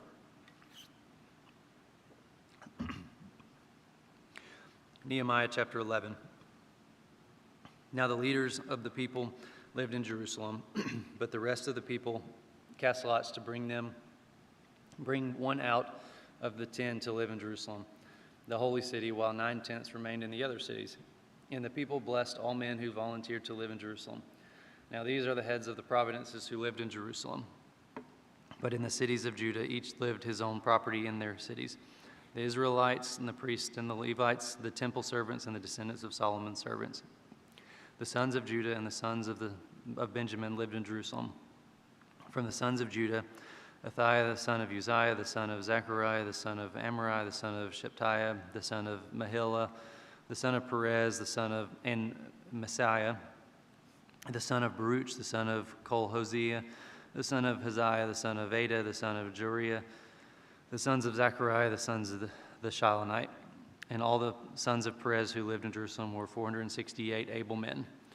Now these were the sons of Benjamin: Salu, the son of Mesalam, the son of Jodid, the son of Pedaiah, the son of Kaliah, the son of Messiah, the son of Ithel, the son of Josiah, and after him Gibai and Saliah, 928. Joel, the son of Zichri, was their overseer, and Judah, the son of Heshana, was second in command of the city. From the priest of Jedediah, the son of Jorib, Joshan, the Seraiah, the son of Hilkai, the son of Mesulam, the son of Zadok, the son of Meruth, the son of Atub, the leader of the house of God, and their kinsmen who performed the work of the temple, 822. And Adiah, the son of Jerom, the son of Peliah, the son of Amzi, the son of Zechariah, the son of Pashur, the son of Malachijah, and his kinsmen, the heads of the father's household, 242. And Amashi, the son of Azrael, the son of Ahazi, the son of Mesemoth, and the son of Immer. Their brothers, valiant warriors, 128. And their overseer, Zabadil, the son of Haggadolam, the son of the Levites, Shemijah, the son of Hashba, the son of Azarkim, the son of Hashabiah, the son of Bani, the son of and Shabbathiah, and Jozabad from the leaders of the Levites who were in charge of the outside work of the house of God. And Mattaniah, the son of Micah, the son of Zabdi, the son of Asha, the son of the leader in the beginning of thanksgiving at prayer, and Bechabiah, the second among his brethren, and Abda, the son of Shammah, the son of Galil, the son of Jetham. All the Levites in the holy city were 248. Also the gatekeepers, Akpah, Talman, and their brethren who kept watch at the gates were 172. The rest of Israel and the priests of the Levites were in the cities of Judah, each to its own inheritance. But the temple servants lived in Ophel and Zihah and Gishpa, and were in charge of the temple servants. Now the overseers of the Levites in Jerusalem, and Uzi, the son of Bani, the son of Hashbiah, and the son of Matana, the son of Micah, and the son of Ashba, who were the singers for the service of the house of God. For there was a commandment from the king concerning them, and a firm regulation for the song leaders day by day. Bethiah, the son of Meshezabel, the son of Zerah, the son of Judah, was the king's representative in all matters concerning the people. Now as for the villages with their fields, some sons of Judah lived in Kireth Arba and its towns, in Dibon and its towns, and in Jekhabazel, its villages, in Jeshua, in Moldah, and Beth Pelet, and in Hazar Shual, in Beersheba and its towns, and in Ziklag, and Mechanah and its towns, and in Rimmon, and Zorah and its, in Jarmuth, Zano, Adullam and their villages, Lachish and its fields, Azekah and its towns. So they encamped from Beersheba as far as the valley of Hinnom. The sons of Benjamin also lived in Geba, onward at Michmash and Ajah and Bethel and its towns, at Anath, Nob, Ananiah, Hazer, Ramah, Gidom, Hadid, Zeboam, Nebalat, Lod, and Ono, and the valleys of craftsmen. From the Levites, some divisions in Judah belonged to Benjamin. Nehemiah chapter 12. Now these are the priests and the Levites who came up with Zerubbabel, the son of Shealtiel, and Jeshua, Sarai, Jeremiah, Ezra, Amariah, Malach, Haddish, Shechaniah, Raham, Meremoth, Iddo, Genothi, Abijah, Mijamin, Addi, Bilgah, Shemaiah, Jarib, Jada, Salak, Amak, Hilkah, and Jedediah. These were the heads of the priests and their kinsmen in the days of Jeshua. The Levites were Jeshua, Benu, Kemah, Shebriah, Judah, and Matana, who are in charge of the songs and thanksgivings, and he and his brothers. Also Bakbiah and Uni, their brothers, stood opposite of them in service divisions. Jeshua became the father of Joachim. Joachim became the father of Elishib. Elishib became the father of Jehoiada. Joada became the father of Jonathan. Jonathan became the father of Jadu. And in the days of Joachim the priest, the heads of the fathers' households were of Sariah, Moriah, Jeremiah, Hananiah. Of Ezra, Meshullam. Of Amariah, Jehonan. Of Maluch, Jonathan. Of Shabani, Joseph. Of Haram, Adnah. Of Merimoth, Helkiah. Of Iddo, Zechariah. Of Ginoth, Meshullam. Of Abijah, Zechri. Of Menaman. Of Modeth, Piltai. Of Bilgah, Shamu. Of Shemaiah, Jenothan. Of Jorib, Matani. Of Jedediah, Uzi. Of Shala, Kalai. Of Amek, Eber. Of Hilkiah, Hashbah. Of Jediah, Nathaniel. As for the heads of the as for the Levites, the heads of the fathers' households were registered in the days of Elishab. Jodiah, Jonah, and Jada were the priests in the region of Darius. The Persian, the sons of Levi, the heads of their households, were registered in the book of Chronicles up to the days of Jonan, the son of Elishab. The head of the Levites were Hashbai, Shebai, Jeshu, the son of Kadmai, the brothers opposite them, to praise and give thanks as prescribed by David, the man of God. Division corresponding to division. Mathani, Bakiba, Obadiah, Meshullam, Talman, and Akkub were gatekeepers keeping watch over the storehouses of the gates. These served in the days of Joachim, the son of Jeshua, the son of Jozadak, and in the days of Nehemiah, the governor, and of Ezra, the priest, and the scribes. Now the dedication of the wall of Jerusalem, they sought out the Levites from all their places to bring them to Jerusalem so that they might celebrate the dedication with gladness and hymns of thanksgiving and with songs of accompaniment of cymbals and harps and lyres, so that the sons of the singers were assembled from the district around Jerusalem and from the villages of the Nepathites, from Beth Gilgal and their fields to Geba and Azareth, Mavzeth, for the singers had built themselves villages around Jerusalem. The priests and the Levites purified themselves, and they also purified the people, the gates, and the walls. Then I had the leaders of Judah come up on the top of the wall, and I appointed 2 great choirs, the first proceeding to the right on top of the wall towards the refuse gate. Hosea, the half of the leaders of Judah followed them, with Azariah, Ezra, Meshullam, Judah, Benjamin, Shemaiah, Jeremiah, and the sons of the priests with trumpets, and Zechariah, the sons of Jonathan, the sons of Shemaiah, the sons of Matani, the sons of Micah, the sons of Zakur, the sons of Ashba, and his kinsmen Shemaiah, Azrael, Milah, Gilai, Mai, Nathaniel, Judah, and Hanai, with the music instruments of David, the man of God. And Ezra the scribe went before them. At the fountain gate they went directly up the steps of the city of David by the stairway on the wall above the house of David to the water gate on the east. The second choir proceeded to the left, while I followed them with half the people to the wall, above the tower of furnace, to the broad wall, and above the gate of Ephraim, by the old gate, by the fish gate, the tower of Hanel, the tower of 100, as far as the sheep gate. And they stopped at the gate of the garden. And the 2 choirs took their stand in the house of God. So did I, and half of the officials with me, the priest Eliakim, Menahem, Micaiah, Elani, Zechariah, Hanai, with the trumpets, and Messiah, Shemaiah, Eleazar, Uzi, Jehonan, Malachi, Elam, and Ezer, and the singers with Jezariah, their leader. And on that day they offered great sacrifices and rejoiced because God had given them great joy. Even the women and children rejoiced, so that the joy of Jerusalem was heard afar. On that day men were also appointed over the chambers for the store and the contributions, the first fruit, and the tithes, to gather them from the fields of the cities and the portions required by the law for the priest, the Levites. Judah rejoiced over the priests and the Levites who served, for they performed the worship of God and service of purification, together with the singers and the gatekeepers, in accordance with the command of David and of his son Solomon.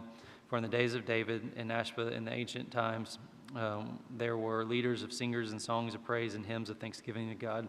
So all Israel in the days of Zerubbabel and Nehemiah gave portions due the singers and the gatekeepers as each day required, and set apart consecrated portion for the Levites, and the Levites set apart consecrated portions for the sons of Aaron. Nehemiah 13. On that day They read aloud from the book of Moses in the hearing of the people, and there was found written in that no Ammonite or Moabite should ever enter the assembly of God, because they did not meet the sons of Israel with the bread and water, but hired Balaam against them to curse them. However, our God turned curse into blessing, so when they heard the law, they excluded all foreigners from Israel. Now, prior to this, Elishab the priest, who was appointed over the chamber of the house of our God, being related to Tobiah, had prepared a large room for him, where formerly they put the grain offerings and the frankincense, the utensils, and the tithes of grain, wine, and oil prescribed for the Levites, the singers, the gatekeepers, and the contributions for the priests. But during all this time I was not in Jerusalem, for in the 32nd year of Artaxerxes, king of Babylon, I had gone to the king. After some time, however, I asked leave from the king, and I came to Jerusalem and learned about the evil that Elishab had done for Tobiah by preparing a room for him in the courts of the house of God. It was very displeasing to me, so I threw all of Tobiah's household goods out of the room. Then I gave an order, and they cleansed the rooms, and I returned there the utensils of the house of God with the grain offerings and the frankincense. I also discovered that portions of the Levites had not been given them, so that the Levites and the singers who had performed the service had gone away, each to his own field. So I reprimanded the officials and said, "Why is the house of God forsaken?" Then I gathered them together and restored them to their post. All Judah then brought the tithe of the grain, wine, and oil into the storehouses. In charge for the storehouses, I appointed Shemaiah the priest, Zadok the scribe, Pedaiah the Levites, and in addition to them was Hanan the son of Zakur, the son of Mattaniah, for they were considered reliable, and it was their task to distribute to their kinsmen. Remember me for this, O my God, and do not blot out my loyal deeds which I have performed for the house of God and its services. In those days I saw in Judah some who were treading wine presses on the Sabbath and bringing in sacks of grain and loading them on donkeys, as well as wine, grapes, figs, and all kinds of loads, and they brought them into Jerusalem on the Sabbath day. So I admonished them on the day they sold food. Also the men of Tyre were living who imported fish of all kinds of merchandise. They sold them to the sons of Judah on the Sabbath and in Jerusalem. Then I reprimanded the nobles of Judah and said to them, "What is this evil thing you are doing by profaning the Sabbath day? Did not your fathers do the same, so that God brought on us and on the city all this trouble? Yet you are adding to the wrath of Israel by profaning the Sabbath." It came about that just as it grew dark at the gates of Jerusalem before the Sabbath, I commanded that the doors should be shut and they should not be open until after the Sabbath. Then I stationed some of the servants at the gates so that no load would enter on the Sabbath.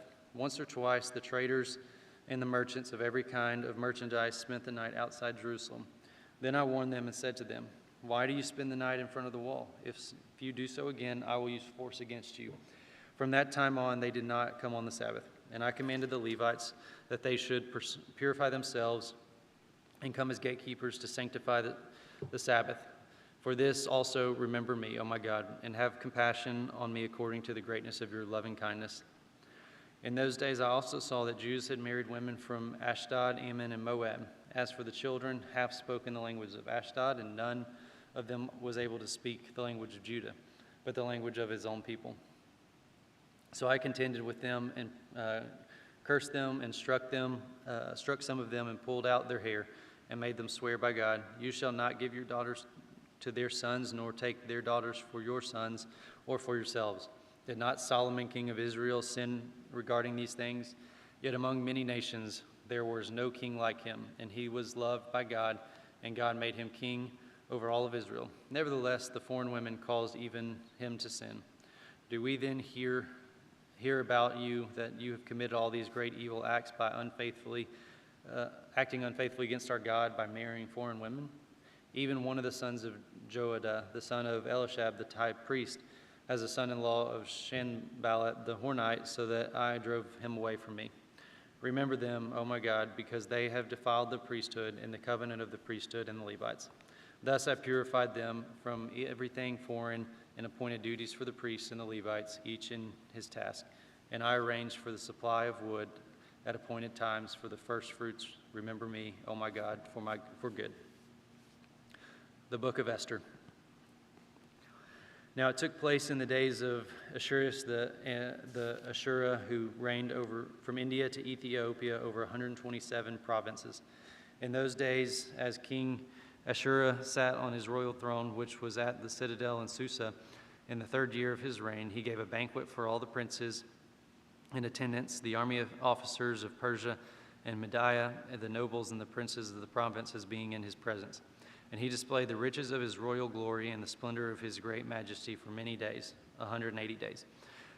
When these days were completed, the king gave a banquet lasting 7 days for all the people who were present at the citadel in Susa, from the greatest to the least, in the court of the garden of the king's palace. There were hanging of fine white and violet linen, held by cords of fine purple linen on silver rings, and marble columns and couches of gold and silver on mosaic pavement of porphyra marble, mother of pearl and precious stone. Drinks were served in golden vessels of various kinds. The royal wine was plentiful according to the king's bounty. The drinking was done according to the law. There was no compulsion, for so the king had given orders to each official of his household that he should do according to the desires of each person.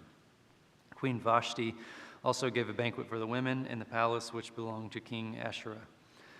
On the 7th day, when the heart of the king was merry with wine, he commanded Mehum, Bizah, Harbona, Bigtha, Agbatha, Zetar, and Carcass, and the 7 eunuchs who served in the presence of King Ashura, to bring Queen Vashti before the king with her royal crown, in order to display her beauty for all the people, the princes, for she was beautiful. Queen Vashti refused to come at the king's command, delivered by the eunuchs. Then the king became angry, and his wrath burned within him. Then the king said to the wise men who understood the times, for it was custom for the king to speak before all who knew the law and justice. And there was close to him Kashnai, Shetar, Admatha, Tarish, Maris, Marshina, and Mechcan, the 7 princes of Persia and Media, who had access to the king's presence and sat in the first place in the kingdom. According to the law, what is to be done with Queen Vashti, because she did not obey the command of King Ahasuerus delivered by the eunuchs? In the presence of the king and the princes, Mecuan said, Queen Vashti was wrong, not only the king, but also the princes and all the people who are the provinces of King Ahasuerus. For the queen's conduct will become known to all the women, causing them to look contempt on their husbands by saying, King Ahasuerus commanded Queen Vashti to be brought in his presence, but she did not come. This day, the ladies of Persia and Media who have heard of the queen's conduct will speak in the same way to all the king's princes, and there will be plenty of contempt and anger. If it pleases the king, let a royal edict be issued by him, and let it be written in law of Persia and Media, so that it cannot be repealed, that Vashti may no longer come into the presence of King Ashura, and let the king give her royal position to another who is more worthy than she.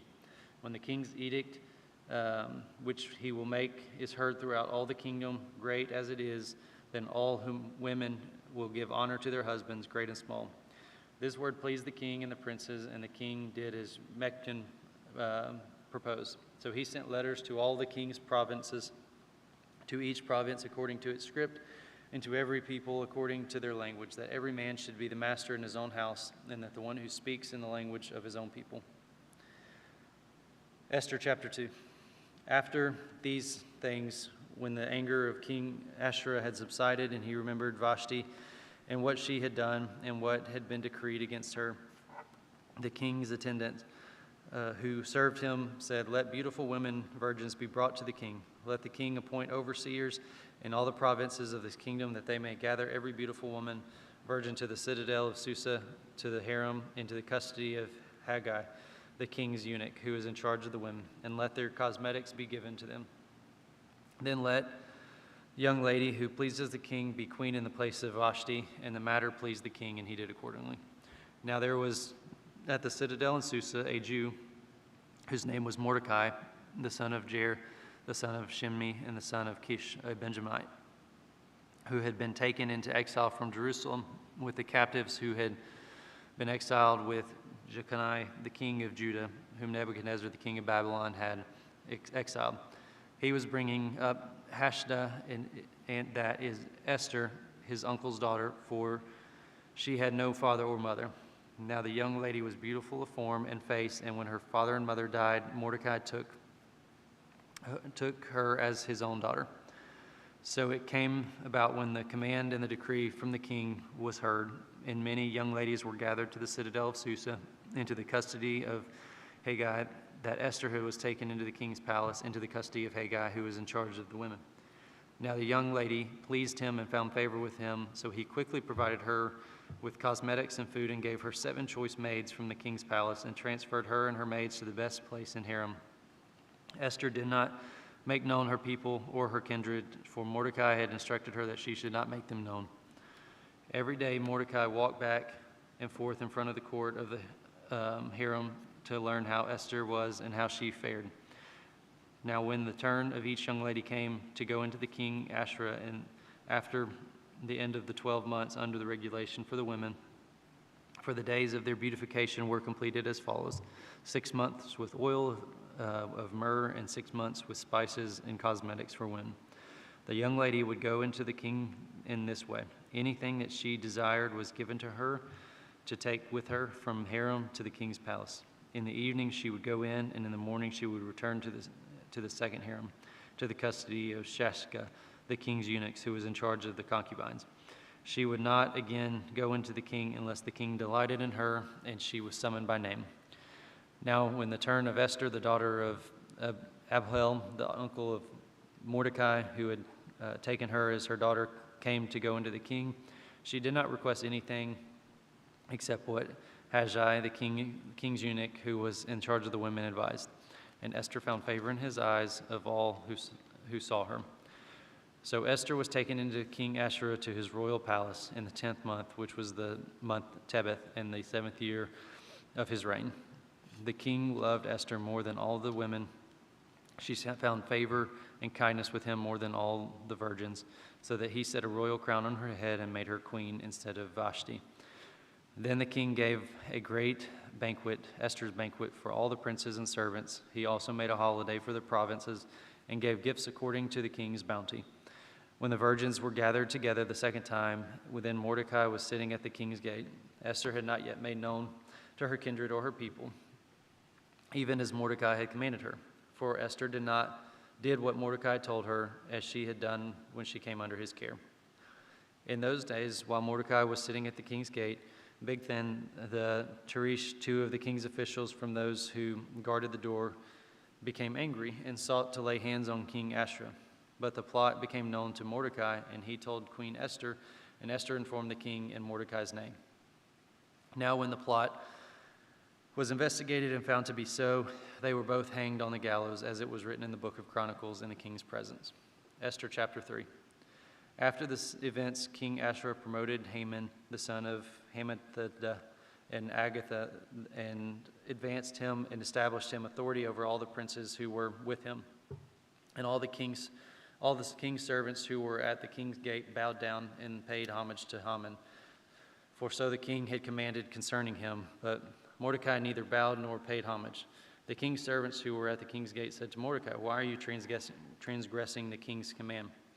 Now it was when they had spoken daily to him, and he would not listen to them, that they told Haman to see whether Mordecai's reason would stand, for he had told them that he was a Jew.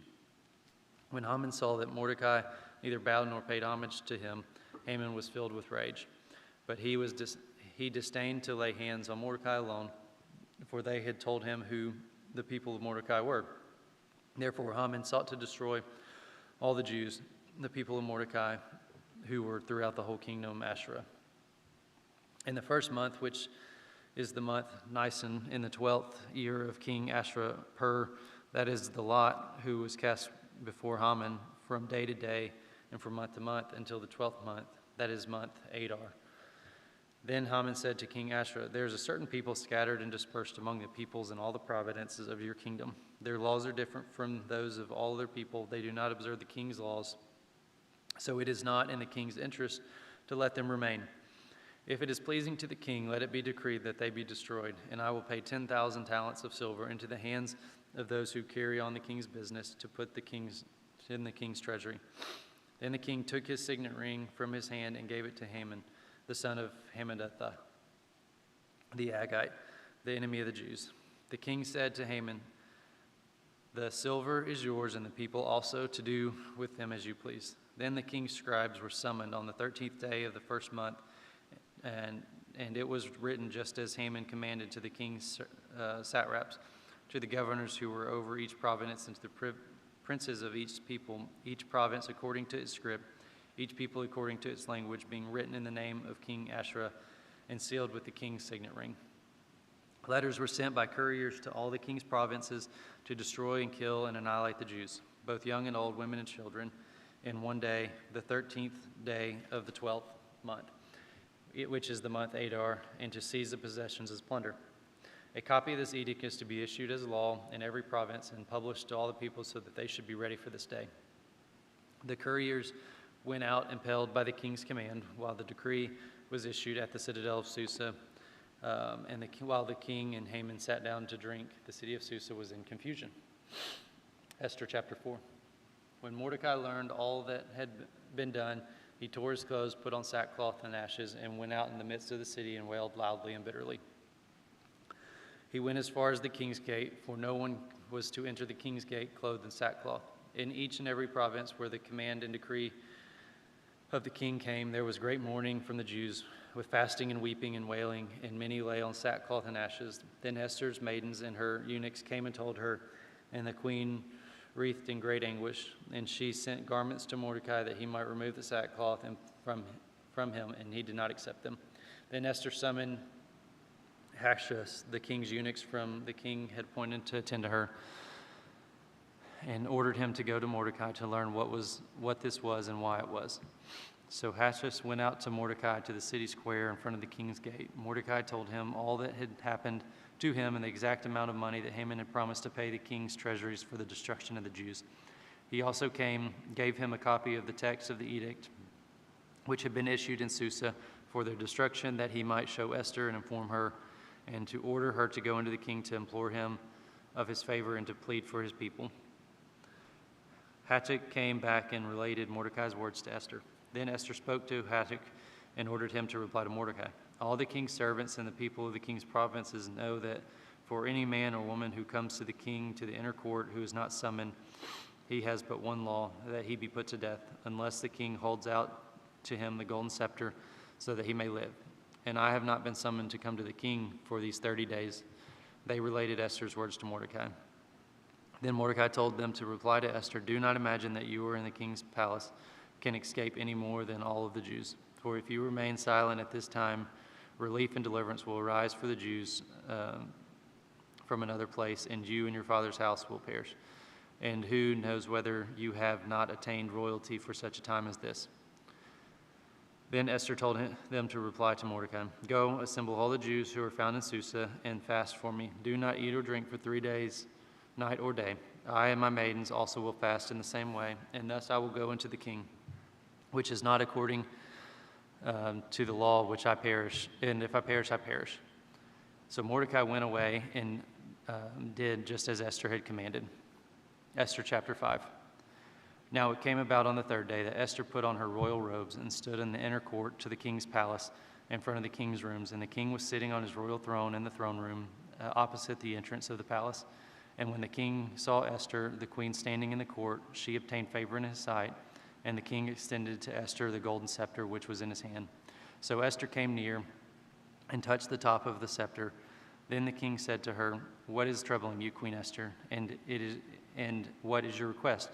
Even to half of the kingdom I will give you."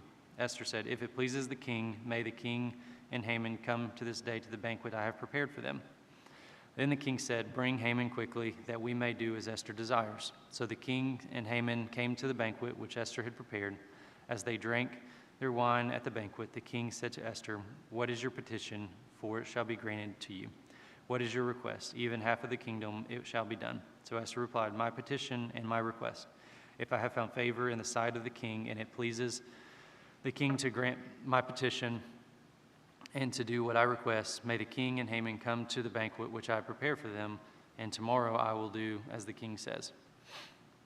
Then Haman went out that day glad and pleased of heart.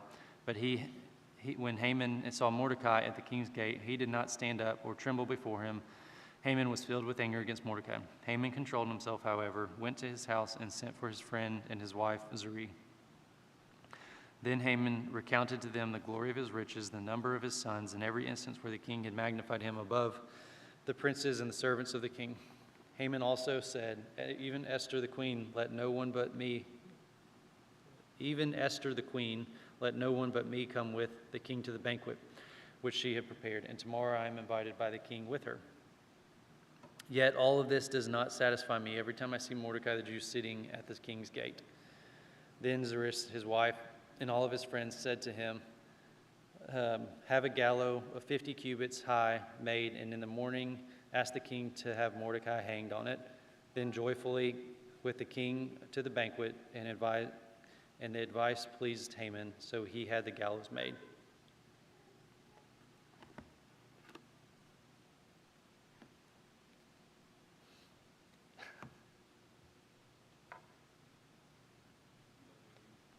Yeah.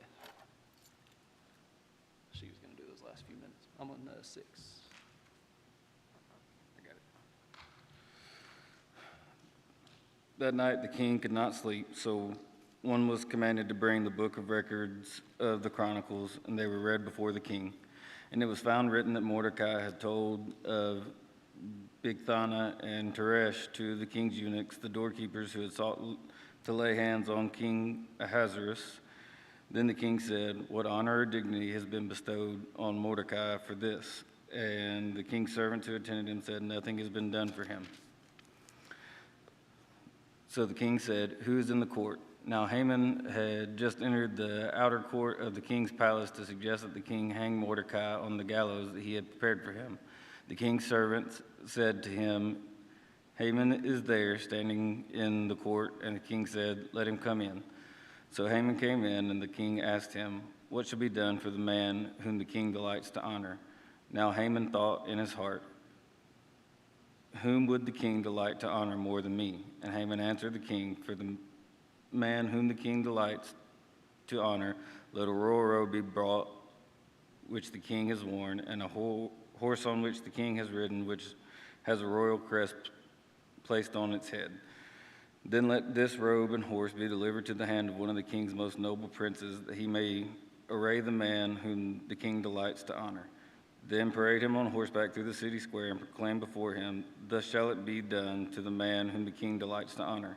Then the king said to Haman, hurry, take the robe and the horse, as you have suggested, and do so for Mordecai the Jew, who sits within the king's gate.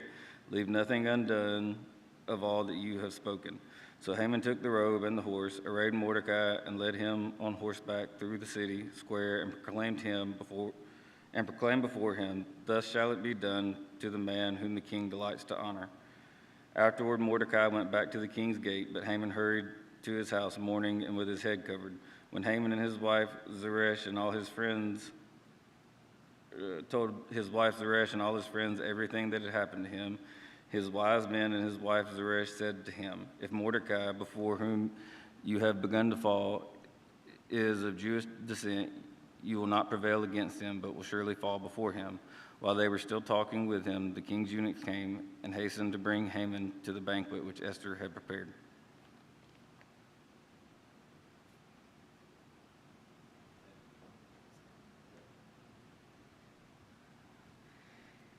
Now the king and Haman came to drink wine with Esther the queen, and the king said to Esther on the second day, also as they drank their wine at the banquet, what is your petition, Queen Esther? It shall be granted to you. And what is your request?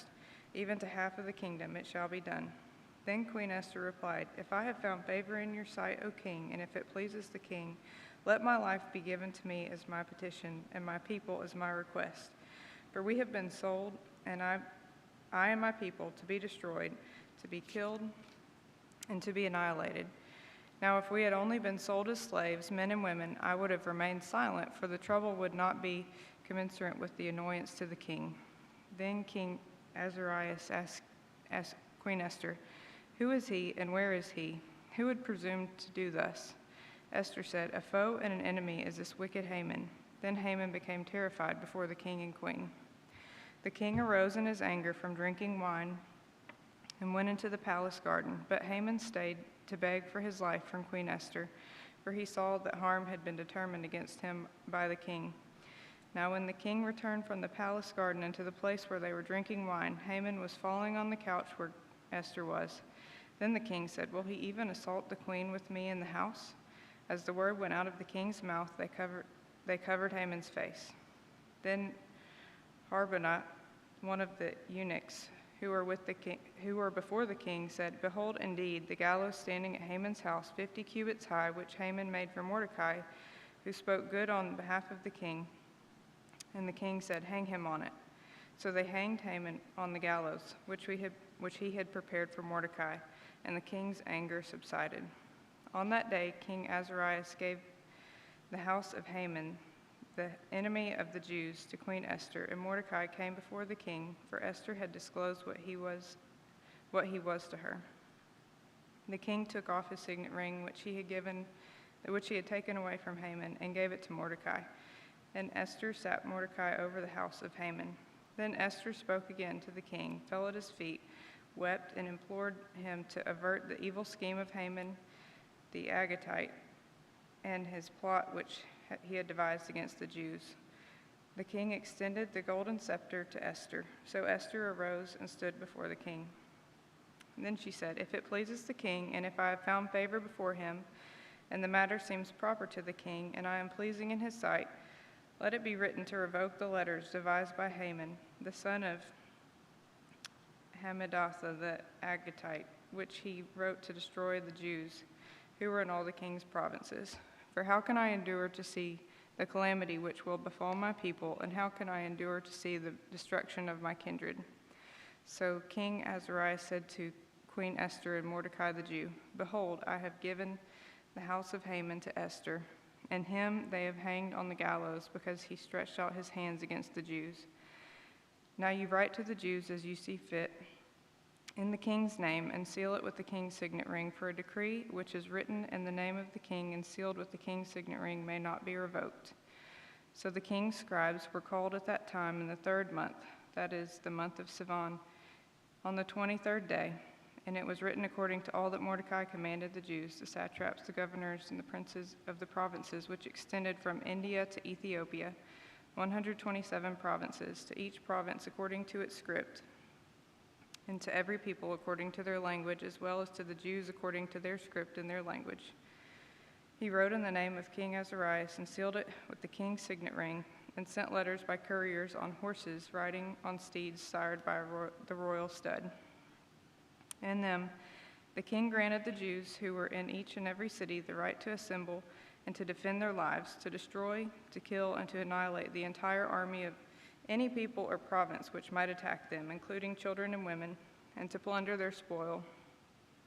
On one day in all the provinces of King Azarias, the 13th day of the 12th month, that is, the month of Adar, a copy of the edict to be issued as law in each and every province was published to all the people, so that the Jews would be ready for this day to avenge themselves on their enemies. The couriers, hastened and impelled by the king's command, went out riding the royal steeds, and the decree was given out at the citadel in Susa. Then Mordecai went out from the presence of the king in royal robes of blue and white, with a large crown of gold and a garment of fine linen and purple. And the city of Susa shouted and rejoiced. For the Jews there was light and gladness and joy and honor. In each and every province and in each and every city, wherever the king's commandment and his decree arrived, there was gladness and joy for the Jews, a feast and a holiday. And many among the peoples of the land became Jews, for the dread of the Jews had fallen on them. Now in the 12th month, that is the month of Adar, on the 13th day, when the king's command and edict were about to be executed, on the day when the enemies of the Jews hoped to gain mastery over them, it was turned to the contrary, so the Jews themselves gained mastery over those who hated them. Then the Jews assembled in their cities throughout all the provinces of King Azarias to lay hands on those who sought their harm, and no one could stand before them, for the dread of them had fallen on all the peoples. Even all the princes of the provinces, the satraps, the governors, and those who were doing the king's business assisted the Jews because the dread of Mordecai had fallen on them. Indeed, Mordecai was great in the king's house, and his fame spread through all the provinces, for the man Mordecai had become greater and greater. Thus all the Jews struck their enemies with the sword, killing and destroying. They did what they pleased to those who hated them. At the citadel in Susa, the Jews killed and destroyed 500 men, Parsanda, Dolphin, Aphtha, Portha, Adaliah, Aridatha, Parmashta, Arisai, Ariday, Vizatha, the 10 sons of Haman, the sons of Hammedatha, the Jews' enemy, but they did not lay their hands on the plunder. On that day, the number of those who were killed at the citadel in Susa was reported to the king. The king said to Queen Esther, "The Jews have killed and destroyed 500 men and the 10 sons of Haman in the citadel in Susa. What then have they done in the rest of the king's provinces? Now what is your petition? It shall be granted to you. And what is your further request? It shall also be done." Then Esther said, "If it pleases the king, let tomorrow also be granted to the Jews who are in Susa to do according to the edict of today, and let Haman's 10 sons be hanged on the gallows." So the king commanded it that it should be done so, and an edict was issued in Susa, and Haman's 10 sons were hanged. The Jews who were in Susa assembled on the 14th day of the month, Adar, and killed 300 men in Susa, but they did not lay their hands on the plunder. Now the rest of the Jews who were in the king's provinces assembled to defend their lives and rid themselves of their enemies and kill 75,000 of those who hated them, but they did not lay their hands on the plunder. This was done on the 13th day of the month of Adar, and the 14th day they rested and made a day of feasting and rejoicing. But the Jews who were in Susa assembled on the 13th and the 14th of the same month, and they rested on the 15th day and made it a day of feasting and rejoicing. Therefore the Jews of the rural areas who live in the rural towns make the 14th day of the month of Adar a holiday for rejoicing and feasting and sending portions of food to one another. You want to take verse 20? Start 20. 9, verse 20. I start reading in verse 20, chapter 9. And Mordecai wrote these things and sent letters unto all the Jews that were in all the provinces of the king Ahasuerus, both high and far, to establish this among them, that they should keep the 14th day of the month, Adar, and the 15th day of the same yearly, as the days wherein the Jews rested from their enemies, and the month which was turned unto them from sorrow to joy, and from mourning unto a good day, that they should keep them, make them days of fasting, feasting, and joy, and of sending portions one to another, and gifts to the poor.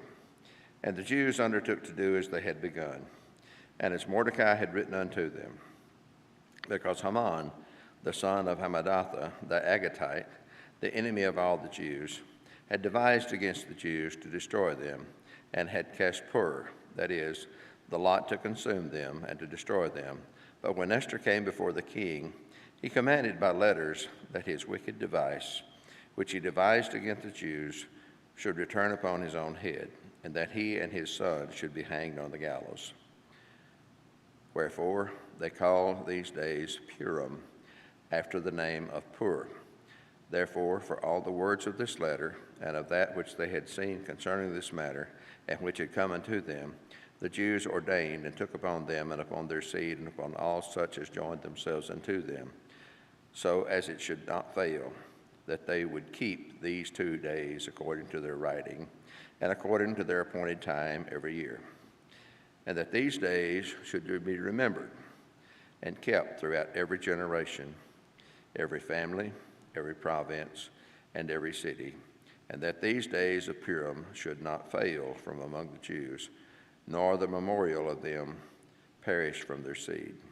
Then Esther the queen, the daughter of Abihail, and Mordecai the Jew, wrote with all authority to confirm this second letter of Purim, and he sent the letters unto all the Jews, to the 127 provinces of the kingdom of Ahasuerus, with words of peace and truth, to confirm these days of Purim in their times appointed, according as Mordecai the Jew and Esther the queen had enjoined them. as they had decreed for themselves and for their seed the matters of the fastings and their cry. And the decree of Esther confirmed these matters of Purim, and it was written in the book. Esther chapter 10. And the king Ahasuerus laid a tribute upon the land and upon the isles of the sea, and all the acts of his power and of his might, and the declaration of the greatness of Mordecai, whereunto the king advanced him. Are they not written in the book of the Chronicles of the kings of Media and Persia? For Mordecai the Jew was next unto King Ahasuerus, and great among the Jews, and accepted of the multitude of his brethren, seeking the wealth of his people, and speaking peace to all his seed. Job chapter 1. There was a man in the land of Uz, whose name was Job. And that man was perfect and upright, and one that feared God and eschewed evil. And there were born unto him 7 sons and 3 daughters.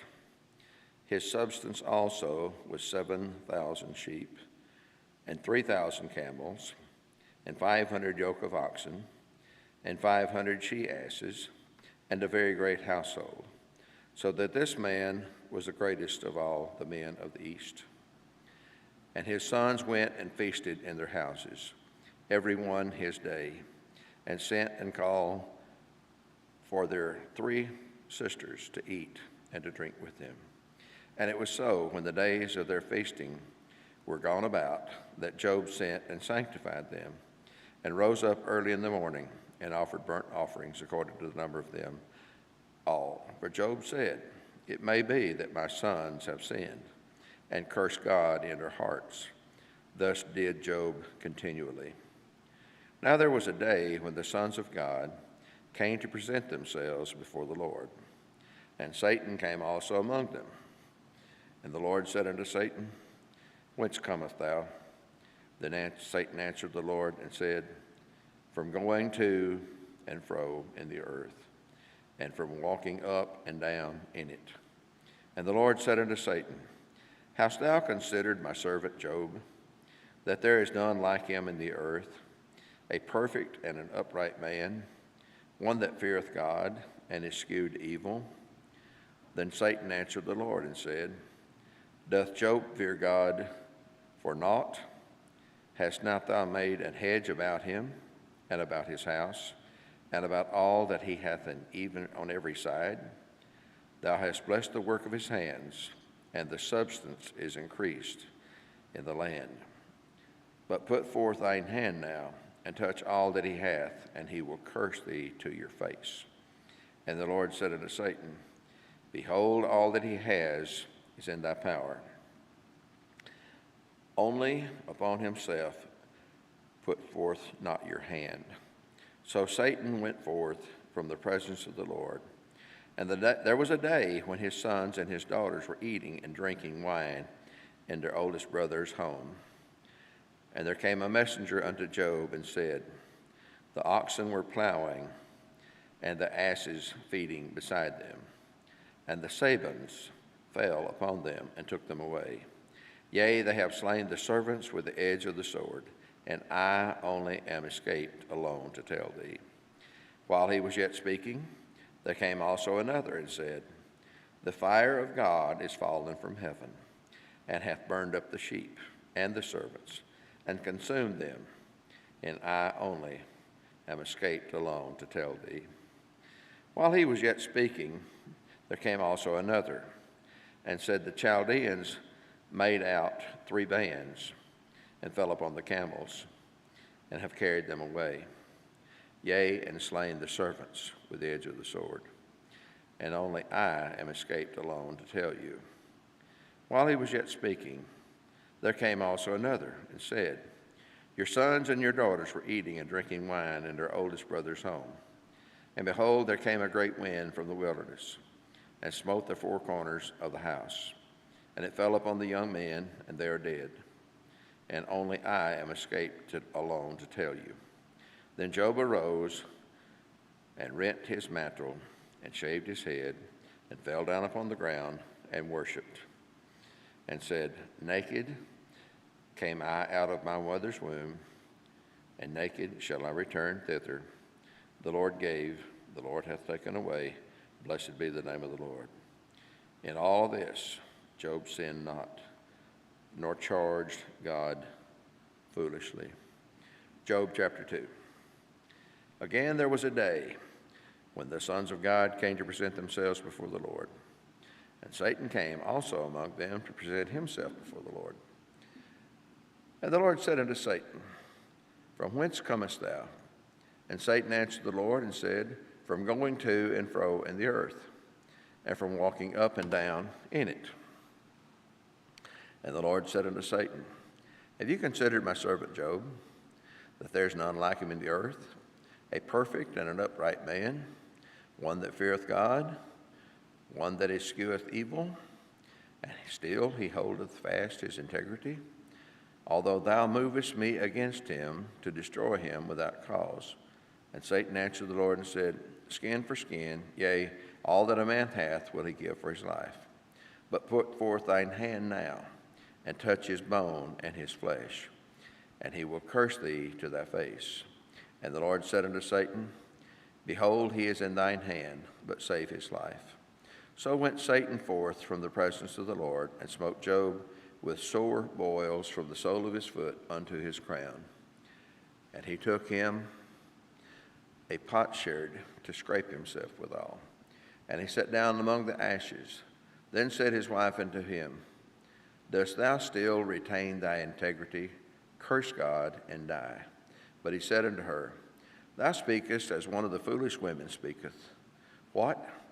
Shall we receive good at the hand of God, and shall we not receive evil? In all this did not Job sin with his lips. Now when Job's 3 friends heard of all this evil that was come upon him, they came every one from his own place, Eliphaz the Temanite, and Bildad the Shuhite, and Zophar the Naamathite, for they had made an appointment together to come to mourn with him and to comfort him. And when they had lifted up their eyes afar off, and knew him not, they lifted up their voice and wept, and they rent every one his mantle, and sprinkled dust upon their heads toward heaven. So they sat down with him upon the ground 7 days and 7 nights, and none spake a word unto him, for they saw that his grief was very great. Job chapter 3. And this opened Job his mouth, and cursed his day. And Job spake and said, Let the day perish wherein I was born, and the night in which it was said, There is a man-child conceived. Let that day be darkness. Let not God regard it from above, neither let the light shine upon it. Let darkness and the shadow of death stain it, like a cloud dwell upon it. Let the blackness of the day terrify it. As for that night, let darkness seize upon it. Let it not be joined unto the hands of the year, the days of the year. Let it not come into the number of the months. Lo, let that night be solitary. Let not joyful voice come therein. Let them curse it that curse the day, who are ready to raise up their mourning. Let the stars of the twilight therefore be dark. Let it look for light, but have none. Neither let it see the dawning of the day, because it shut not up the doors of my mother's womb, nor hid sorrow from mine eyes. Why died I not from the womb? Why did I not give up the ghost when I came out of the belly? Why did the knees prevent me, or why the breast that I should suck? For now should I have lain still and been quiet, I should have slept. Then had I been at rest. With kings and counselors of the earth, which built desolate places for themselves, or with princes that had gold, who filled their houses with silver, or as in hidden, untimely birth, I had not been, as infants which never saw light. There the wicked cease from troubling, and there the weary be at rest. There the prisoners rest together. They hear not the voice of the oppressor. The small and great are there, and the servant is free from his master. Therefore is light given to him that is in misery, and life unto the bitter in soul. which long for death, but it cometh not, and dig for it more than for hid treasures, which rejoice exceedingly and are glad when they can find the grave. Why is light given to a man whose way is hid, and whom God hath hedged in? For my sighing cometh before I eat, and my roarings are poured out like the waters. For the thing which I greatly feared is come upon me, and that which I was afraid of is coming to me. I was not in safety, neither had I rest, neither was I quiet, yet trouble come. Job chapter 4. Then Elisaphat the Temanite answered and said, We essay to commune with thee. Wilt thou be grieved? But who can withhold himself from speaking? Behold, thou hast instructed many, and hast strengthened the weak hands. The words have upholden him that was falling, and thou hast strengthened the feeble knees. But now it is come upon thee, and thou faintest. It toucheth thee, and thou art troubled.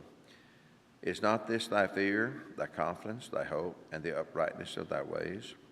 Remember, I pray thee, who ever perished, being innocent, or where were the righteous cut off?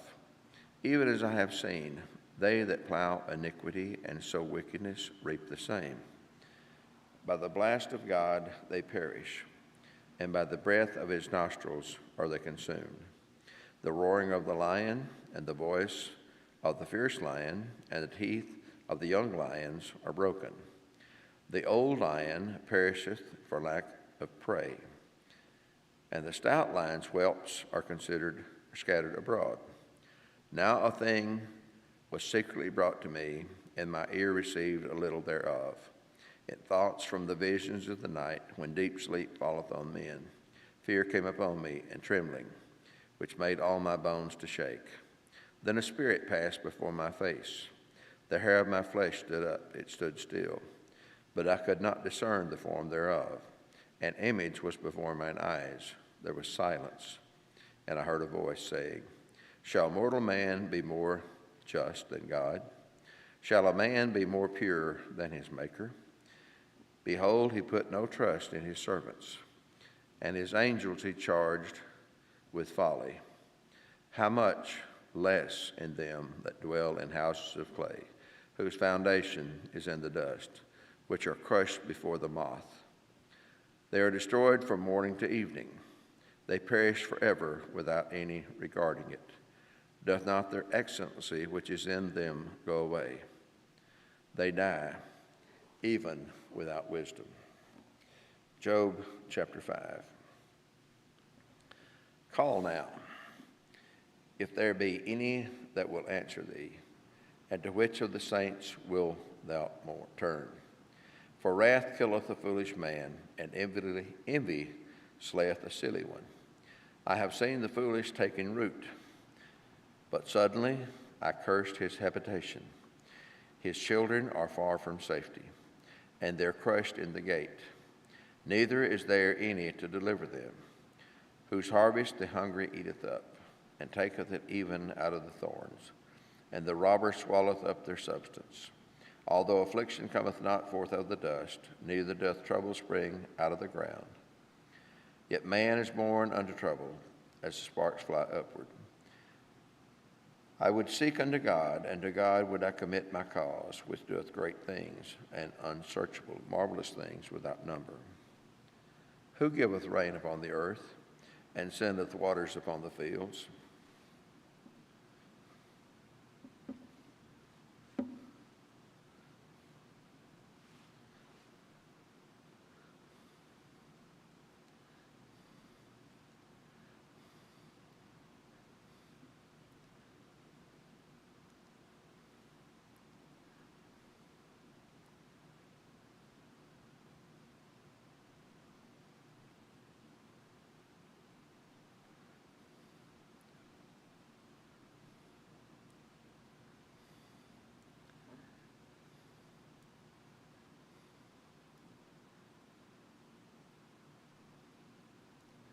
Because it shut not up the doors of my mother's womb, nor hid sorrow from mine eyes.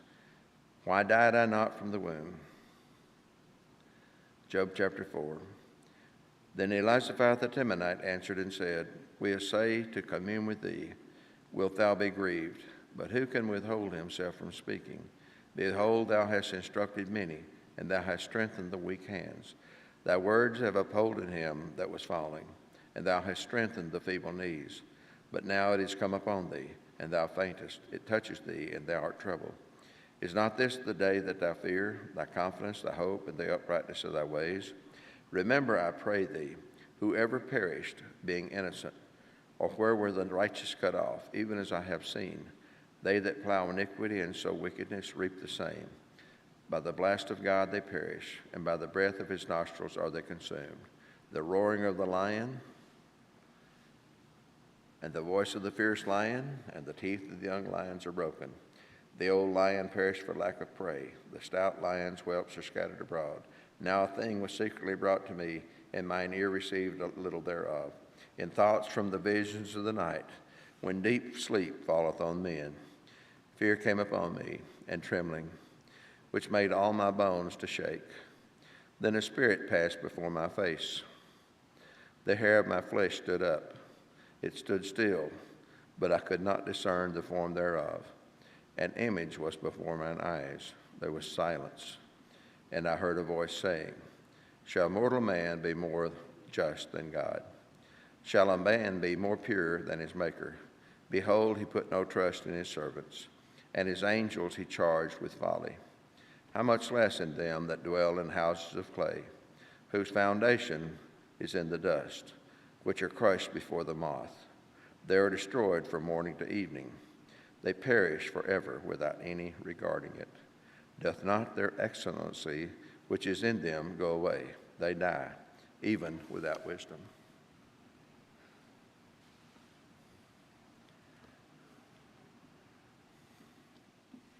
Job chapter 5. Call now, if there be any that will answer thee, and to them which of the saints wilt thou turn? For wrath killed the foolish man, and envy slayeth the silly one. I have seen the foolish taking root, but suddenly I cursed his habitation. His children are far from safety, and they're crushed in the gate. Neither is there any to deliver them. Whose harvest the hungry eateth up, and taketh it even out of the thorns, and the robber swalloweth up their substance. Although affliction cometh not forth of the dust, neither doth trouble spring out of the ground. Yet man is born unto trouble. As the sparks fly upward, I would seek unto God, and unto God would I commit my cause, which doeth great things and unsearchable, marvelous things without number, who giveth rain upon the earth, and sendeth waters upon the fields, to set up on high those that be low, that those which mourn may be exalted to safety. He disappointeth the devices of the crafty, so that their minds cannot perform their enterprise. He taketh the wise in their own craftiness, and the counsel of the forward is carried headlong.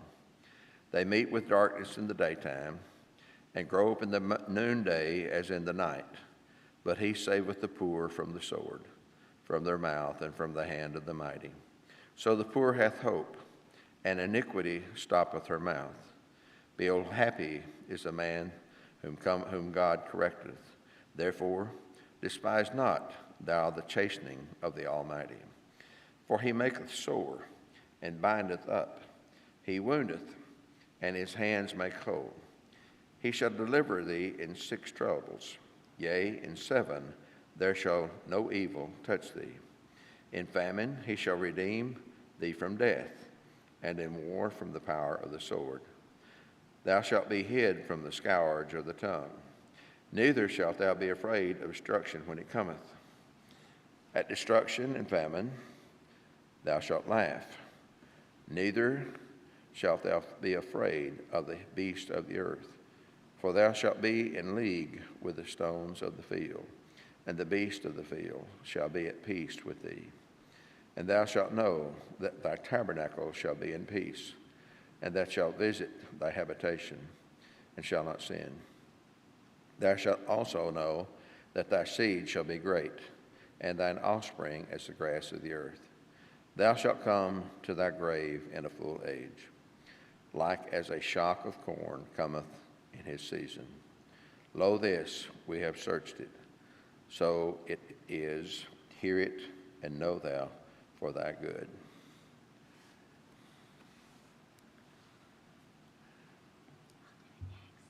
Job chapter 6.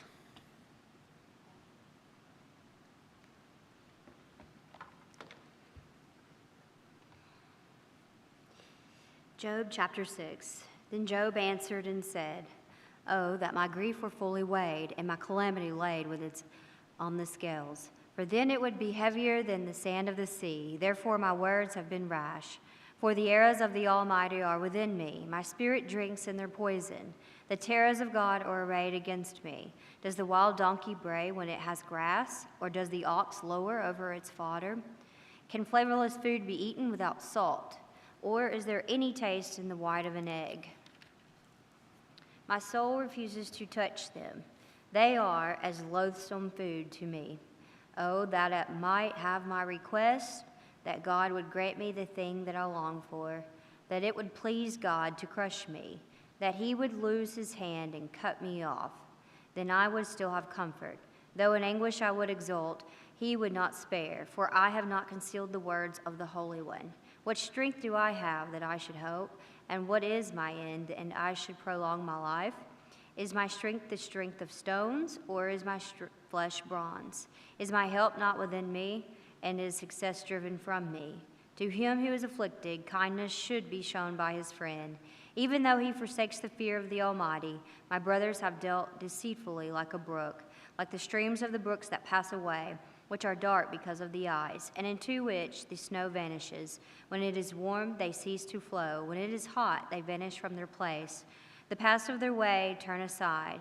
They go nowhere and perish. The caravans of Tema look. The travelers of Sheba hope for them. They are disappointed because they were confident. They come there and are confused. For now you are nothing. You see terror and are afraid. Did I ever say, bring something to me? Or offer a bribe from me for me from your wealth? Or deliver me from your enemy's hand? Or redeem me from the hand of oppressors? Teach me, and I will hold my tongue. Cause me to understand wherein I have read. How forceful are right words! But what does your arguing prove? Do you intend to rebuke my words, and the speeches of a desperate one, which are as wind? Yes, you overwhelm the fatherless, and you undermine your friend. Now, therefore, be pleased to look at me, for I would never like to lie to your face. Yield now, let there be no injustice. Yes, concede, my righteousness still stands. Is there injustice on my tongue? Cannot my taste discern the unsavory? Job chapter 7. Is there not a time of hard service for man on earth? Are not his days also like the days of a hired man, like a servant who earnestly desires the shade, and like a hired man who eagerly looks for his wages? So I have been allotted months of futility, and wearisome nights that have been appointed to me. When I lie down, I say, when shall I arise and the night be ended? For I have had my fill of tossing till dawn. My flesh is caked with worms and dust. My skin is cracked and breaks out afresh. My days are swifter than a weaver's shuttle, and are spent without hope. Oh, remember that my life is a breath. My eye will never see good again. The eye of him who sees me will see no more. While your eyes are upon me, I shall no longer be. As a cloud disappears and vanishes away, so he who goes down to the grave does not come up. He shall never return to his house, nor shall his place know him any more. Therefore I will not restrain my mouth. I will speak in the anguish of my spirit. I will complain in the bitterness of my soul. Am I a sea or a sea serpent, that you set a guard over me? When I say, my bed will comfort me, my couch will ease my complaint, then you scare me with dreams and terrify me with visions, so that my soul chooses strangely, and death rather than my body. I loathe my life. I would not live forever. Let me alone, for my days are but a breath. What is man that you should exalt him, that you should set your heart on him, that you should visit him every morning and test him every moment. How long? Will you not look away from me and let me alone till I swallow my saliva? Have I sinned? What have I done to you, O watcher of men? Why have you set me as your target, so that I am a burden to myself? Why then do you not pardon my transgression and take away my iniquity? For now I will lie down in the dust, and you will seek me diligently, but I will no longer be. Job chapter 8. The Bildad the Shuhite answered and said, How long will you speak these things? And the words of your mouth will be like a strong wind. Does God subvert judgment, or does the Almighty pervert justice? If your sons have sinned against him, he has cast them away for their transgression. If you would earnestly seek God and make your supplication to the Almighty, if you were pure and upright, surely now he would awake for you and prosper your rightful dwelling place. Though your beginning was small, yet your latter end would increase abundantly. For inquire, please, of the former age, and consider the things discovered by their fathers. For we were born yesterday and know nothing. Because our days on earth are a shadow, will they not teach you and tell you and utter words from their heart? Can the papyrus grow up without a marsh? Can the reeds flourish without water? While it is yet green and not cut down, it withers before any other plant. So are the paths of all who forget God, and the hope of the hypocrite shall perish, whose confidence shall be cut off, and whose trust is a spider's web. He leans on his house, but does not stand. He holds it fast, but it does not endure. He grows green in the sun, and his branches spread out in his garden. His roots wrap around the rock heap, and look for a place in the stones. If he is destroyed from his place, then it will deny him, saying, I have not seen you. Behold, this is the joy of his way, and out of the earth others will grow. Behold, God will not cast away the blameless, nor will he uphold the evildoers. He will yet fill your mouth with laughing, and your lips with rejoicing. Those who hate you will be clothed with shame, and the dwelling place of the wicked will come to nothing. Job chapter 9. Then Job answered and said, Truly, I know it is so, but how can a man be righteous before God? If one wished to contend with him, he could not answer him one time out of 1,000. God is wise in heart and mighty in strength. Who has hardened himself against him and prospered? He removes the mountains, and they do not know when he overturns them in his anger. He shakes the earth out of its place, and its pillars tremble. He commands the sun, and it does not rise. He seals off the stars. He alone spreads out the heavens and treads on the waves of the sea. He made the Bear, Orion, and the Pleiades, and the chambers of the south. He does great things past finding out. Yes, wonders without number. If he goes by me, I do not see him. If he moves past, I do not perceive him. If he takes away, who can hinder him? Who can say to him, What are you doing? God will not withdraw his anger. The allies of the proud lie prostrate beneath him. How then can I answer him and choose my words to reason with him? For though I were righteous, I could not answer him. I would beg mercy of my judge. If I called and he answered me, I would not believe that he was listening to my voice. For he crushes me with a tempest, and multiplies my wounds without cause. He will not allow me to catch my breath, but fills me with bitterness. If it is a matter of strength, indeed he is strong. And if of justice, who will appoint my day in court? Though I were righteous, my own mouth would condemn me. Though I were blameless, it would prove my perverse. I am blameless, yet I do not know myself. I despise myself. It is all one thing. Therefore I say, he destroys the blameless and the wicked. If the scourge slays suddenly, he laughs at the plight of the innocent. The earth is given into the hand of the wicked. He covers the faces of its judges. If it is not he, who else could it be? Now my days are swifter than a runner. They flee away, they see no good. They pass by like swift ships, like an eagle swooping on its prey. If I say, I will forget my complaint, I will put off my sad face and wear a smile. I am afraid of all my sufferings. I know that you will not hold me innocent if I am condemned. Why then do I labor in vain? If I wash myself with snow water and cleanse my hands with soap, yet you will plunge me into the pit. and my own clothes will abhor me. For he is not a man as I am, that I may answer him, and that we should go to court together. Nor is there any mediator between us. Who may lay his hand on us both? Let him take his rod away from me, and do not let dread of him terrify me. Then I would speak and not fear him, but it is not so with me. Job chapter 10.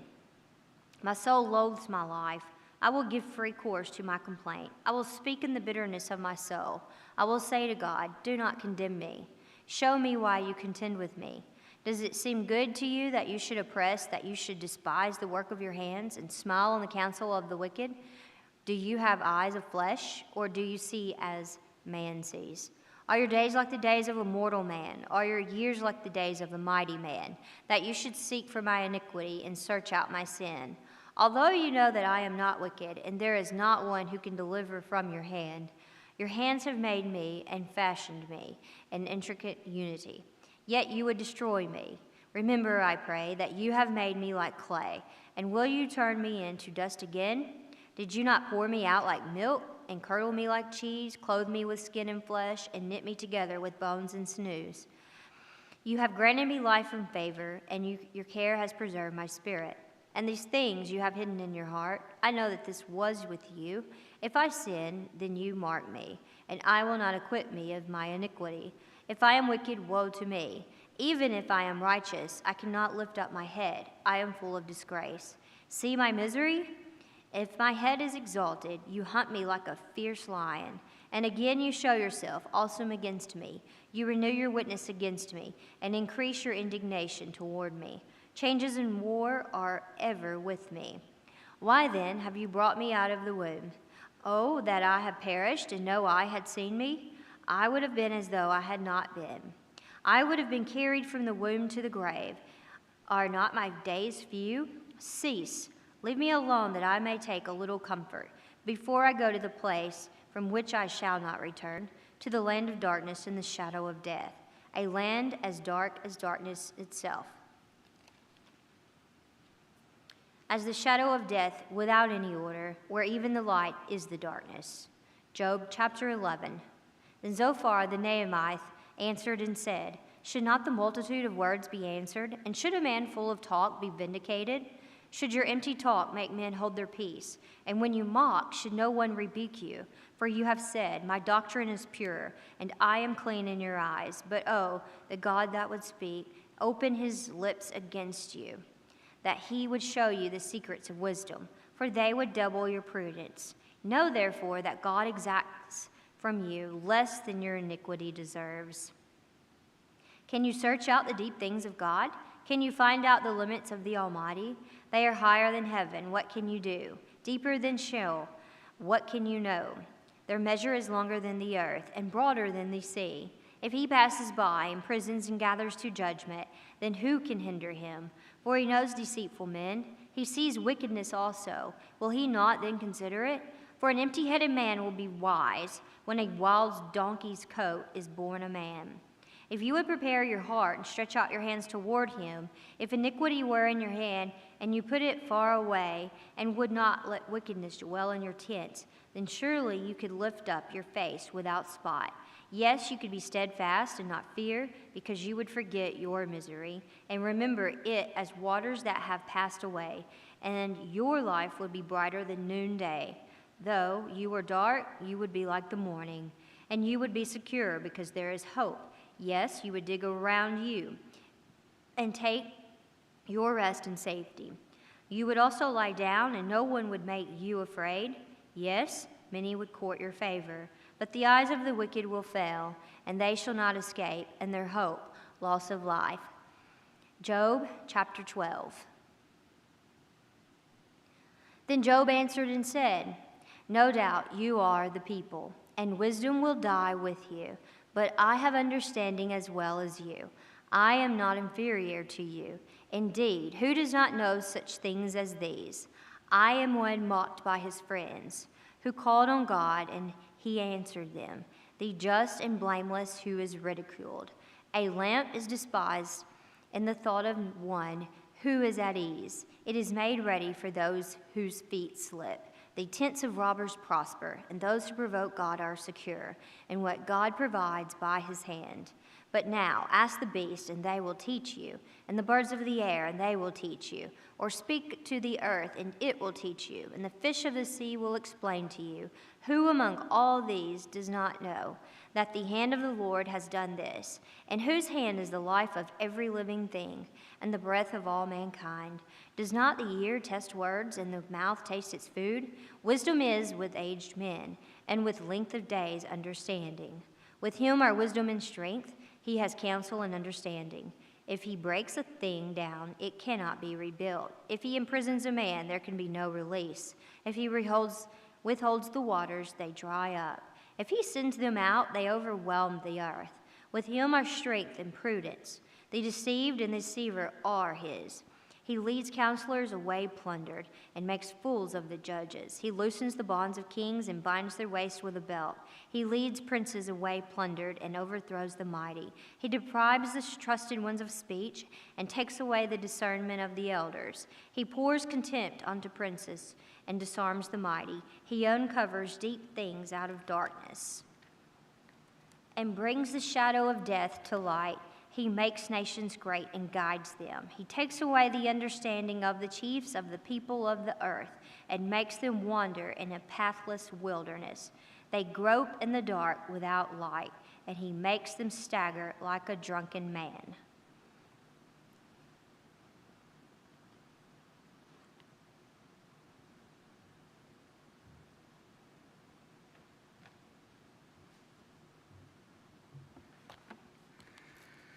Job 13. Behold, my eye has seen all this. My ear has heard and understood it. What you know, I also know. I am not inferior to you. But I would speak to the Almighty, and I desire to argue with God. But you smear with lies. You are all worthless physicians. Oh, that you would be completely silent, and that it would become your wisdom. Please hear my argument and listen to the contentions of my lips.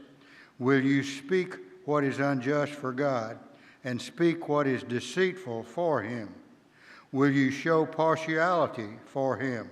Will you contend for God? Will it be well when he examines you, or will you deceive him as one deceives a man? He will surely reprove you if you secretly show partiality. Will not his majesty terrify you, and the dread of him fall on you? Your memorable sayings are proverbs of ashes.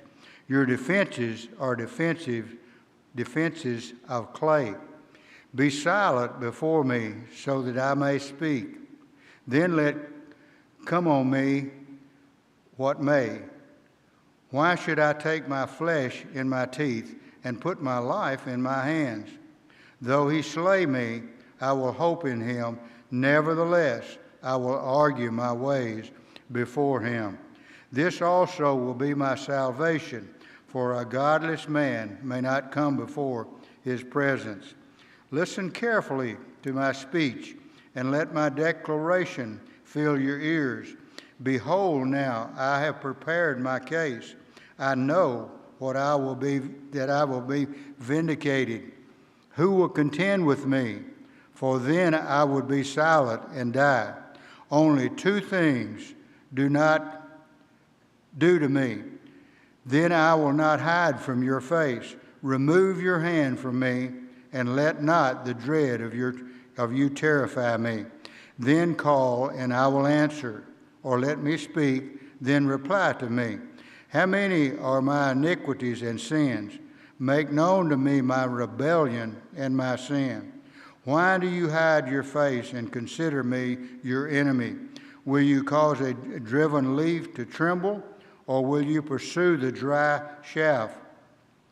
For you write bitter things against me and make me to inherit the iniquities of my youth. You put my feet in the stocks and watch all my paths.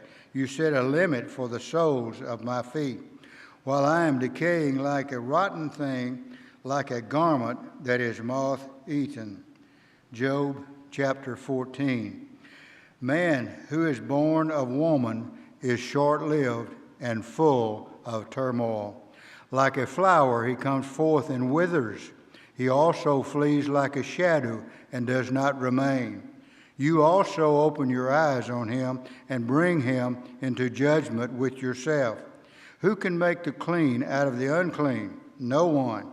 Since his days are determined, the number of his months is with you, and his limits you have set so that he cannot pass. Turn your gaze from him that he may rest until he fulfills his day like a hired man. For there is hope for a tree when it is cut down, that it will sprout again, and its shoots will not fail. Though its roots grow old in the ground and its stump dies in the dry soil, at the scent of water it will flourish and put forth sprigs like a plant. But man dies and lies prostrate. Man expires, and where is he? As water evaporates from the sea, and a river becomes parched and dried up, so man lies down and does not rise until the heavens are no longer. He will not awake nor be aroused out of his sleep. Oh, that you would hide me in Sheol, that you would conceal me until your wrath returns to you, that you would set a limit for me and remember me. If a man dies, will he live again? All the days of my struggle I will wait until my change comes. You will call, and I will answer you. You will long for the work of your hand. For now you number my steps. You do not observe my sin. My transgression is sealed up in a bag, and you wrap up my iniquity. But the falling mountain crumbles away, and the rock falls from its place. Water wears away stones. Its torrents wash away the dust of the earth. So you destroy man's hope. You forever overpower him, and he departs. You change his appearance and send him away. His sons achieve honor, but he does not know it. Or they become insignificant, but he does not perceive it. But his body pains him, and he mourns only for himself.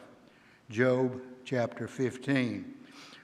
When Eliphaz the Temanite responded, should a wise man answer with windy knowledge and fill himself with the east wind? Should he argue with useless talk or with words which are not profitable? Indeed, you do away with reverence and hinder meditation before God.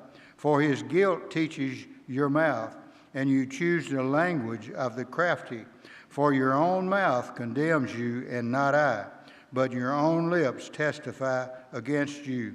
Were you the first man to be born, or were you brought forth before the hills? Do you hear the secret counsel of God and limit wisdom to yourself? What do you know that we do not know? What do you understand that we do not? Both the gray-haired and the aged are among us, older than your father. Are you the consolations of God too small for you? Even the word spoken gently with you. Why does your heart carry you away? And why do your eyes flash? That you should turn your spirit against God and allow such words to go out of your mouth? What is man that he should be pure, or he who is born of a woman that he should be righteous? Behold, he puts no trust in his holy ones, and the heavens are not pure in his sight. How much less one who is detestable and corrupt, man who drinks iniquity like water. I will tell you, listen to me, and what I have seen I will also declare.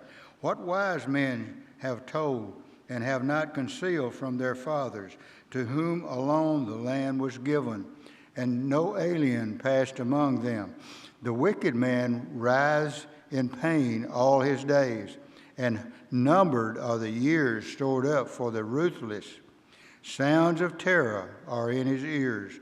While at peace, the destroyer comes upon him. He does not believe that he will return from darkness, and he is destined for the sword. He wanders about for food, saying, "Where is it?" He knows that a day of darkness is at hand.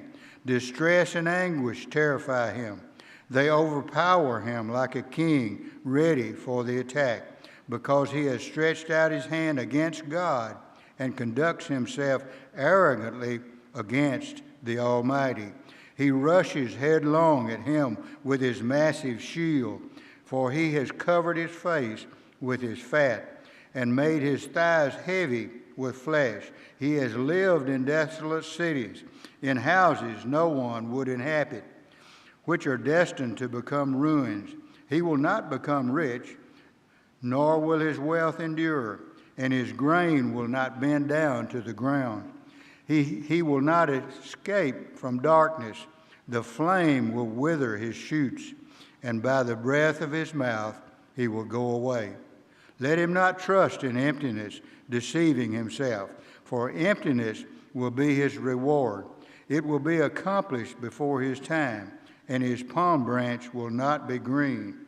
He will drop off his unripe grape like the vine, and will cast off his flower like the olive tree. For the company of the godless is barren, and fire consumes the tents of the corrupt. They conceal mischief and bring forth iniquity, and their mind prepares deception. Job chapter 16. Then Job answered, I have heard many such things. Sorry comforters are you all. Is there no limit to windy words? Or what plagues you that you answer? I too could speak like you if I were in your place. I could compose words against you and shake my head at you. I would strengthen you with my mouth, and the solace of my lip should lessen your pain. If I speak, my pain is not lessened. If I hold back, what has left me? But now he has exhausted me. You have laid waste all my company. You have shriveled me up. It has become a witness, and my leanness rises up against me. It testifies in my face. His anger has torn me and hunted me down. He has gnashed at me with his teeth. My adversary glares at me. They have gapped at me with their mouth. They have slapped me on the cheek with contempt. They have massed themselves against me. God hands me over to ruffians and tosses me into the hands of the wicked. I was at ease, but he shattered me, and he has grasped me by the neck and shaken me to pieces. He has also set me up as his target. His arrows surround me. Without mercy, he splits my kidneys open. He pours out my gall on the ground. He breaks through me with breach after breach. He runs at me like a warrior. I have sewed sackcloth over my skin and thrust my horn in the dust. My face is flushed with weeping, and deep darkness is on my eyelids. Although there is no violence in my hands, and my prayer is pure. O earth, do not cover my blood, and let there be no resting place for my cry. Even now, behold, my witness is in heaven, and my advocate is on high. My friends are my scoffers. My eye weeps to God. Oh, that a man might plead with God as a man with his neighbor. For when a few years are past, it shall go away with no return. Job chapter 17. My spirit is broken. My days are extinguished. The grave is ready for me. Surely mockers are with me, and my eye gazes on their provocation. Lay down now a pledge for me with yourself. Who is there that will be my guarantor, for you have kept their heart from understanding. Therefore you will not exalt them. He who informs against friends for a share of the spoil, the eyes of his children also will languish. But he has made me a byword of the people, and I am one of whom men spit. My eye has also grown him because of grief, and all my members are as a shadow. The upright will be appalled at this, and the innocent will stir up himself against the godless. Nevertheless, the righteous will hold to his way, and he who has clean hands will grow stronger and stronger. But come again, all of you now, for I do not find a wise man among you. My days are past, my plans are torn apart, even the wishes of my heart. They make night into day, saying, the light is near in the presence of darkness. If I look for Sheol as my home, I make my bed in the darkness. If I call to the pit, you are my father, to the worm, my mother and my sister. Where now is my hope? And who will regard my hope? Will it go down with me to Sheol? Shall we together go down into the dust? Job chapter 18. Then Bildad the Shuhite responded, how long will you hunt for the words? Show understanding, and then we can talk. Why are we regarded as beasts, as stupid in your eyes? O you who tear yourself in your anger, for your sake is the earth to be abandoned, or the rock to be removed from its place. Indeed, the light of the wicked goes down, and the flame of his fire gives no light. The light in his tent is darkened, and his lamp goes out above him. His vigorous stride is shortened, and his own scheme brings him down. For he is drawn into the net by his own feet, and he steps on the webbing. A snare seizes him by the heel, and a trap snaps shut on him. A noose for him is hidden in the ground, and a trap for him on the path. All around terrors frighten him and harry him at every step. His strength is famished, and calamity is ready at his side.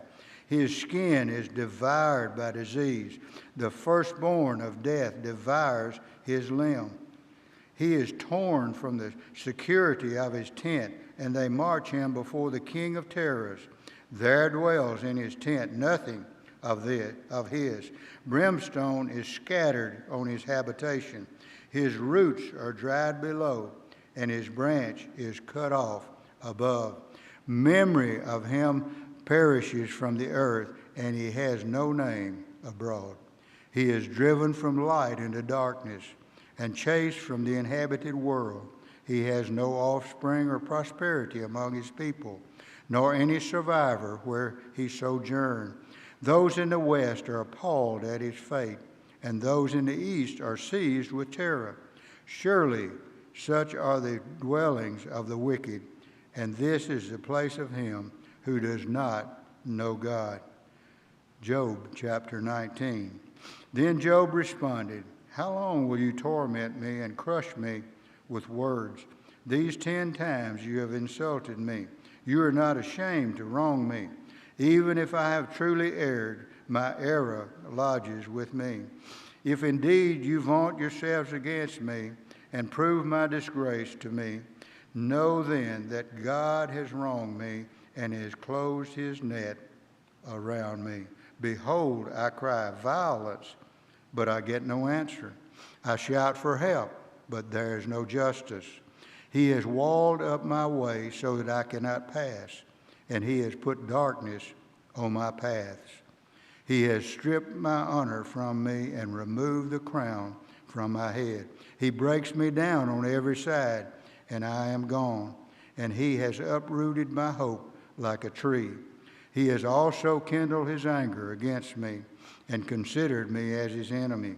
His troops come together and build up their way against me and camp around my tent. He has removed my brothers far from me, and my acquaintances are completely estranged from me. My relatives have failed, and my intimate friends have forgotten me. Those who live in my house and my maids consider me a stranger. I am a foreigner in their sight. I call to my servant, but he does not answer. I have to implore him with my mouth. My breath is offensive to my wife, and I am loathsome to my own brothers. Even young children despise me. I rise up, and they speak against me. All my associates abhor me, and those I love have turned against me. My bone clings to my skin and my flesh, and I have escaped only by the skin of my teeth. Pity me, oh, you, my friends, for the hand of God has struck me. Why do you persecute me as God does? And are you not satisfied with my flesh? Oh, that my words were written. Oh, that they were inscribed in a book, that with an iron stylus and lead they were engraved in the rock forever. As for me, I know that my Redeemer lives, and at the last he will take his stand on the earth. Even after my skin is destroyed, yet my flesh I shall see God, whom I myself shall behold, and whom my eyes will see, and not another. My heart faints within me. And if you say, how shall we persecute him, and what pretext for a case against him can we find? Then be afraid of the sword for yourselves, for wrath brings the punishment of the sword, so that you may know where is judgment. Job chapter 20.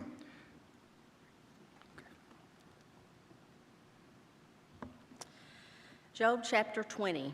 Then Zophar the Naamanite replied, "This is why my unsettling thoughts compel me to answer, because I'm upset. I've heard a rebuke that insults me, and my understanding makes me reply. Don't you know that ever since antiquity, from the time a human was placed on earth, the joy of the wicked has been brief, and the happiness of the godless has lasted only a moment? Though his arrogance reaches heaven and his head touches the clouds, he will vanish forever like his own dung. Those who know him will ask, 'Where is he?' He will fly away like a dream and never be found. He will be chased away like a vision in the night. The eye that saw him will see him no more, and his household will no longer see him. His children will beg from the poor, for his own hands must give back his wealth. His frame may be full of youthful vigor, but it will lie down with him in dust.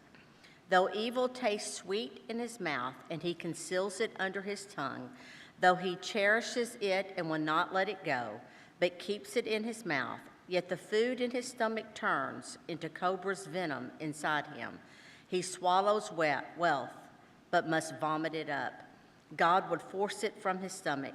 He will suck the poison of cobras, as vipers' fangs will kill him. He will not enjoy the streams, the rivers flowing with honey and curds. He must return the fruit of his labor without consuming it. He doesn't enjoy the profits from his trading, for he oppressed and abandoned the poor. He seized a house he did not build. Because his appetite is never satisfied, he does not let anything he desires escape. Nothing is left for him to consume. Therefore, his prosperity will not last. At the height of his success, distress will come to him. The full weight of misery will crush him. When he fills his stomach, God will send his burning anger against him, raining it down on him while he is eating. If he flees from an iron weapon, an arrow from a bronze bow will pierce him. He pulls it out of his back, the flashing tip out of his liver. Terrors come over him. Total darkness is reserved for his treasures. A fire unfanned by human hands will consume him. It will feed on what is left in his tent. The heavens will expose his iniquity, and the earth will rise up against him. The possessions in his house will be removed, flowing away on the day of God's anger. This is the wicked person's lot from God, the inheritance God ordained for him. Chapter 21. Then Job answered, "Pay close attention to my words.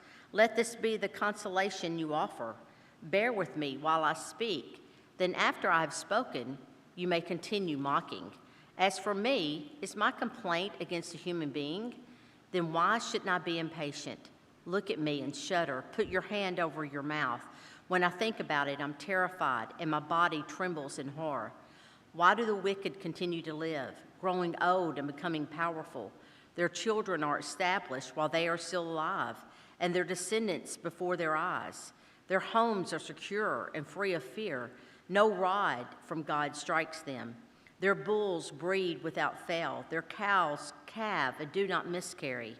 They let their little ones run around like lambs. Their children skip about, singing to the tambourine and lyre, and rejoicing at the sound of the flute. They spend their days in prosperity, go down to Sheol in peace. Yet they say to God, 'Leave us alone.' We don't want to know your ways. Who is the Almighty that we should serve him? And what will we gain by pleading with him? But their prosperity is not of their own doing. The counsel of the wicked is far from me. How often is the lamp of the wicked put out? Does disaster come on him? Does he apportion destruction in his anger? Are they like straw before the wind, like chaff a storm sweeps away? God reserves a person's punishment for his children. Let God repay the person himself so that he may know it. Let his own eyes see his demise. Let him drink from the almighty wrath. For what does he care about his family once he's dead, when the number of his months have run out? Can anyone teach God knowledge since he judges the exalted ones? One person dies in excellent health, completely secure and at ease. His body is well fed and his bones are full of marrow, yet another person dies with a bitter soul, having never tasted prosperity, but they both lie in the dust and worms cover them. I know your thoughts very well, the schemes by which you would wrong me. For you say, 'Where now is the nobleman's house? And where are the tents the wicked lived in?' Have you never consulted those who travel the roads? Don't you accept their reports? Indeed, the evil person is spared from the day of disaster, rescued from the day of wrath. Who would denounce his behavior to his face? Who would repay him for what he's done? He is carried to the grave, and someone keeps his watch over his tomb. The dirt on his grave is sweet to him. Everyone follows behind him, and those who go before him are without number. So how can you offer me such futile comfort? Your answers are deceptive." Job chapter 22. Then Eliphaz the Temanite replied, "Can a man be of any use to God?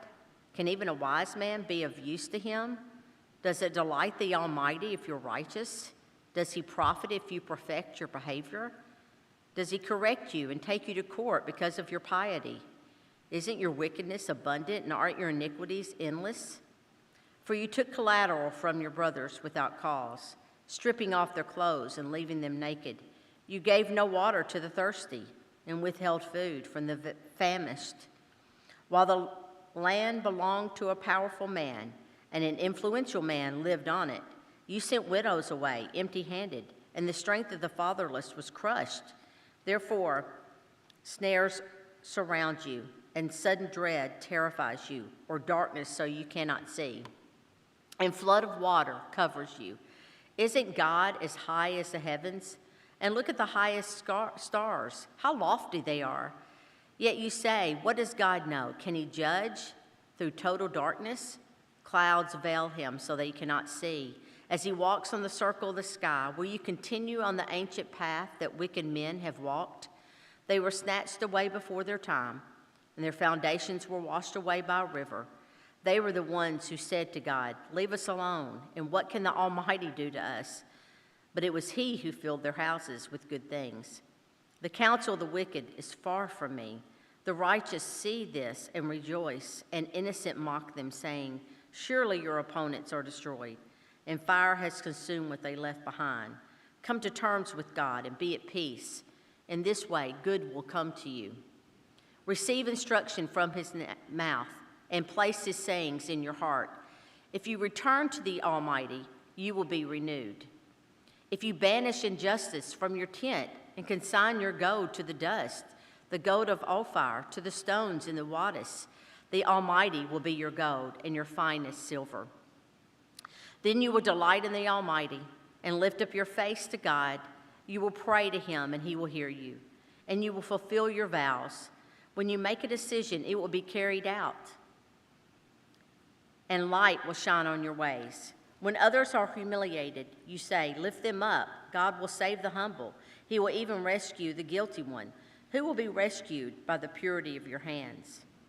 Chapter 23.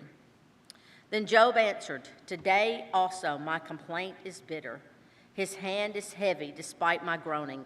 If only I knew how to find him, so that I could go to his throne. I would plead my case before him and fill my mouth with arguments. I would learn how he would answer me and understand what he would say to me. Would he prosecute me forcefully? No, he would certainly pay attention to me. Then an upright man could reason with him, and I would escape from my judge forever. If I go east, he's not there. If I go west, I cannot perceive him. When he is at work to the north, I cannot see him. And when he turns south, I cannot find him. Yet he knows the way I've taken. When he has tested me, I will emerge as pure gold. My feet have followed in his tracks. I've kept to his way and not turned aside. I've not departed from the commands from his lips. I have treasured the words from his mouth more than my daily food. But he is unchangeable. Who can oppose him? He does what he desires. He will certainly accomplish what he has decreed for me. And he has many more things like these in mind. Therefore, I'm terrified in his presence. When I consider this, I'm afraid of him. God has made my heart faint. The Almighty has terrified me. Yet I am not destroyed by the thick darkness that covers my face.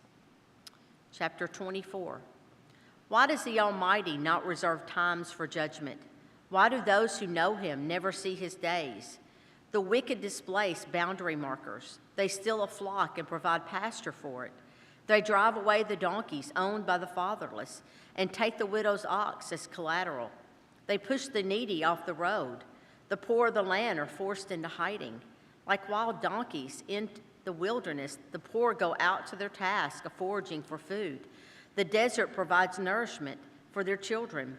They gather their fodder in the field and glean the vineyards of the wicked. Without clothing, they spend the night naked, having no covering against the cold. Drenched by mountain rains, they huddle against the rocks, shelterless. The fatherless infant is snatched from the breast. The nursing child at the poor is seized as collateral. Without clothing, they wander about naked. They carry sheaves but go hungry. They crush olives in their presses. They tread the wine presses but go thirsty. From the city, men groan. The mortally wounded cry for help. Yet God pays no attention to this crime. The wicked are those who rebel against the light. They do not recognize its ways or stay on its paths.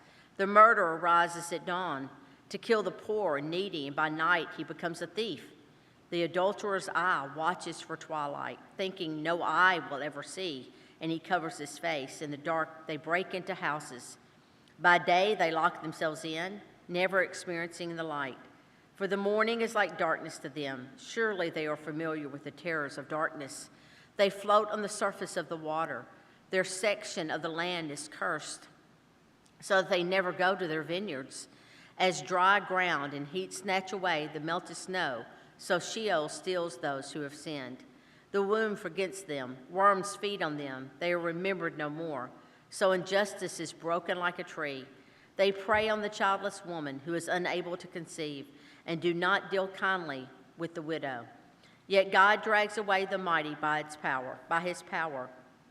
When he rises up, they have no assurance of life. He gives them a sense of security so they can rely on it, but his eyes watch over their ways. They are exalted for a moment, then gone. They are brought low and shrivel up like everything else. They wither like heads of grain. If this is not true, then who can prove me a liar and show that my speech is worthless? Chapter 25. Then Bildad the Shuhite replied, "Dominion and dread belong to him, the one who establishes harmony in his heights. Can his troops be numbered? Does his light not shine on everyone? How can human be justified before God? How can one born of a woman be pure? If even the moon does not shine and the stars are not pure in his sight, how much less a human who is a maggot, a son of man who is a worm?" Chapter 26. Then Job answered, How you have helped the powerless and delivered the arm that is weak. How you have counseled the unwise and abundantly provided insight. With whom did you speak these words? Whose breath came out of your mouth?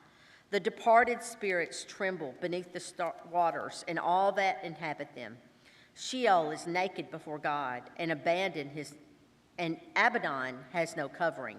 He stretches the northern skies over empty space. He hangs the earth on nothing. He wraps up the water in his clouds. Yet the clouds do not burst beneath its weight. He obscures the view of his throne, spreading his cloud over it. He laid out the horizon on the surface of the waters at the boundary between light and darkness. The pillars that hold up the sky tremble, astounded at his rebuke. By his power he stirred the sea, and by his understanding he crushed Rahab. By his breath the heavens gained their beauty. His hand pierced the fleeing serpent. These are but the fringes of his ways. How faint is his word we hear of him. Who can understand his mighty thunder? Chapter 27. Job continued his discourse, saying, As God lives, who has deprived me of justice, and the Almighty, who has made me bitter? As long as my breath is still in me, and the breath from God remains in my nostrils, my lips will not speak unjustly, and my tongue will not utter deceit. I will never affirm that you are right. I will maintain my integrity until I die. I will cling to my righteousness and never let it go. My conscience will not accuse me as long as I live. May my enemy be like the wicked, and my opponent like the unjust. For what hope does the godless person have when he's cut off? When God takes away his life, will God hear his cry when distress comes on him? Will he delight in the Almighty? Will he call on God at all times? I will teach you about God's power. I will not conceal what the Almighty has planned. All of you have seen this for yourselves. Why do you keep up this empty talk? This is a wicked man's lot from God, the inheritance the ruthless receive from the Almighty. Even if his children increase, they are destined for the sword. His descendants will never have enough food. Those who survive him will be buried by the plague. Yet the widows will not weep for them. Though he piles up silver like dust and heaps up fine clothing like clay, he may heap it up, but the righteous will wear it, and the innocent will divide up his silver. The house he built is like a moss cocoon or a shelter to set up by a watchman. He lies down wealthy, but will do so no more. When he opens his eyes, it is gone. Terrors overtake him like a flood. A storm wind sweeps him away at night, and an east wind picks him up, and he's gone. It carries him away from his place. It blasts at him without mercy. While he flees desperately from its force, it claps its hands at him and scoffs at him from its place. Chapter 28. Surely there is a mine for silver in a place where gold is refined. Iron is taken from the ground and copper smelted from ore. A miner puts an end to the darkness. He probes the deepest recesses for ore in the gloomy darkness. He cuts a shaft far from human habitation in places unknown to those who walk above ground. Suspended far away from people, the miners swing back and forth.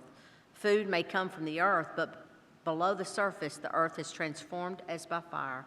Its rocks are a source of lapis lazuli, containing flecks of gold.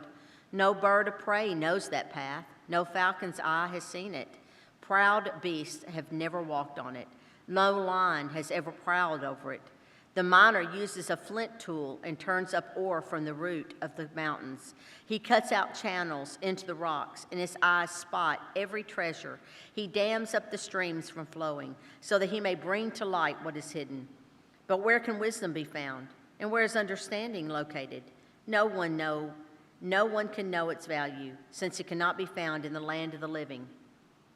The ocean depths say, "It's not in me," while the sea declares, "I don't have it." God cannot be exchanged for it, and silver cannot be weighed out for its price. Wisdom cannot be valued in the gold of Ophir, in precious onyx or lapis lazuli. Gold and glass do not compare with it, and articles of fine gold cannot be exchanged for it. Coral and quartz are not worth mentioning. The price of wisdom is beyond pearls. Topaz from Cush cannot compare with it, and it cannot be valued in pure gold. Where then does wisdom come from? And where is understanding located? It is hidden from the eyes of every living thing and concealed from the birds of the sky. Abaddon and Death say, "We have heard news of it with our ears, but God understands the way to wisdom, and he knows its location. For he looks to the ends of the earth and sees everything under the heavens. When God fixed the weight of the wind and distributed the water by measure, when he established a limit for the rain, a path from the lightning, he considered wisdom and evaluated it. He established it and examined it. He said to mankind, the fear of the Lord, that is wisdom, and to turn from evil is understanding." Chapter 29. Job continued his discourse, saying, "If only I could be as in months gone by, in the days when God watched over me, when his lamp shone above my head, I walked through darkness by his light. I would be as I was in the days of my youth, when God's friendship rested on my tent, when the Almighty was still with me, and my children were around me, when my feet were bathed in curds, and the rock poured out streams of oil for me. When I went out to the city gate and took my seat in the town square, the young men saw me and withdrew. While older men stood to their feet, city officials stopped talking and covered their mouths with their hands. The noblemen's voices were hushed, and their tongues stuck to the roof of their mouths. When they heard me, they blessed me, and when they saw me, they spoke well of me. For I rescued the poor who cried out for help, and the fatherless child who had no one to support him. The dying blessed me, and I made the widow's heart rejoice. I clothed myself in righteousness, and it enveloped me. My just decisions were like a robe and turban. I was eyes to the blind and feet to the lame. I was a father to the needy, and I examined the case of the stranger. I shattered the fangs of the unjust and snatched the prey from his teeth. So I thought, I will die in my own nest and multiply my days to the sand.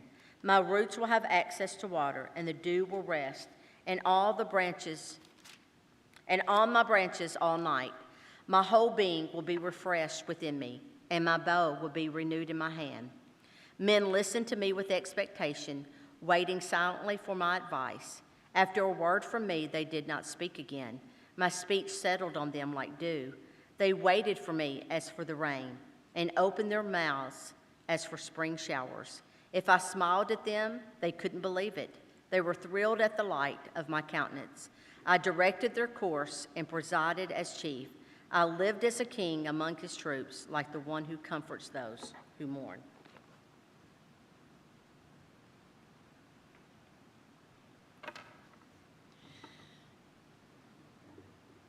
Job chapter 30.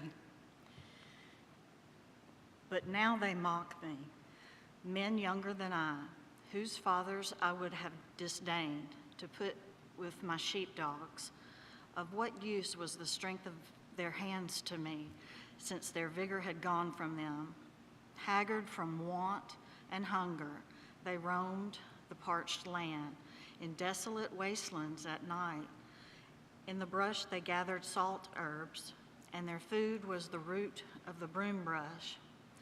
They were banished from human society, shouted as if they were thieves. They were forced to live in the dry stream beds, among the rocks and holes in the ground. They brayed among the bushes and huddled in their undergrowth. A base and nameless brood, they were driven out of the land. Now those young men mock me in song. I have become a byword among them.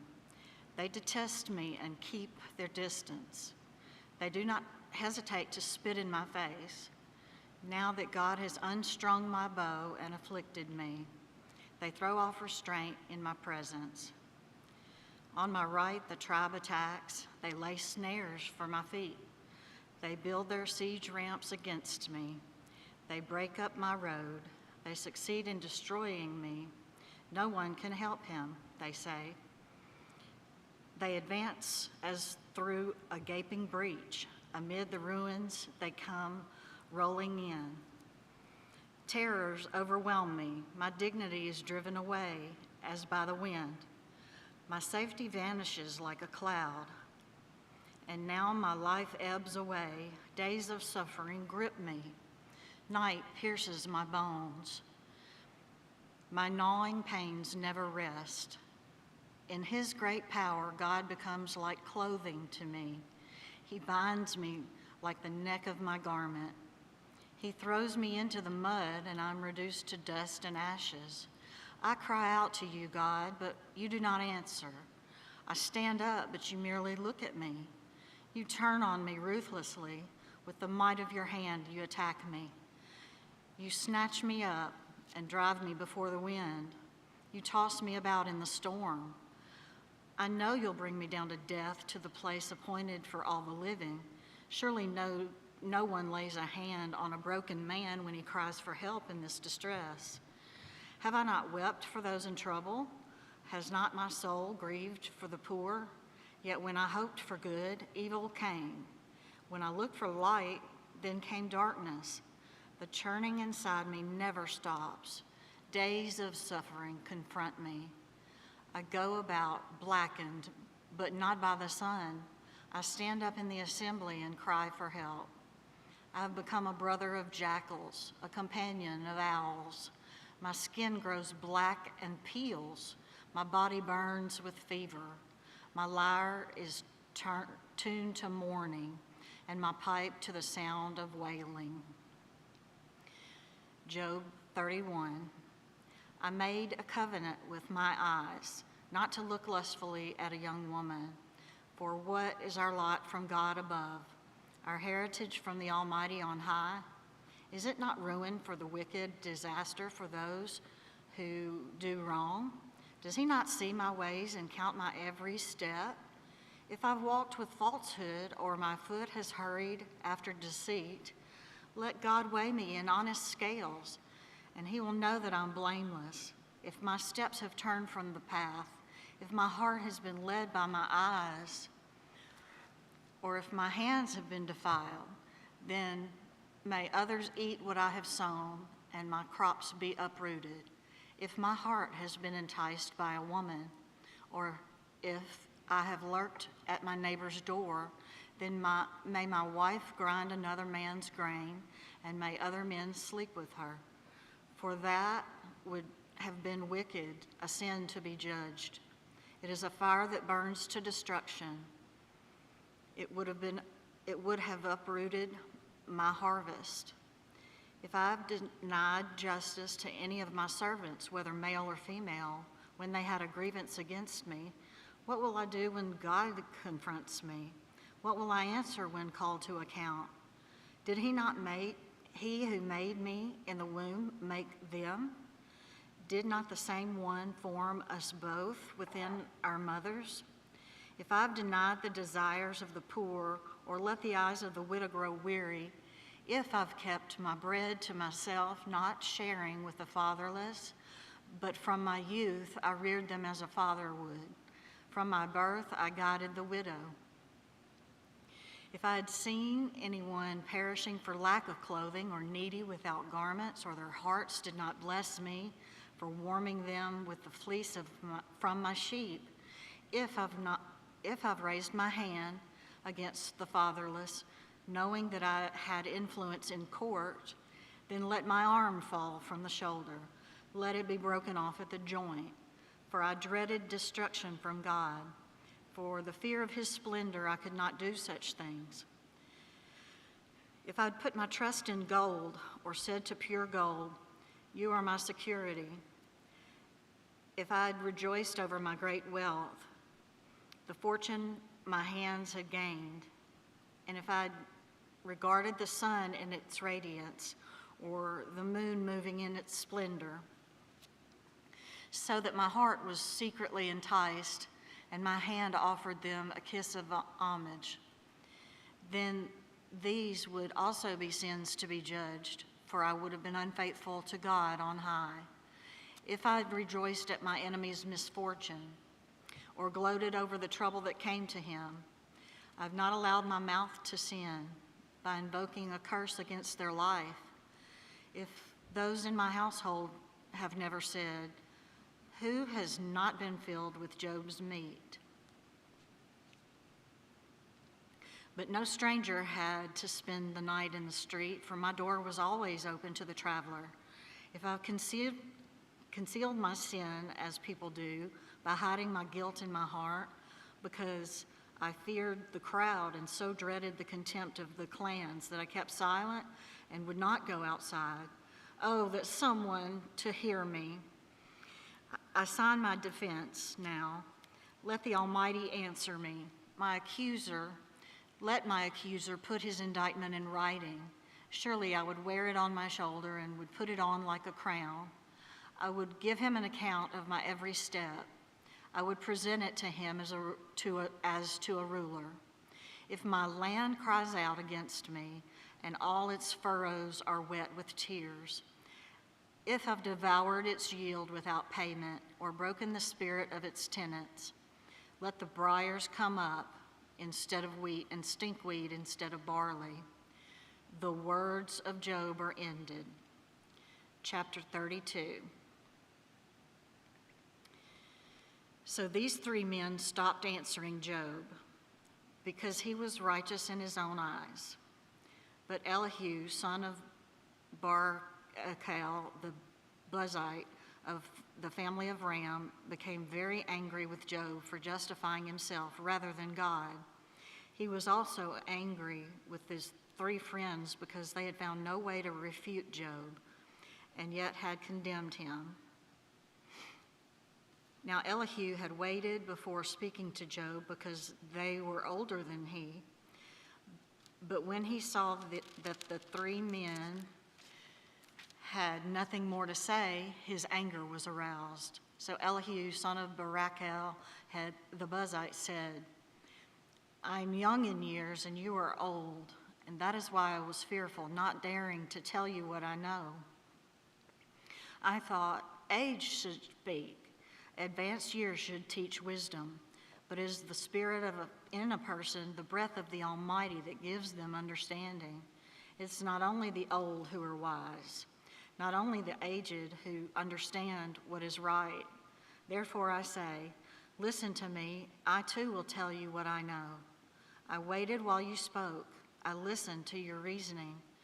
While you were searching for your words, I gave you my full attention, but not one of you has proved Job wrong. None of you has answered his arguments.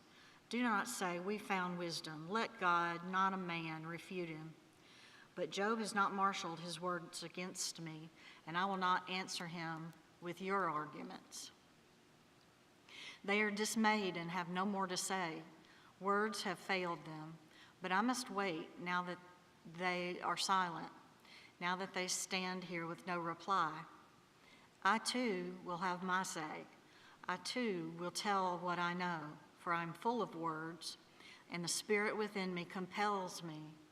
Inside I'm like bottled up wine, the new wineskins ready to burst. I must speak and find relief. I must open my lips and reply. I will show no partiality, nor will I flatter anyone. For if I were skilled in flattery, my Maker would soon take me away. Job 33. But now, Job, listen to my words. Pay attention to everything I say.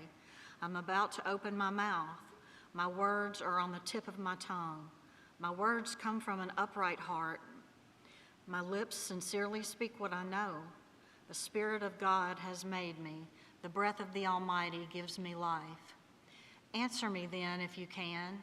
Stand up and argue your case before me. I'm the same as you in God's sight. I too am a piece of clay. No fear in me should alarm you, nor should my hand be heavy on you. But you, having said in my hearing, I heard the very words, I am pure, I have done no wrong, I'm clean and free from sin. Yet God has found fault with me. He considers me his enemy. He fastens my feet in shackles. He keeps close watch on my paths. But I tell you, in this you are not right, for God is greater than any mortal. Why do you complain to him that he responds to no one's words? For God does speak now one way, now another, though no one perceives it. In a dream, in a vision of the night, when deep sleep falls on people, as they slumber in their beds. He may speak in their ears and terrify them with warnings, to turn them from wrongdoing and keep them from pride, to preserve them from the pit, their lives from perishing by the sword. Or someone may be chastened on a bed of pain, with constant distress in their bones, so that their body finds food repulsive. Their soul loathes the choicest meal. Their flesh wastes away to nothing. Their bones, once hidden, now stick out. They draw near to the pit, and their life to the messengers of death. Yet if there is an angel at their side, a messenger, one out of 1,000, sent to tell them how to be upright, and he is gracious to that person and says to God, spare them from coming down to the pit. I've found a ransom for them. Let their flesh be renewed like a child's. Let them be restored as in the days of their youth. Then that person can pray to God and find favor with him. Then they will see God's face and shout for joy. He will restore them to full well-being. And they will go to others and say, I have sinned, I have perverted what is right, but I did not get what I deserved. God has delivered me from going down to the pit. I shall live to enjoy the light of life. God does all these things to a person, twice, even 3 times, to turn them back from the pit. That the light of life may shine on them. Pay attention, Job, and listen to me. He is silent, and be silent, and I will speak. If you have anything to say, answer me. Speak up, for I want to vindicate you. But if not, then listen to me. Be silent, and I will teach you wisdom. Job 34. Then Elihu said, hear my words, you wise men. Listen to me, you men of learning. For the ear tests words as the tongue tastes foods. Let us discern for ourselves what is right. Let us learn together what is good. Job says, I am innocent, but God denies me justice. Although I am right, I'm considered a liar. Although I'm guiltless, his arrow inflicts an incurable wound. Is there anyone like Job who drinks scorn like water? He keeps company with evildoers. He associates with the wicked. For he says, there's no profit in trying to please God. So listen to me, you men of understanding. Far be it from God to do evil, from the Almighty to do wrong. He repays everyone for what they have done. He brings on them what their conduct deserves. It is unthinkable that God would do wrong, that the Almighty would pervert justice. Who appointed him over the earth? Who put him in charge of the whole world? If it were his intention, he withdrew his spirit and breath, all humanity would perish together, and mankind would return to the dust. If you have understanding, hear this. Listen to what I say. Can someone who hates justice govern? Will you condemn the just and the mighty one? Is he not the one who says to kings, you are worthless, and to nobles, you are wicked? Who shows no partiality to princes and does not favor the rich over the poor? For they are all the work of his hands. They die in an instant in the middle of the night. The people are shaken and they pass away. The mighty are removed without human hand. His eyes are on the ways of the mortals. He sees their every step. There's no deep shadow, no utter darkness where evildoers can hide.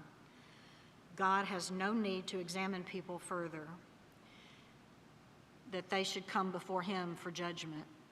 Without inquiry, he shatters the mighty and sets others up in their place. Because he takes note of their deeds and overthrows them in the night, and they are crushed. He punishes them for their wickedness, where everyone can see them, because they turned from following him and had no regard for any of his ways.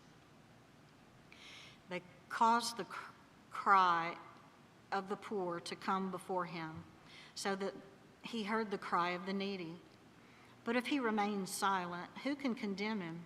If he hides his face, who can see him? Yet he is over individual and nation alike, to keep the godless from ruling, from laying snares for the people. Suppose someone says to God, I'm guilty, but will offend no more. Teach me what I cannot see. If I've done wrong, I will not do so again. Should God then reward you on your terms when you refuse to repent? You must decide, not I. So tell me, what do you know? Men of understanding declare, wise men who hear me say to me, Job speaks without knowledge. His words lack insight. Oh, that Job might be tested to the utmost. For answering like a wicked man, to his sin he adds rebellion. To scornfully he claps his hands among us and multiplies his words against God. Job 35.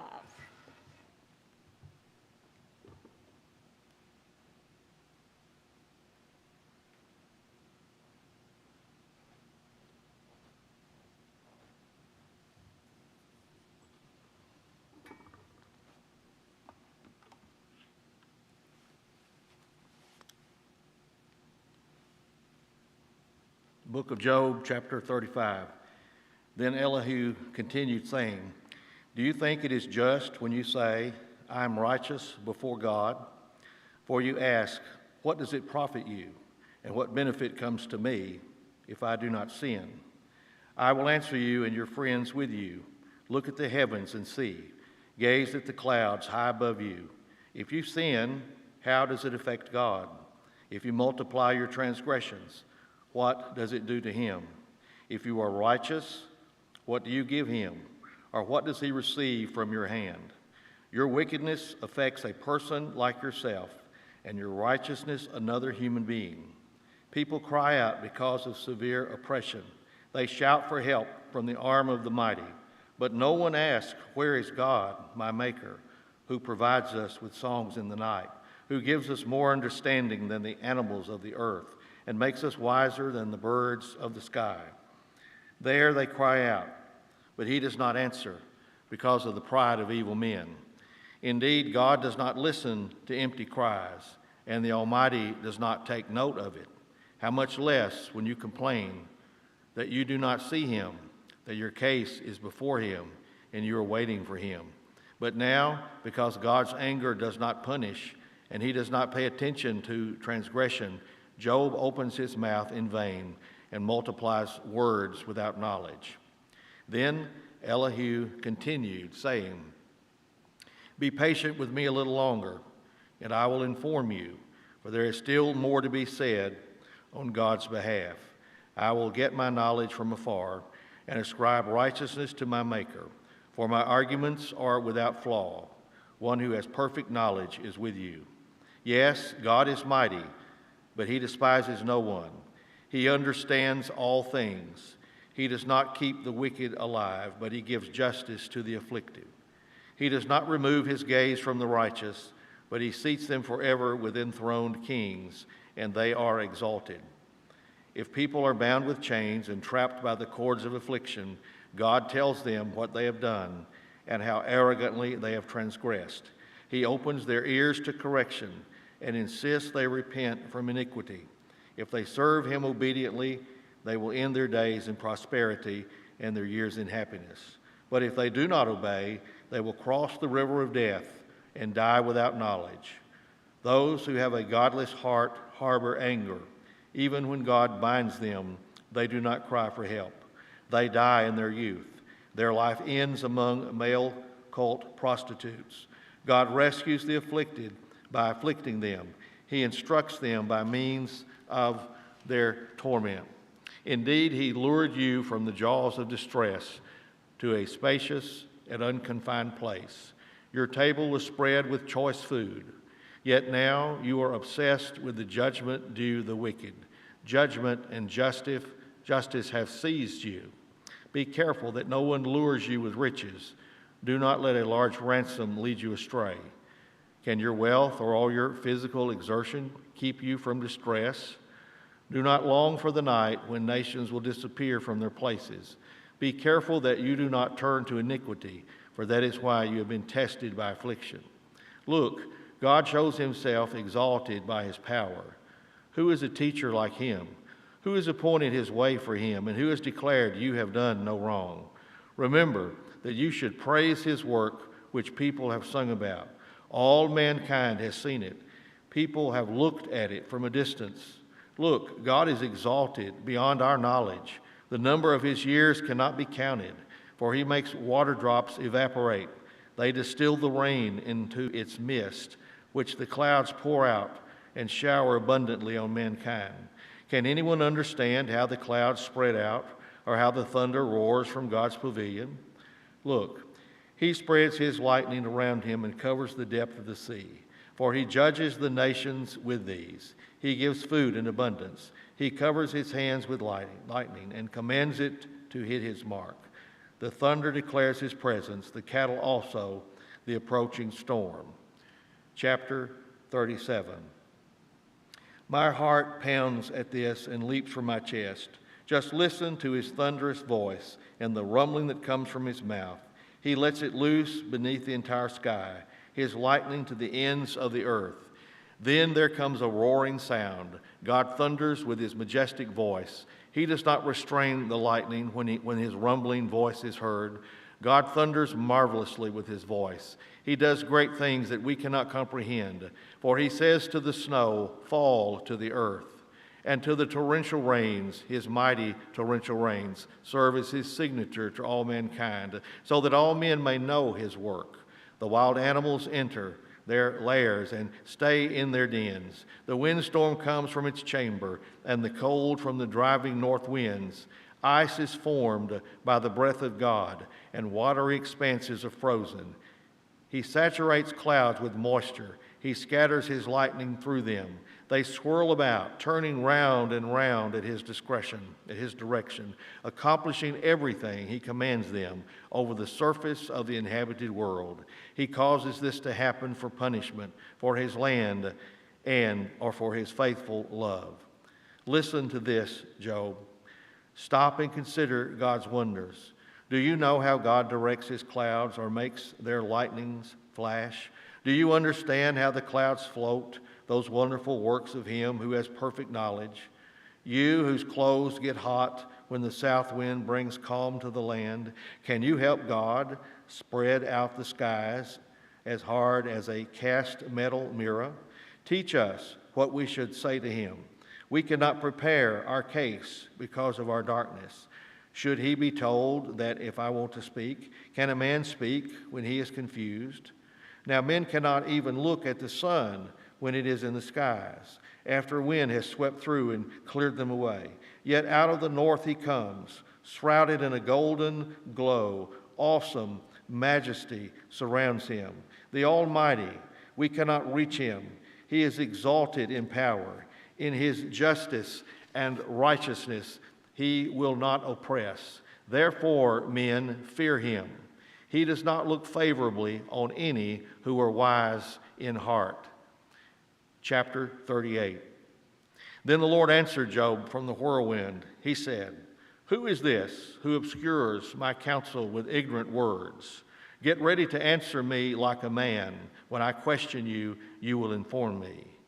Where were you when I established the earth? Tell me, if you have understanding. Who fixed its dimensions? Certainly you know. Who stretched a measuring line across it?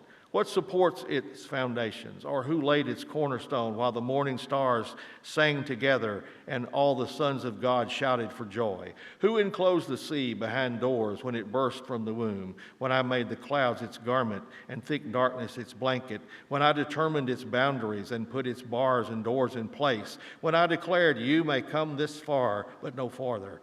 Your proud waves stop here.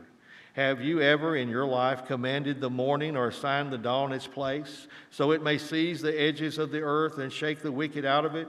The earth is changed as clay is by a seal. Its hills stand out like the folds of a garment. Light is withheld from the wicked, and the arm raised in violence is broken. Have you traveled to the sources of the sea, or walked in the depths of the oceans? Have the gates of death been revealed to you? Have you seen the gates of death's shadow? Have you comprehended the extent of the earth? Tell me, if you know all this. Where is the road to the home of light? Do you know where darkness lives, so you can lead it back to its border? Are you familiar with the paths to its home? Don't you know? You are already born. You've lived so long. Have you entered this place where the snow was stored? Or have you seen the storehouses of hail, which I hold in reserve for times of trouble, for the day of warfare and battle? What road leads to the place where light is dispersed? Where is the source of the east wind that spreads across the earth? Who cuts a channel for the flooding rain, or clears the way for lightning to bring on an uninhabited land, or a desert with no human life, to satisfy the parched wasteland and cause the grass to sprout? Does the rain have a father? Who fathered the drops of dew? Whose womb did the ice come from? Who gave birth to the frost of heaven when waters become as hard as stone and the surface of the watery depths is frozen? Can you fasten the chains of the Pleiades or loosen the belt of Orion? Can you bring out the constellations in their season and lead the bear and her cubs?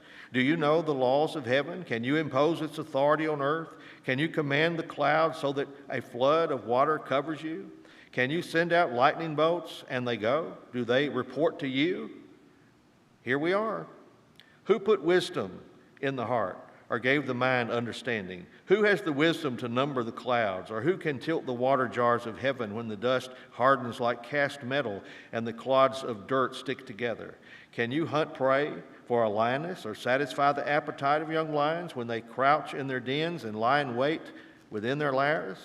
Who provides the raven's food when its young cry out to God and wander about for lack of food? Chapter 39. Do you know when mountains, goats give birth? Have you watched the deer in labor? Can you count the months they are pregnant so you can know the time they give birth? They crouch down to give birth to their young. They deliver their newborn. Their offspring are healthy and grow up in the open field. They leave and do not return. Who set the wild donkey free? Who released the swift donkey from its harness? I made the wilderness its home and the salty wasteland its dwelling. It scoffs at the noise of the village and never hears the shouts of a driver. It roams the mountains for its pasture land, searching for anything green. Would the wild ox be willing to serve you? Would it spend the night by your feeding trough? Can you hold the wild ox by its harness to the furrow? Will it plow the valleys behind you? Can you depend on it because of its strength? Would you leave it to do your hard work? Can you trust the wild ox to harvest your grain and bring it to your threshing floor? The wings of the ostrich flap joyfully, but are her feathers and plumage like the stork's? She abandons her eggs on the ground and lets them be warmed in the sand. She forgets that a foot may crush them or that some wild animal may trample them. She treats her young harshly as if they were not her own, with no fear that her labor may have been in vain. For God has deprived her of wisdom. He has not endowed her with understanding. When she proudly spreads her wings, she laughs at the horse and its rider. Do you give strength to the horse? Do you adorn his neck with a mane? Do you make him leap like a locust? His proud snoring fills one with terror. He paws in the valley and rejoices in his strength. He charges into battle. He laughs at fear, since he is afraid of nothing. He does not run from the sword. A quiver rattles at his side, along with a flashing spear and a lance. He charges ahead with trembling rage. He cannot stand still at the trumpet sound. When the trumpet blasts, he snorts defiantly. He smells the battle from a distance. He hears the officer's shouts and the battle cry. Does the hawk take flight by your understanding and spread its wings to the south? Does the eagle soar at your command and make its nest on high? It lives on a cliff where it spends the night. Its stronghold is on rocky crag. From there it searches for prey. Its eyes penetrate the distance. Its brood gulps down blood. And wherever corpses lie, it is there. Chapter 40. The Lord answered Job, will the one who contends with the Almighty correct him? Let him who argues with God give an answer. Then Job answered the Lord, I am so insignificant. How can I answer you? I place my hand over my mouth. I have spoken once, and I will not reply twice. But now I can add nothing. Then the Lord answered Job from the whirlwind, get ready to answer me like a man. When I question you, you will inform me. Would you really challenge my justice? Would you declare me guilty to justify yourself? Do you have an arm like God's? Can you thunder with a voice like his? Adorn yourself with majesty and splendor, and clothe yourself with honor and glory. Unleash your raging anger. Look on every proud person and humiliate him. Look on every proud person and humble him. Trample the wicked where they stand. Hide them together in the dust. Imprison them in the grave. Then I will confess to you that your own right hand can deliver you. Look at Behemoth, which I made along with you. He eats grass like an ox. Look at the strength of his loins and the power in the muscles of his belly. He stiffens his tail like a cedar tree. The tendons of his thighs are woven firmly together. His bones are bronze tubes. His limbs are like iron rods. He is the foremost of God's works. Only his maker can draw the sword against him. The hills yield food for him. With all sorts of wild animals play there. He lies under the lotus plants, hiding in the protection of marshy reeds. Lotus plants cover him with their shade. The willows by the brook surround him. Though the river rages, Behemoth is unafraid. He remains confident, even if the Jordan surges up to his mouth. Can anyone capture him while he looks on, or pierce his nose with snares? Chapter 41. Can you pull in Leviathan with a hook, or tie his tongue down with a rope? Can you put a cord through his nose, or pierce his jaw with a hook? Will he beg you for mercy, or speak softly to you? Will he make a covenant with you so that you can take him as a slave forever? Can you play with him like a bird, or put him on a leash for your girls? Will traders bargain for him, or divide him among the merchants? Can you fill his hide with harpoons, or his head with fishing spears? Lay a hand on him. You'll remember the battle and never repeat it. Any hope of capturing him proves false. Does a person not collapse at the very sight of him? No one is ferocious enough to rouse Leviathan. Who then can stand against me? Who then can stand against me? Who confronted me that I should repay him? Everything under heaven belongs to me. I cannot be silent about his limbs, his power, and his graceful proportions. Who can strip off his outer covering? Who can penetrate his double layer of armor? Who can open his jaws surrounded by the terrifying teeth? His pride is in his rows of scales closely sealed together. One scale is so close to another that no air can pass between them. They are joined to one another, so closely connected they cannot be separated. His snorting flashes with light, while his eyes are like the rays of dawn. Flaming torches shoot from his mouth. Fiery sparks fly out. Smoke billows from his nostrils as from a boiling pot or burning reeds. His breath sets coals ablaze, and flames pour out of his mouth. Strength resides in his neck, and dismay dances before him. The folds of his flesh are joined together, solid as metal and immovable. His heart is as hard as a rock, as hard as a lower millstone. When Leviathan rises, the mighty are terrified. They withdraw because of his thrashing. The sword that reaches him will have no effect, nor will the spear, dart, or arrow. He regards iron as straw and bronze as rotten wood. No arrow can make him flee. Sling stones become like stubble to him. A club is regarded as stubble, and he laughs at the whirring of a javelin. His undersides are jagged potsherds, spreading the mud like a threshing sledge. He makes the depths seethe like a cauldron. He makes the sea like an ointment jar. He leaves a shining wake behind him. One would think the deep had white hair. He has no equal on earth, a creature devoid of fear. He surveys everything that is haughty. He is king over all of the proud beasts.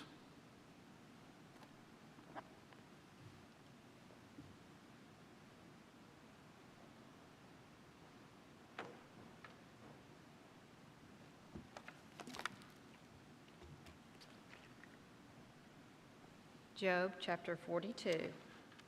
Then Job replied to the Lord, I know that you can do all things. No plan of yours can be thwarted.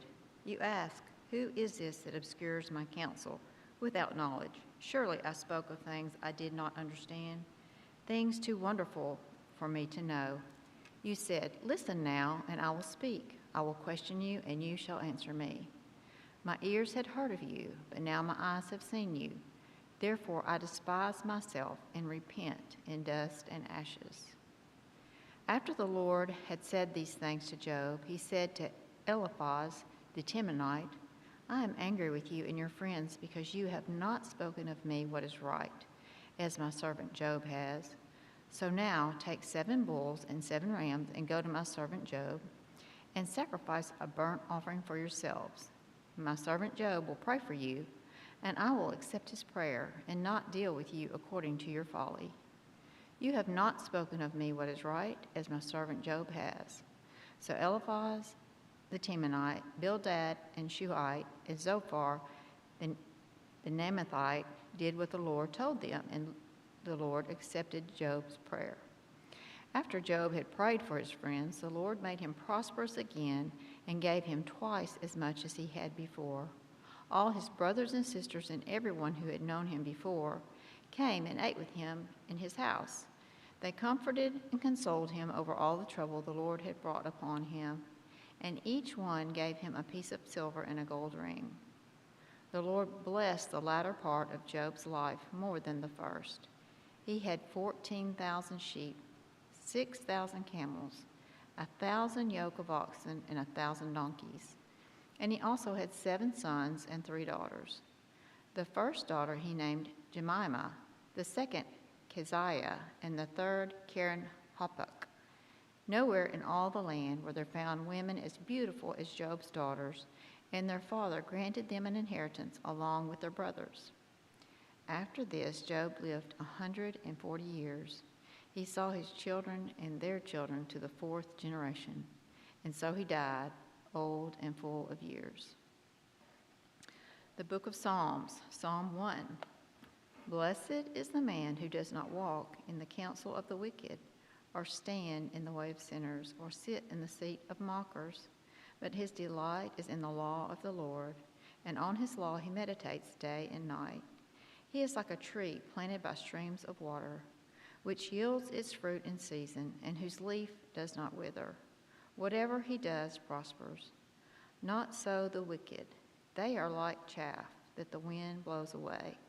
Therefore the wicked will not stand in the judgment, nor sinners in the assembly of the righteous. For the Lord watches over the way of the righteous, but the way of the wicked will perish.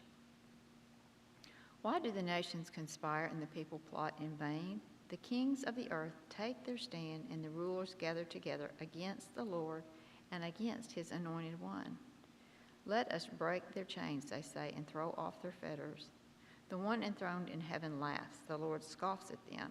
He rebukes them in his anger and terrifies them in his wrath, saying, I have installed my king on Zion, my holy hill. I will proclaim the decree of the Lord. He said to me, You are my son. Today I have become your father. Ask of me, and I will make the nations your inheritance, the ends of the earth your possession. You will rule them with an iron scepter. You will dash them to pieces like pottery. Therefore, you kings, be wise. Be warned, you rulers of the earth. Serve the Lord with fear and rejoice with trembling. Kiss the Son, lest he be angry and you be destroyed in your way, for his wrath can flare up in a moment. Blessed are all who take refuge in him. Psalm 3. O Lord, how many are my foes? How many rise up against me? Many are saying of me, God will not deliver him. But you are a shield around me, O Lord. You bestow glory on me and lift up my head. To the Lord I cry aloud, and he answers me from his holy hill. I lie down and sleep. I wake again because the Lord sustains me. I will not fear the tens of thousands drawn up against me on every side. Arise, O Lord, deliver me, O my God. Strike all my enemies on the jaw. Break the teeth of the wicked. From the Lord comes deliverance. May your blessing be upon your people. Psalm 4. Answer me when I call to you, O my righteous God. Give me relief from my distress. Be merciful to me and hear my prayer. How long, O men, will you turn my glory into shame? How long will you love delusions and seek false gods? Know that the Lord has set apart the godly for himself. The Lord will hear when I call to him. In your anger, do not sin. When you are on your beds, search your hearts and be silent.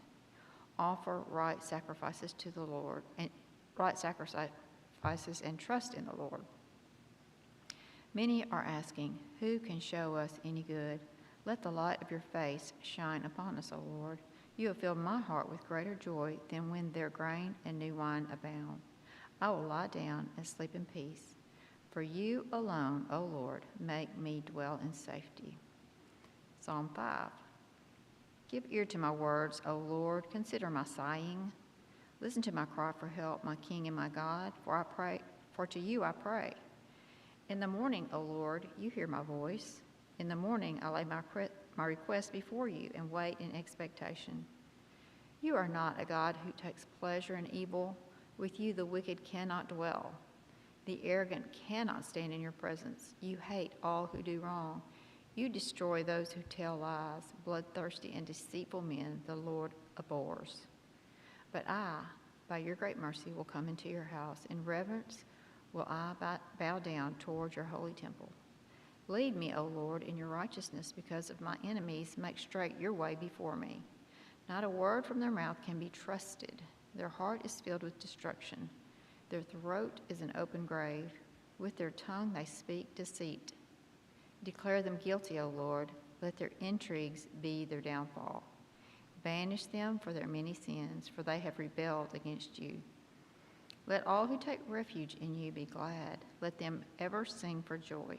Spread your protection over them, that those who love your name may rejoice in you. For surely, O Lord, you bless the righteous. You surround them with your favor as with a shield. Psalm 6. O Lord, do not rebuke me in your anger or discipline me in your wrath. Be merciful to me, Lord, for I am faint. O Lord, heal me, for my bones are in agony. My soul is in anguish. How long, O Lord, how long? Turn, O Lord, and deliver me. Save me because of your unfailing love. No one remembers you when he is dead. Who praises you from the grave? I am worn out from groaning. All night long I flood my bed with weeping and drench my couch with tears. My eyes grow weak with sorrow. They fail because of all my foes. Away from me, all you who do evil, for the Lord has heard my weeping. The Lord has heard my cry for mercy. The Lord accepts my prayer. All my enemies will be ashamed and dismayed. They will turn back in sudden disgrace. Psalm 7. O Lord, my God, I take refuge in you. Save and deliver me from all who pursue me, or they will tear me like a lion and rip me to pieces with no one to rescue me. O Lord my God, if I have done this, and there's guilt on my hands, if I have done evil to him who is at peace with me, or without cause have robbed my foe, then let my enemy pursue and overtake me. Let him trample my life to the ground and make me sleep in the dust. Arise, O Lord, in your anger. Rise up against the rage of my enemies. Awake, my God. Decree justice. Let the assembled peoples gather around you. Rule over them from high. Let the Lord judge the peoples. Judge me, O Lord, according to my righteousness, according to my integrity, O Most High. O righteous God, who searches minds and hearts, bring to an end the violence of the wicked and make the righteous secure. My shield is God Most High, who saves the upright in heart. God is a righteous judge, a God who expresses his wrath every day. If he does not relent, he will sharpen his sword, he will bend and string his bow. He has prepared his deadly weapons, and he makes ready his flaming arrows. He who is pregnant with evil and conceives trouble gives birth to disillusionment. He who digs a hole and scoops it out falls into the pit he has made. The trouble he causes recoils on himself. His violence comes down on his own head. I will give thanks to the Lord because of his righteousness, and will sing praise to the name of the Lord Most High. Psalm 8. O Lord, our Lord, how majestic is your name in all the earth. You have set your glory above the heavens. From the lips of children and infants you have ordained praise, because of your enemies, to silence the foe and the avenger. When I consider your heavens, the work of your fingers, the moon and the stars which you have set in place, what is man that you are mindful of him, the son of man that you care for him? You made him a little lower than the heavenly beings and crowned him with glory and honor. You made him ruler over the works of your hands. You put everything under his feet, all flocks and herds, the beasts of the field, the birds of the air, and the fish of the sea, all that swim the paths of the sea. O Lord, our Lord, how majestic is your name in all the earth. Psalm 9. I will praise you, O Lord, with all my heart. I will tell of all your wonders. I will be glad and rejoice in you. I will sing praise to your name, O Most High. My enemies turn back. They stumble and perish before you. For you have upheld my right and my cause. You have sat on your throne, judging righteously. You have rebuked the nations and destroyed the wicked. You have blotted out their name forever and ever. Endless ruin has overtaken the enemy. You have uprooted their cities. Even the memory of them has perished. The Lord reigns forever. He has established his throne for justice. He will judge the world in righteousness. He will govern the peoples with justice. The Lord is a refuge for the oppressed, a stronghold in times of trouble. Those who know your name will trust in you, for you, Lord, have never forsaken those who seek you. Sing praises to the Lord enthroned in Zion. Proclaim among the nations what he has done. For he who avenges blood remembers. He does not ignore the cry of the afflicted. O Lord, see how my enemies persecute me. Have mercy and lift me up from the gates of death, that I may declare your praises in the gates of the daughter of Zion, and there rejoice in your salvation. The nations have fallen into a pit they have dug. Their feet are caught in the net they have hidden. The Lord is known by his justice. The wicked are ensnared by the work of their hands. The wicked return to the grave, all the nations that forget God. But the needy will not always be forgotten, nor the hope of the afflicted ever perish. Arise, O Lord, let not man triumph. Let the nations be judged in your presence. Strike them with terror, O Lord. Let the nations know they are but men. Psalm 10. Why, O Lord, do you stand far off? Why do you hide yourself in times of trouble? In his arrogance, the wicked man hunts down the weak, who are caught in the schemes he devises. He boasts of the cravings of his heart. He blesses the greedy and reviles the Lord. In his pride, the wicked does not seek him. In all his thoughts there is no room for God. His ways are always prosperous. He is haughty, and your laws are far from him. He sneers at all his enemies.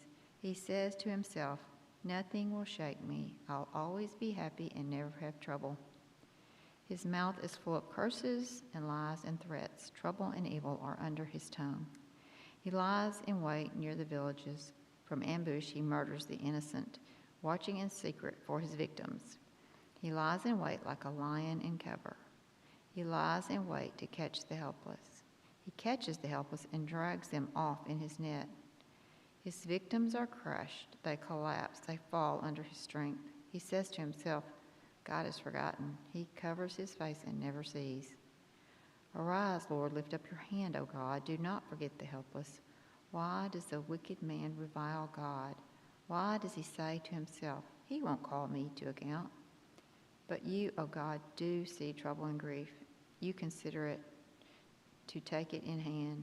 The victim commits himself to you. You are the helper of the fatherless. Break the arm of the wicked and evil man. Call him to account for his wickedness that would not be found out. The Lord is king forever and ever. The nations will perish from his land. You hear, O Lord, the desire of the afflicted. You encourage them and you listen to their cry, defending the fatherless and the oppressed, in order that man who is of the earth may terrify no more. Psalm 11. In the Lord I take refuge. How then can you say to me, flee like a bird to your mountain? For look, the wicked bend their bows. They set their arrows against the strings to shoot from the shadows at the upright in heart. When the foundations are being destroyed, what can the righteous do? The Lord is in his holy temple. The Lord is on his heavenly throne. He observes the sons of men. His eyes examine them. The Lord examines the righteous, but the wicked and those who love violence his soul hates. On the wicked he will rain fiery coals and burning sulfur. A scorching wind will be their lot. For the Lord is righteous. He loves justice. Upright men will see his face.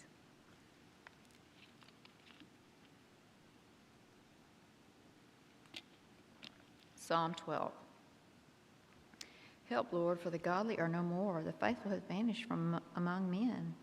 Everyone lies to his neighbor. Their flattering lips speak with deception. May the Lord cut off all flattering lips and every boastful tongue that says, we will triumph with our tongues. We own our lips. Who is our master? Because of the oppression of the weak and the groaning of the needy, I will now arise, says the Lord. I will protect them from those who malign them. And the words of the Lord are flawless, like silver refined in a furnace of clay, purified 7 times. O Lord, you will keep us safe and protect us from such people forever. The wicked freely strut about when what is vile is honored among men. Psalm 13. How long, O Lord, will you forget me forever? How long will you hide your face from me? How long must I wrestle with my thoughts and every day have sorrow in my heart? How long will my enemy triumph over me? Look on me and answer, O Lord my God. Give light to my eyes, or I will sleep in death. My enemy will say, I've overcome him, and my foes will rejoice when I fall. But I trust in your unfailing love. My heart rejoices in your salvation. I will sing to the Lord, for he has been good to me. Psalm 14. The fool says in his heart, there is no God. They are corrupt. Their deeds are vile. There is no one who does good. The Lord looks down from heaven on the sons of men to see if there are any who understand, any who seek God. All have turned aside. They have together become corrupt. There is no one who does good, not even one. Will evildoers never learn? Those who devour my people as men eat bread and who do not call on the Lord. There they are, overwhelmed with dread, for God is present in the company of the righteous. You evildoers frustrate the plans of the poor, but the Lord is their refuge. Oh, that salvation for Israel would come out of Zion. When the Lord restores the fortunes of his people, let Jacob rejoice and Israel be glad. Psalm 15. Lord, who may dwell in your sanctuary? Who may live on your holy hill? He whose walk is blameless and who does what is righteous, who speaks the truth from his heart and has no slander on his tongue, who does his neighbor no wrong and casts no slur on his fellow man, but who despises a vile man, but honors those who fear the Lord, who keep his oath even when it hurts, who lends his money without usury and does not accept a bribe against the innocent. He who does these things will never be shaken. Keep me safe, O God, for in you I take refuge. I said to the Lord, you are my Lord. Apart from me, I have no good thing. As for the saints who are in the land, they are the glorious ones in whom is all my delight. The sorrows of those will increase who run after other gods. I will not pour out their libations of blood or take up their names on my lips.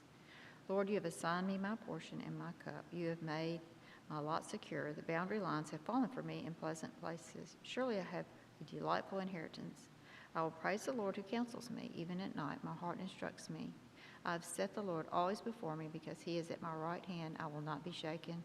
Therefore, my heart is glad, my tongue rejoices. My body will also rest secure because you will not abandon me to the grave, nor will you let your Holy One see decay. You have made known to me the path of life. You will fill me with your joy in your presence, with eternal pleasures at your right hand.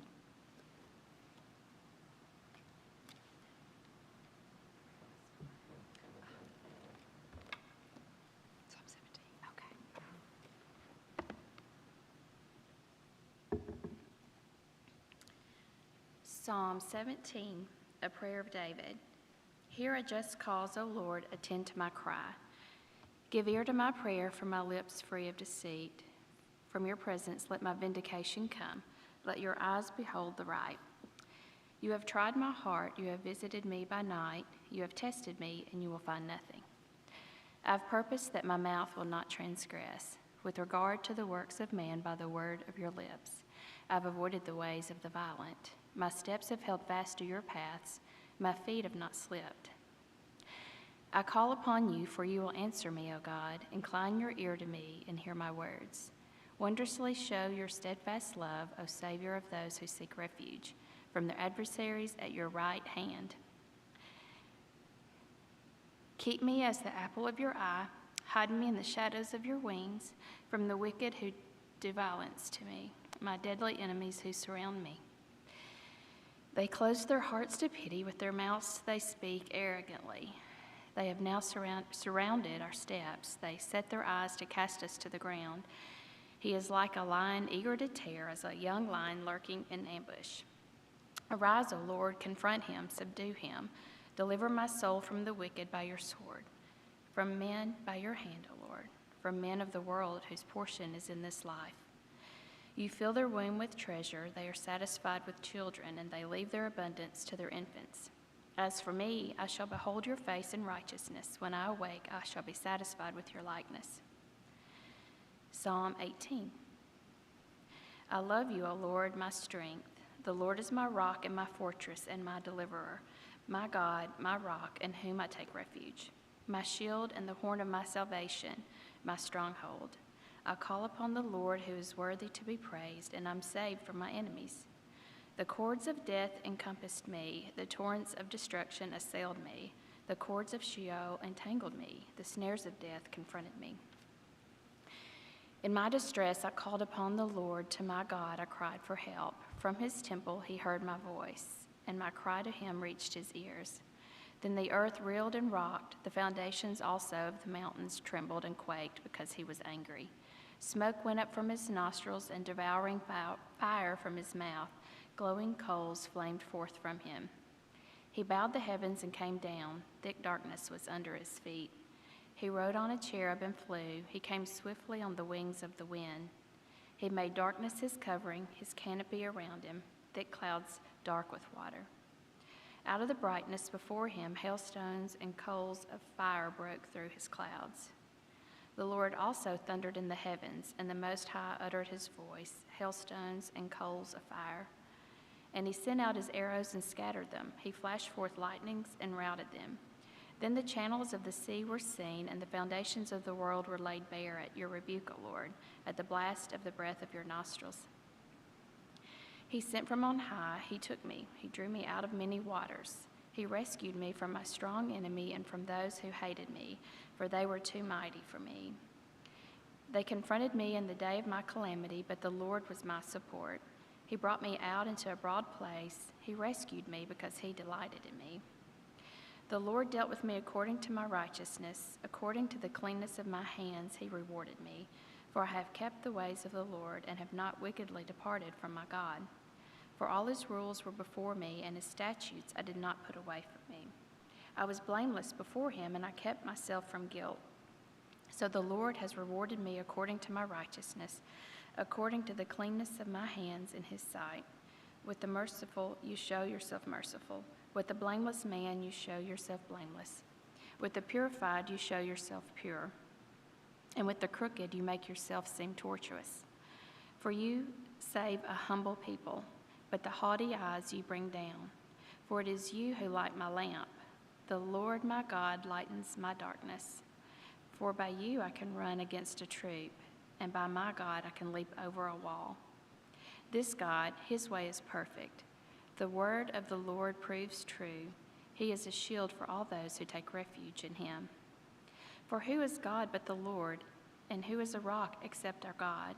The God who equipped me with strength and made my way blameless.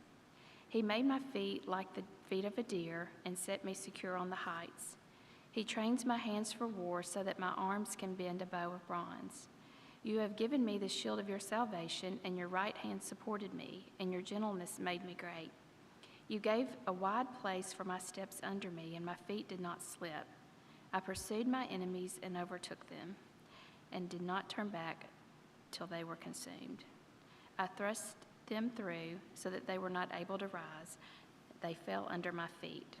For you equipped me with strength for the battle. You made those who rise against me sink under me. You made my enemies turn their backs to me, and those who hated me I destroyed. They cried for help, but there was none to save. They cried to the Lord, but he did not answer them. I beat them fine as dust before the wind. I cast them out like the mire of the streets. You delivered me from strife with the people. You made me the head of the nations. People whom I had not known served me. As soon as they heard of me, they obeyed me, and foreigners came cringing to me. Foreigners lost heart and came trembling out of their fortresses. The Lord lives, and blessed be my rock, and exalted be the God of my salvation, the God who gave me vengeance and subdued peoples under me, who rescued me from my enemies. Yes, you exalted me above those who rose against me. You delivered me from the man of violence. For this I will praise you, O Lord, among the nations, and sing to your name. Great salvation he brings to his king, and shows steadfast love to his anointed, to David and his offspring forever. Psalm 19. The heavens declare the glory of God, and the sky above proclaims his handiwork. Day to day pours out speech, and night to night reveals knowledge. There is no speech, nor are there words, whose voice is not heard. Their voice goes out through all the earth, and their words to the end of the world. In him he has set a tent for the sun, which comes out like a bridegroom leaving his chamber, and like a strong man runs its course with joy. Its rising is from the end of the heavens, and its circuit to the end of them, and there is nothing hidden from its heat. The law of the Lord is perfect, reviving the soul. The testimony of the Lord is sure, making wise the simple. The precepts of the Lord are right, rejoicing the heart. The commandment of the Lord is pure, enlightening the eyes. The fear of the Lord is clean, enduring forever. The rules of the Lord are true and righteous altogether. More to be desired are they than gold, even much fine gold, sweeter also than honey and drippings of the honeycomb. Moreover, by them is your servant warned. In keeping them there is great reward. Who can discern his errors? Declare me innocent from hidden faults. Keep your servant also from presumptuous sins. Let them not have dominion over me. Then I shall be blameless and innocent of great transgression. Let the words of my mouth and the meditation of my heart be acceptable in your sight, O Lord, my rock and my redeemer. Psalm 20. May the Lord answer you in the day of trouble. May the name of the God of Jacob protect you. May he send you help from the sanctuary and give you support from Zion. May he remember all your offerings and regard with favor your burnt sacrifices. May he grant you your heart's desire and fulfill all your plans. May we shout for joy over your salvation, and in the name of our God set up our banners. May the Lord fulfill all your petitions. Now I know that the Lord saves his anointed. He will answer him from his holy heaven and with his saving might of his right hand. Some trust in chariots and some in horses, but we trust in the name of the Lord our God. They collapse and fall, but we rise and stand upright. O Lord, save the king. May he answer us when we call. Psalm 21. O Lord, in your strength the king rejoices, and in your salvation how greatly he exalts. You have given him his heart's desire and have not withheld the request of his lips. For you meet him with rich blessings. You set a crown of fine gold upon his head. He asked life of you, and you gave it to him, length of days forever and ever. His glory is great through your salvation. Splendor and majesty you bestow on him, for you make him most blessed forever. You make him glad with the joy of your presence. For the king trusts in the Lord, and through the steadfast love of the Most High he shall not be moved. Your hand will find out all your enemies. Your right hand will find out those who hate you. You will make them as a blazing oven when you appear. The Lord will swallow him up in his wrath, and fire will consume them. You will destroy their descendants from the earth, and their offspring from among the children of man. Though they plan evil against you, though they devise mischief, they will not succeed. For you will put them to flight. You will aim at their faces with your bows.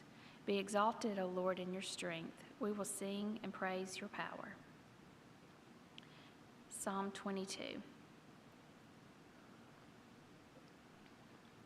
My God, why have you forsaken me? Why are you so far from saving me from the words of my groaning? Oh my God, I cry by day, but you do not answer, and by night, but I find no rest. Yet you are holy, enthroned on the praises of Israel. And you, our fathers, trusted. They trusted, and you delivered them. To you they cried and were rescued. In you they trusted and were not put to shame. But I am a worm and not a man, scorned by mankind and despised by the people. All who seek me mock me. They make mouths at me. They wag their heads. He trusts in the Lord. Let him deliver him. Let him rescue him, for he delights in him. Yet you are he who took me from the womb. You made me trust at your mother's breasts. On you I was cast from my birth, and from my mother's womb you have been my God. Be not far from me, for trouble is near, and there is none to help. Many bulls encompass me. Strong bulls of Bashan surround me. They open wide their mouths at me like a ravening and roaring lion. I'm poured out like water, and all my bones are out of joint. My heart is like wax, it's melted within my breast. My strength is dried up like a potsherd, and my tongue sticks to my jaws. You lay me in the dust of death. For dogs encompass me, a company of evildoers encircles me. They have pierced my hands and feet. I can count all my bones, and they stare and gloat over me. They divide my garments among them, and for my clothing they cast lots. But you, O Lord, do not be far off. O you, my help, come quickly to my aid. Deliver my soul from the sword, my precious life from the power of the dog. Save me from the mouth of the lion. You have rescued me from the horns of the wild oxen. I will tell of your name to my brothers. In the midst of the congregation, I will praise you. You who fear the Lord, praise him. All you offspring of Jacob, glorify him, and stand in awe of him, all you offspring of Israel. For he has not despised or abhorred the affliction of the afflicted, and he has not hidden his face from him, but has heard when he cried to him. From you comes my praise in the great congregation. My vows I will perform before those who fear him. The afflicted shall eat and be satisfied. Those who seek him shall praise the Lord. May your hearts live forever. All the ends of the earth shall remember and turn to the Lord, and the families of the nations shall worship before you. For kingship belongs to the Lord, and he rules over the nations. All the prosperous of the earth eat and worship. Before him shall bow all who go down to the dust, even the one who could not keep himself alive. Posterity shall serve him. It shall be told of the Lord to the coming generation. They shall come and proclaim his righteousness to a people yet unborn, that he has done it. Psalm 23. The Lord is my shepherd, I shall not want. He makes me lie down in green pastures. He leads me beside the still waters. He restores my soul. He leads me in paths of righteousness for his name's sake. Even though I walk through the valley of the shadow of death, I will fear no evil, for you are with me. Your rod and your staff, they comfort me. You prepare a table before me in the presence of mine enemies. You anoint my head with oil, and my cup overflows. Surely goodness and mercy shall follow me all the days of my life, and I shall dwell in the house of the Lord forever. Psalm 24. The earth is the Lord's and the fullness thereof, the world and those who dwell therein. For he has founded it upon the seas and established it upon the rivers. Who shall ascend the hill of the Lord, and who shall stand in his holy place? He who has clean hands and a pure heart, who does not lift up his soul to what is false, and does not swear deceitfully. He will receive blessing from the Lord and righteousness from the God of his salvation. Such is the generation of those who seek him, who seek the face of God of Jacob. Lift up your heads, O gates, and be lifted up, O ancient doors, that the King of glory may come in. Who is this King of glory? The Lord, strong and mighty, the Lord, mighty in battle. Lift up your heads, O gates, and lift them up, O ancient doors, that the King of glory may come in. Who is this King of glory? The Lord of hosts, he is the King of glory. Psalm 25. To you, O Lord, I lift up my soul. O my God, in you I trust. Let me not be put to shame. Let not my enemies exult over me. Indeed, none who wait for you shall be put to shame. They shall be ashamed who want only treacherous. Make me to know your ways, O Lord. Teach me your paths. Lead me in your truth and teach me, for you are the God of my salvation. For you I wait all the day long. Remember your mercy, O Lord, and your steadfast love, for they have been from old. Remember not the sins of my youth or my transgressions. According to your steadfast love, remember me, for the sake of your goodness, O Lord. Good and upright is the Lord, therefore he instructs sinners in the way. He leads the humble in what is right and teaches the humble his way. All the paths of the Lord are steadfast love and faithfulness for those who keep his covenant and his testimonies. For your name's sake, O Lord, pardon my guilt, for it is great. Who is the man who fears the Lord? Him will he instruct in the way that he should choose. His soul shall abide in well-being, and his offspring shall inherit the land. The friendship of the Lord is for those who fear him, and he makes known to them his covenant. My eyes are ever toward the Lord, for he will pluck my feet out of the net. Turn to me and be gracious to me, for I am lonely and afflicted. The troubles of my heart are enlarged. Bring me out of my distresses. Consider my affliction and my trouble, and forgive all my sins. Consider how many are my foes, and with what violent hatred they hate me. O guard my soul and deliver me. Let not me be put to shame, for I take refuge in you. May integrity and uprightness preserve me, for I wait for you. Redeem Israel, O God, out of all his troubles. Psalm 26. Vindicate me, O Lord, for I have walked in my integrity, and I have trusted in the Lord without wavering. Prove me, O Lord, and try me. Test my heart and my mind, for your steadfast love is before my eyes, and I walk in your faithfulness. I do not sit with men of falsehood, nor do I consort with hypocrites. I hate the assembly of evildoers, and I will not sit with the wicked. I wash my hands in innocence and go around your altar, O Lord, proclaiming thanksgiving aloud and telling all your wondrous deeds. O Lord, I love the habitation of your house and the place where your glory dwells. Do not sweep my soul away with sinners, nor my life with bloodthirsty men, in whose hands are evil devices, and whose right hands are full of bribes. But as for me, I shall walk in my integrity. Redeem me and be gracious to me. My foot stands on level ground. In the assembly, I will bless the Lord. Psalm 27. The Lord is my light and my salvation. Whom shall I fear? The Lord is the stronghold of my life. Of whom shall I be afraid? When evildoers assail me to eat up my flesh, my adversaries and foes, it is they who stumble and fall. Though an army encamp against me, my heart shall not fear. Though war rise against me, yet I will be confident. One thing I have asked of the Lord that I will seek after, that I may dwell in the house of the Lord all the days of my life, to gaze upon the beauty of the Lord and to inquire in his temple. For he will hide me in his shelter in the day of trouble. He will conceal me under the cover of his tent. He will lift me high upon a rock. And now my head shall be lifted up above my enemies all around me, and I will offer in his tent sacrifices with shouts of joy. I will sing and make melody to the Lord. Hear, O Lord, when I cry aloud. Be gracious to me and understand me. You have said, seek my face. My heart says to you, your face, Lord, I do seek. Hide not your face from me. Turn not your servant away in anger. O you who have been my help, cast not off.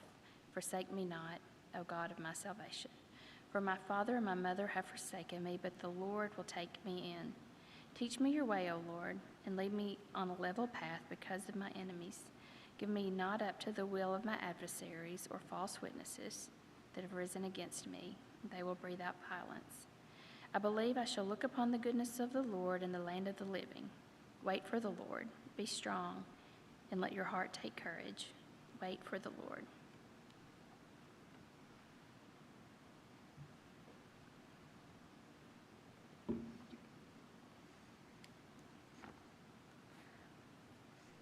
Psalm 28.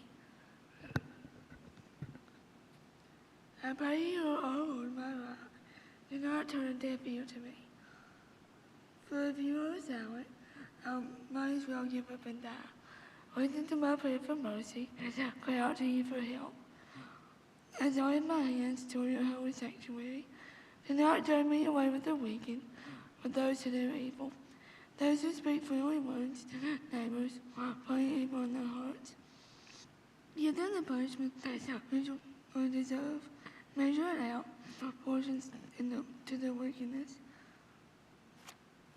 Pay them back for all their evil deeds. Give them a taste of what they have done to others.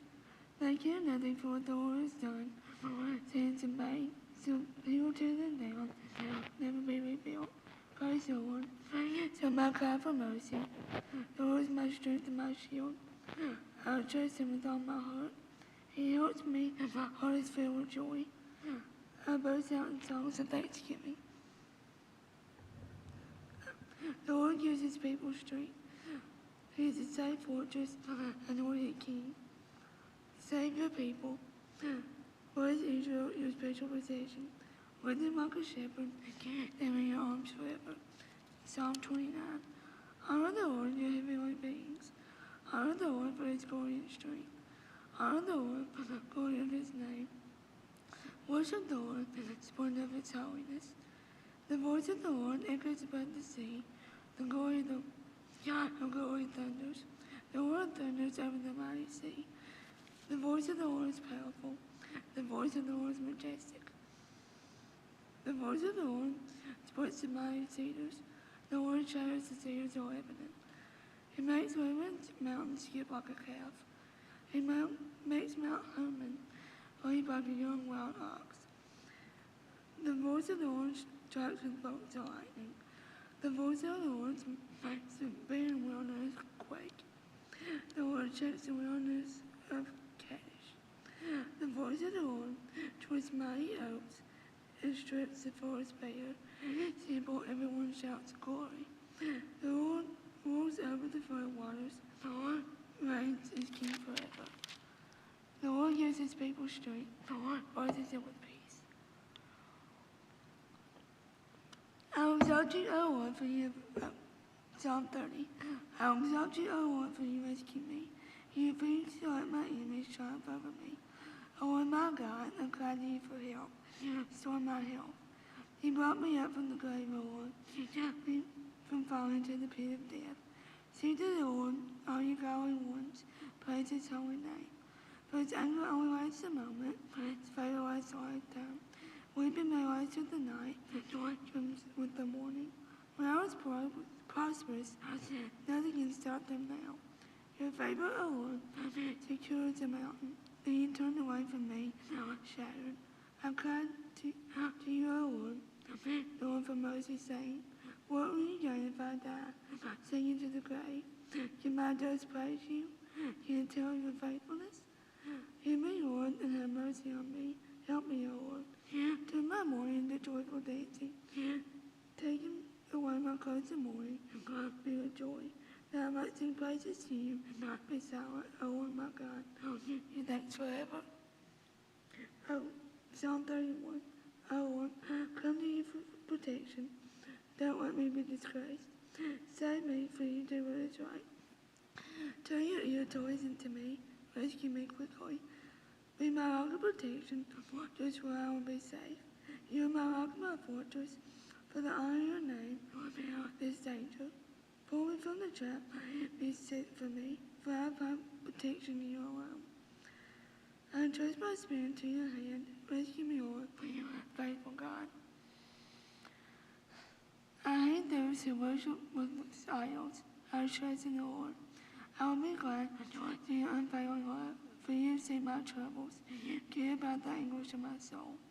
For you have not handed me over to my enemies, set me in a safe place. Have mercy on me, Lord, in distress. Tears blur my eyes. My mind and soul are withering away, dying from grief. My years are shortened by sadness. Tears drain my strength, wasting away from within. I am scorned by all my enemies, despised by my neighbors. Even my friends condemn me. When they see me on the street, they look the other way. I am ignored as if I were dead, as if I were a broken pot.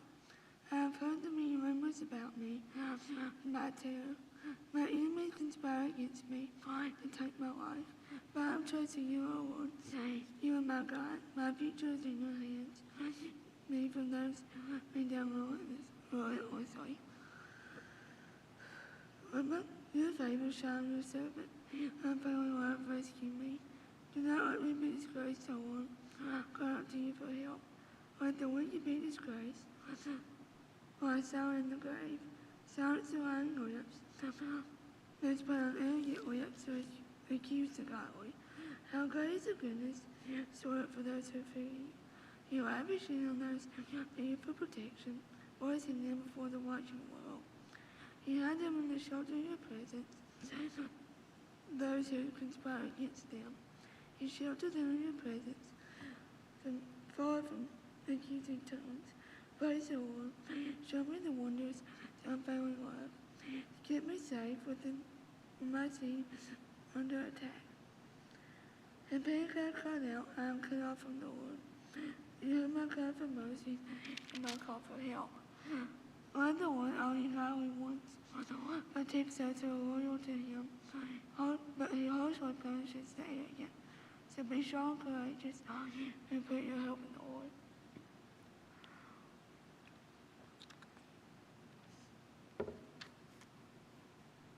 Psalm 32. I will joy for those whose disobedience is forgiven, whose sin is put out of sight. Yes, with joy for those whose the Lord is clearly guilt, whose lives are with complete honesty.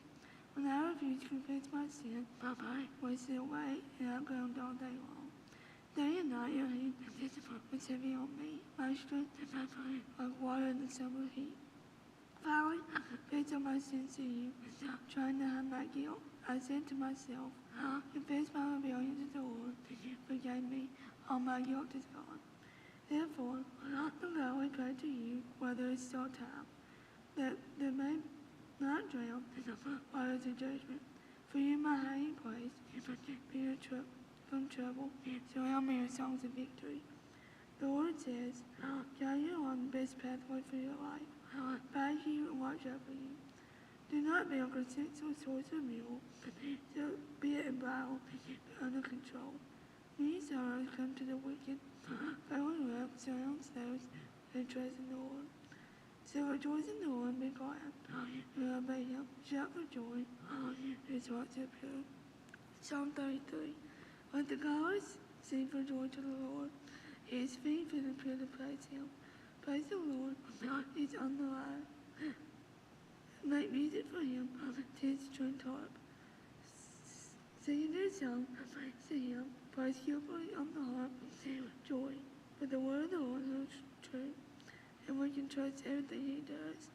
He loves whoever is just and good, while the Lord fills the earth.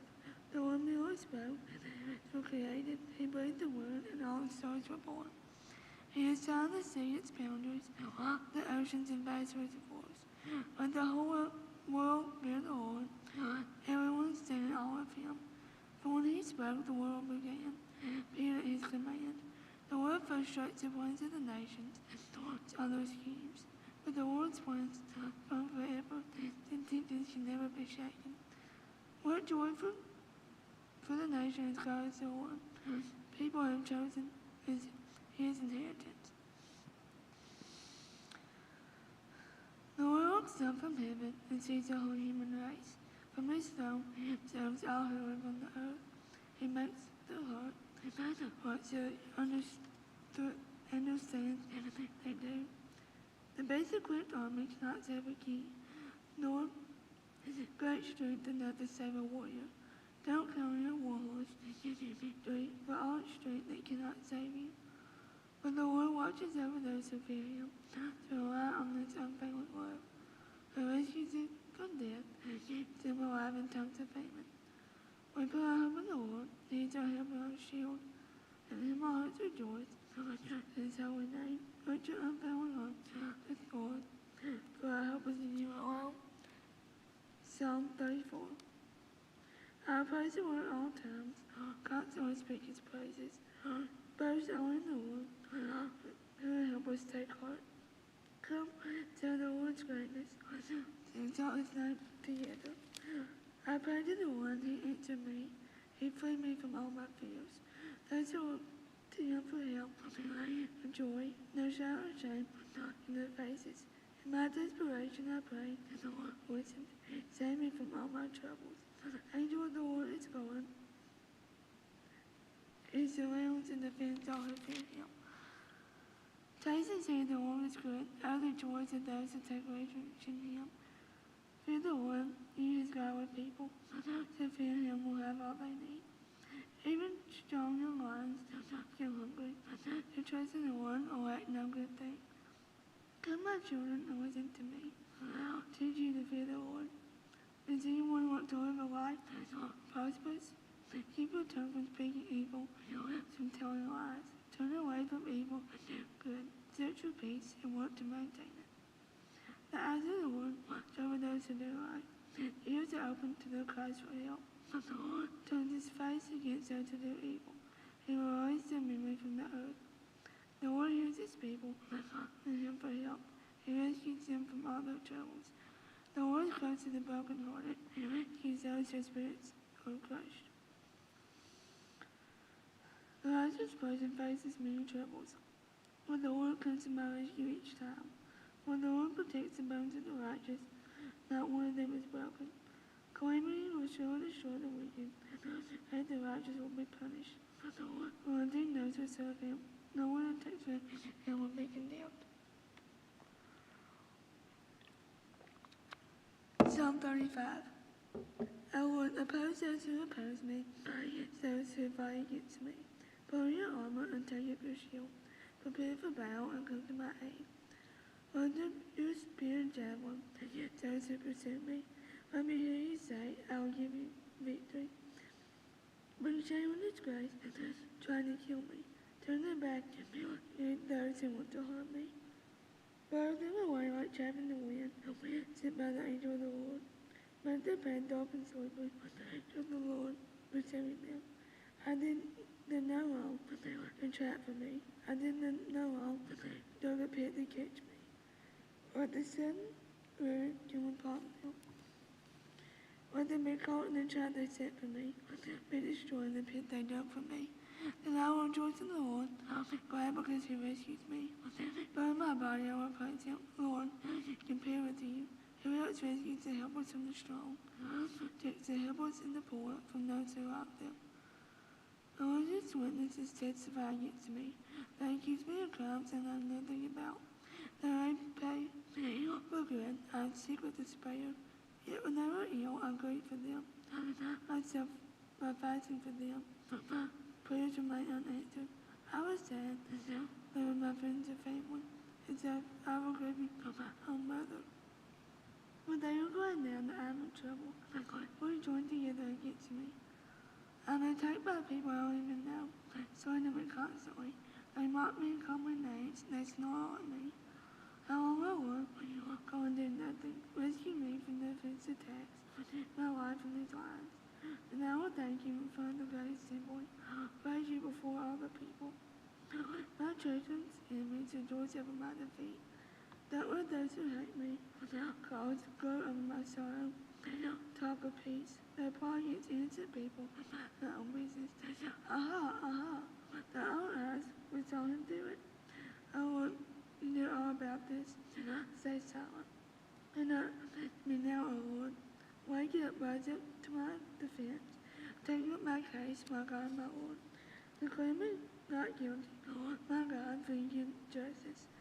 My enemies laugh about me, my troubles. Don't let them say, look, we got what we wanted. Let him alive.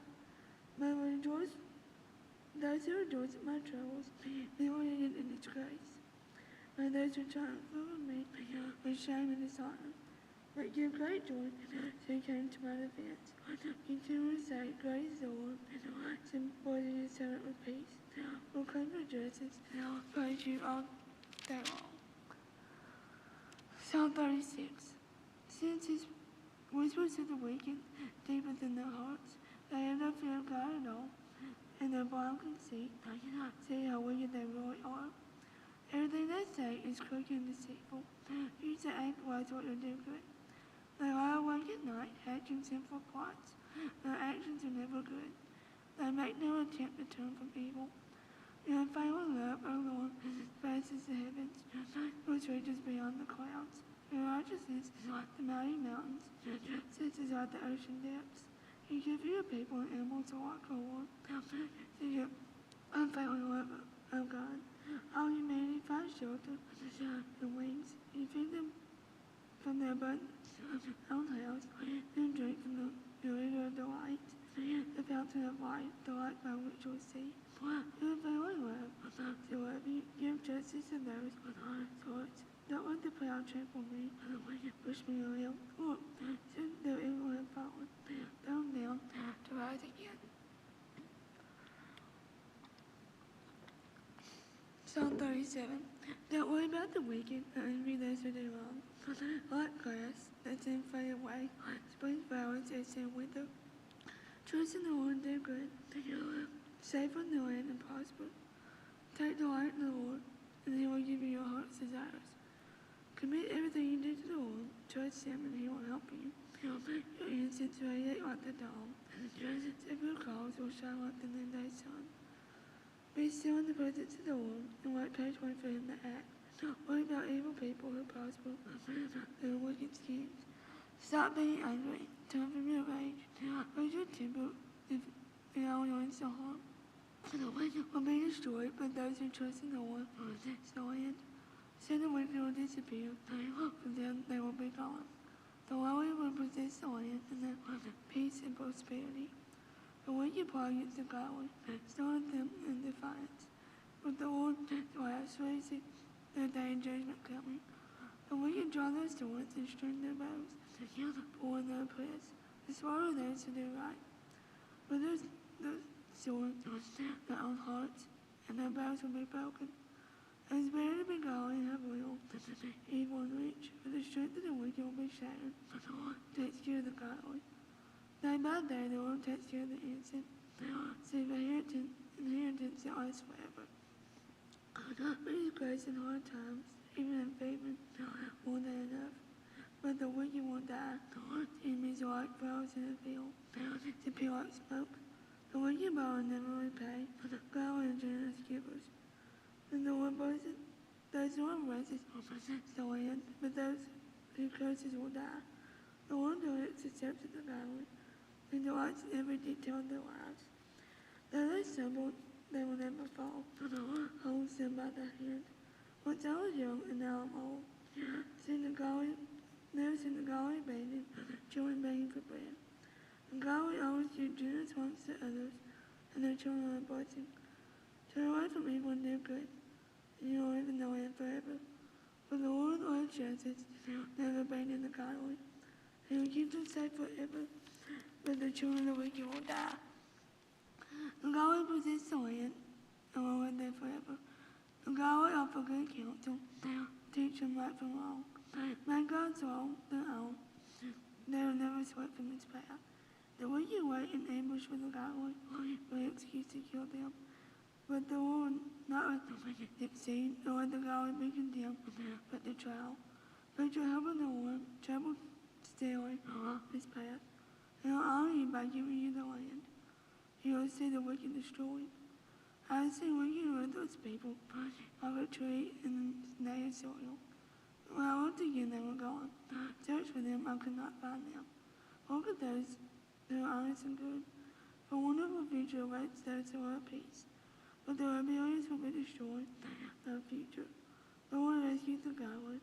Their fortress in times of trouble. The Lord helps them from the wicked. He saves them and shelters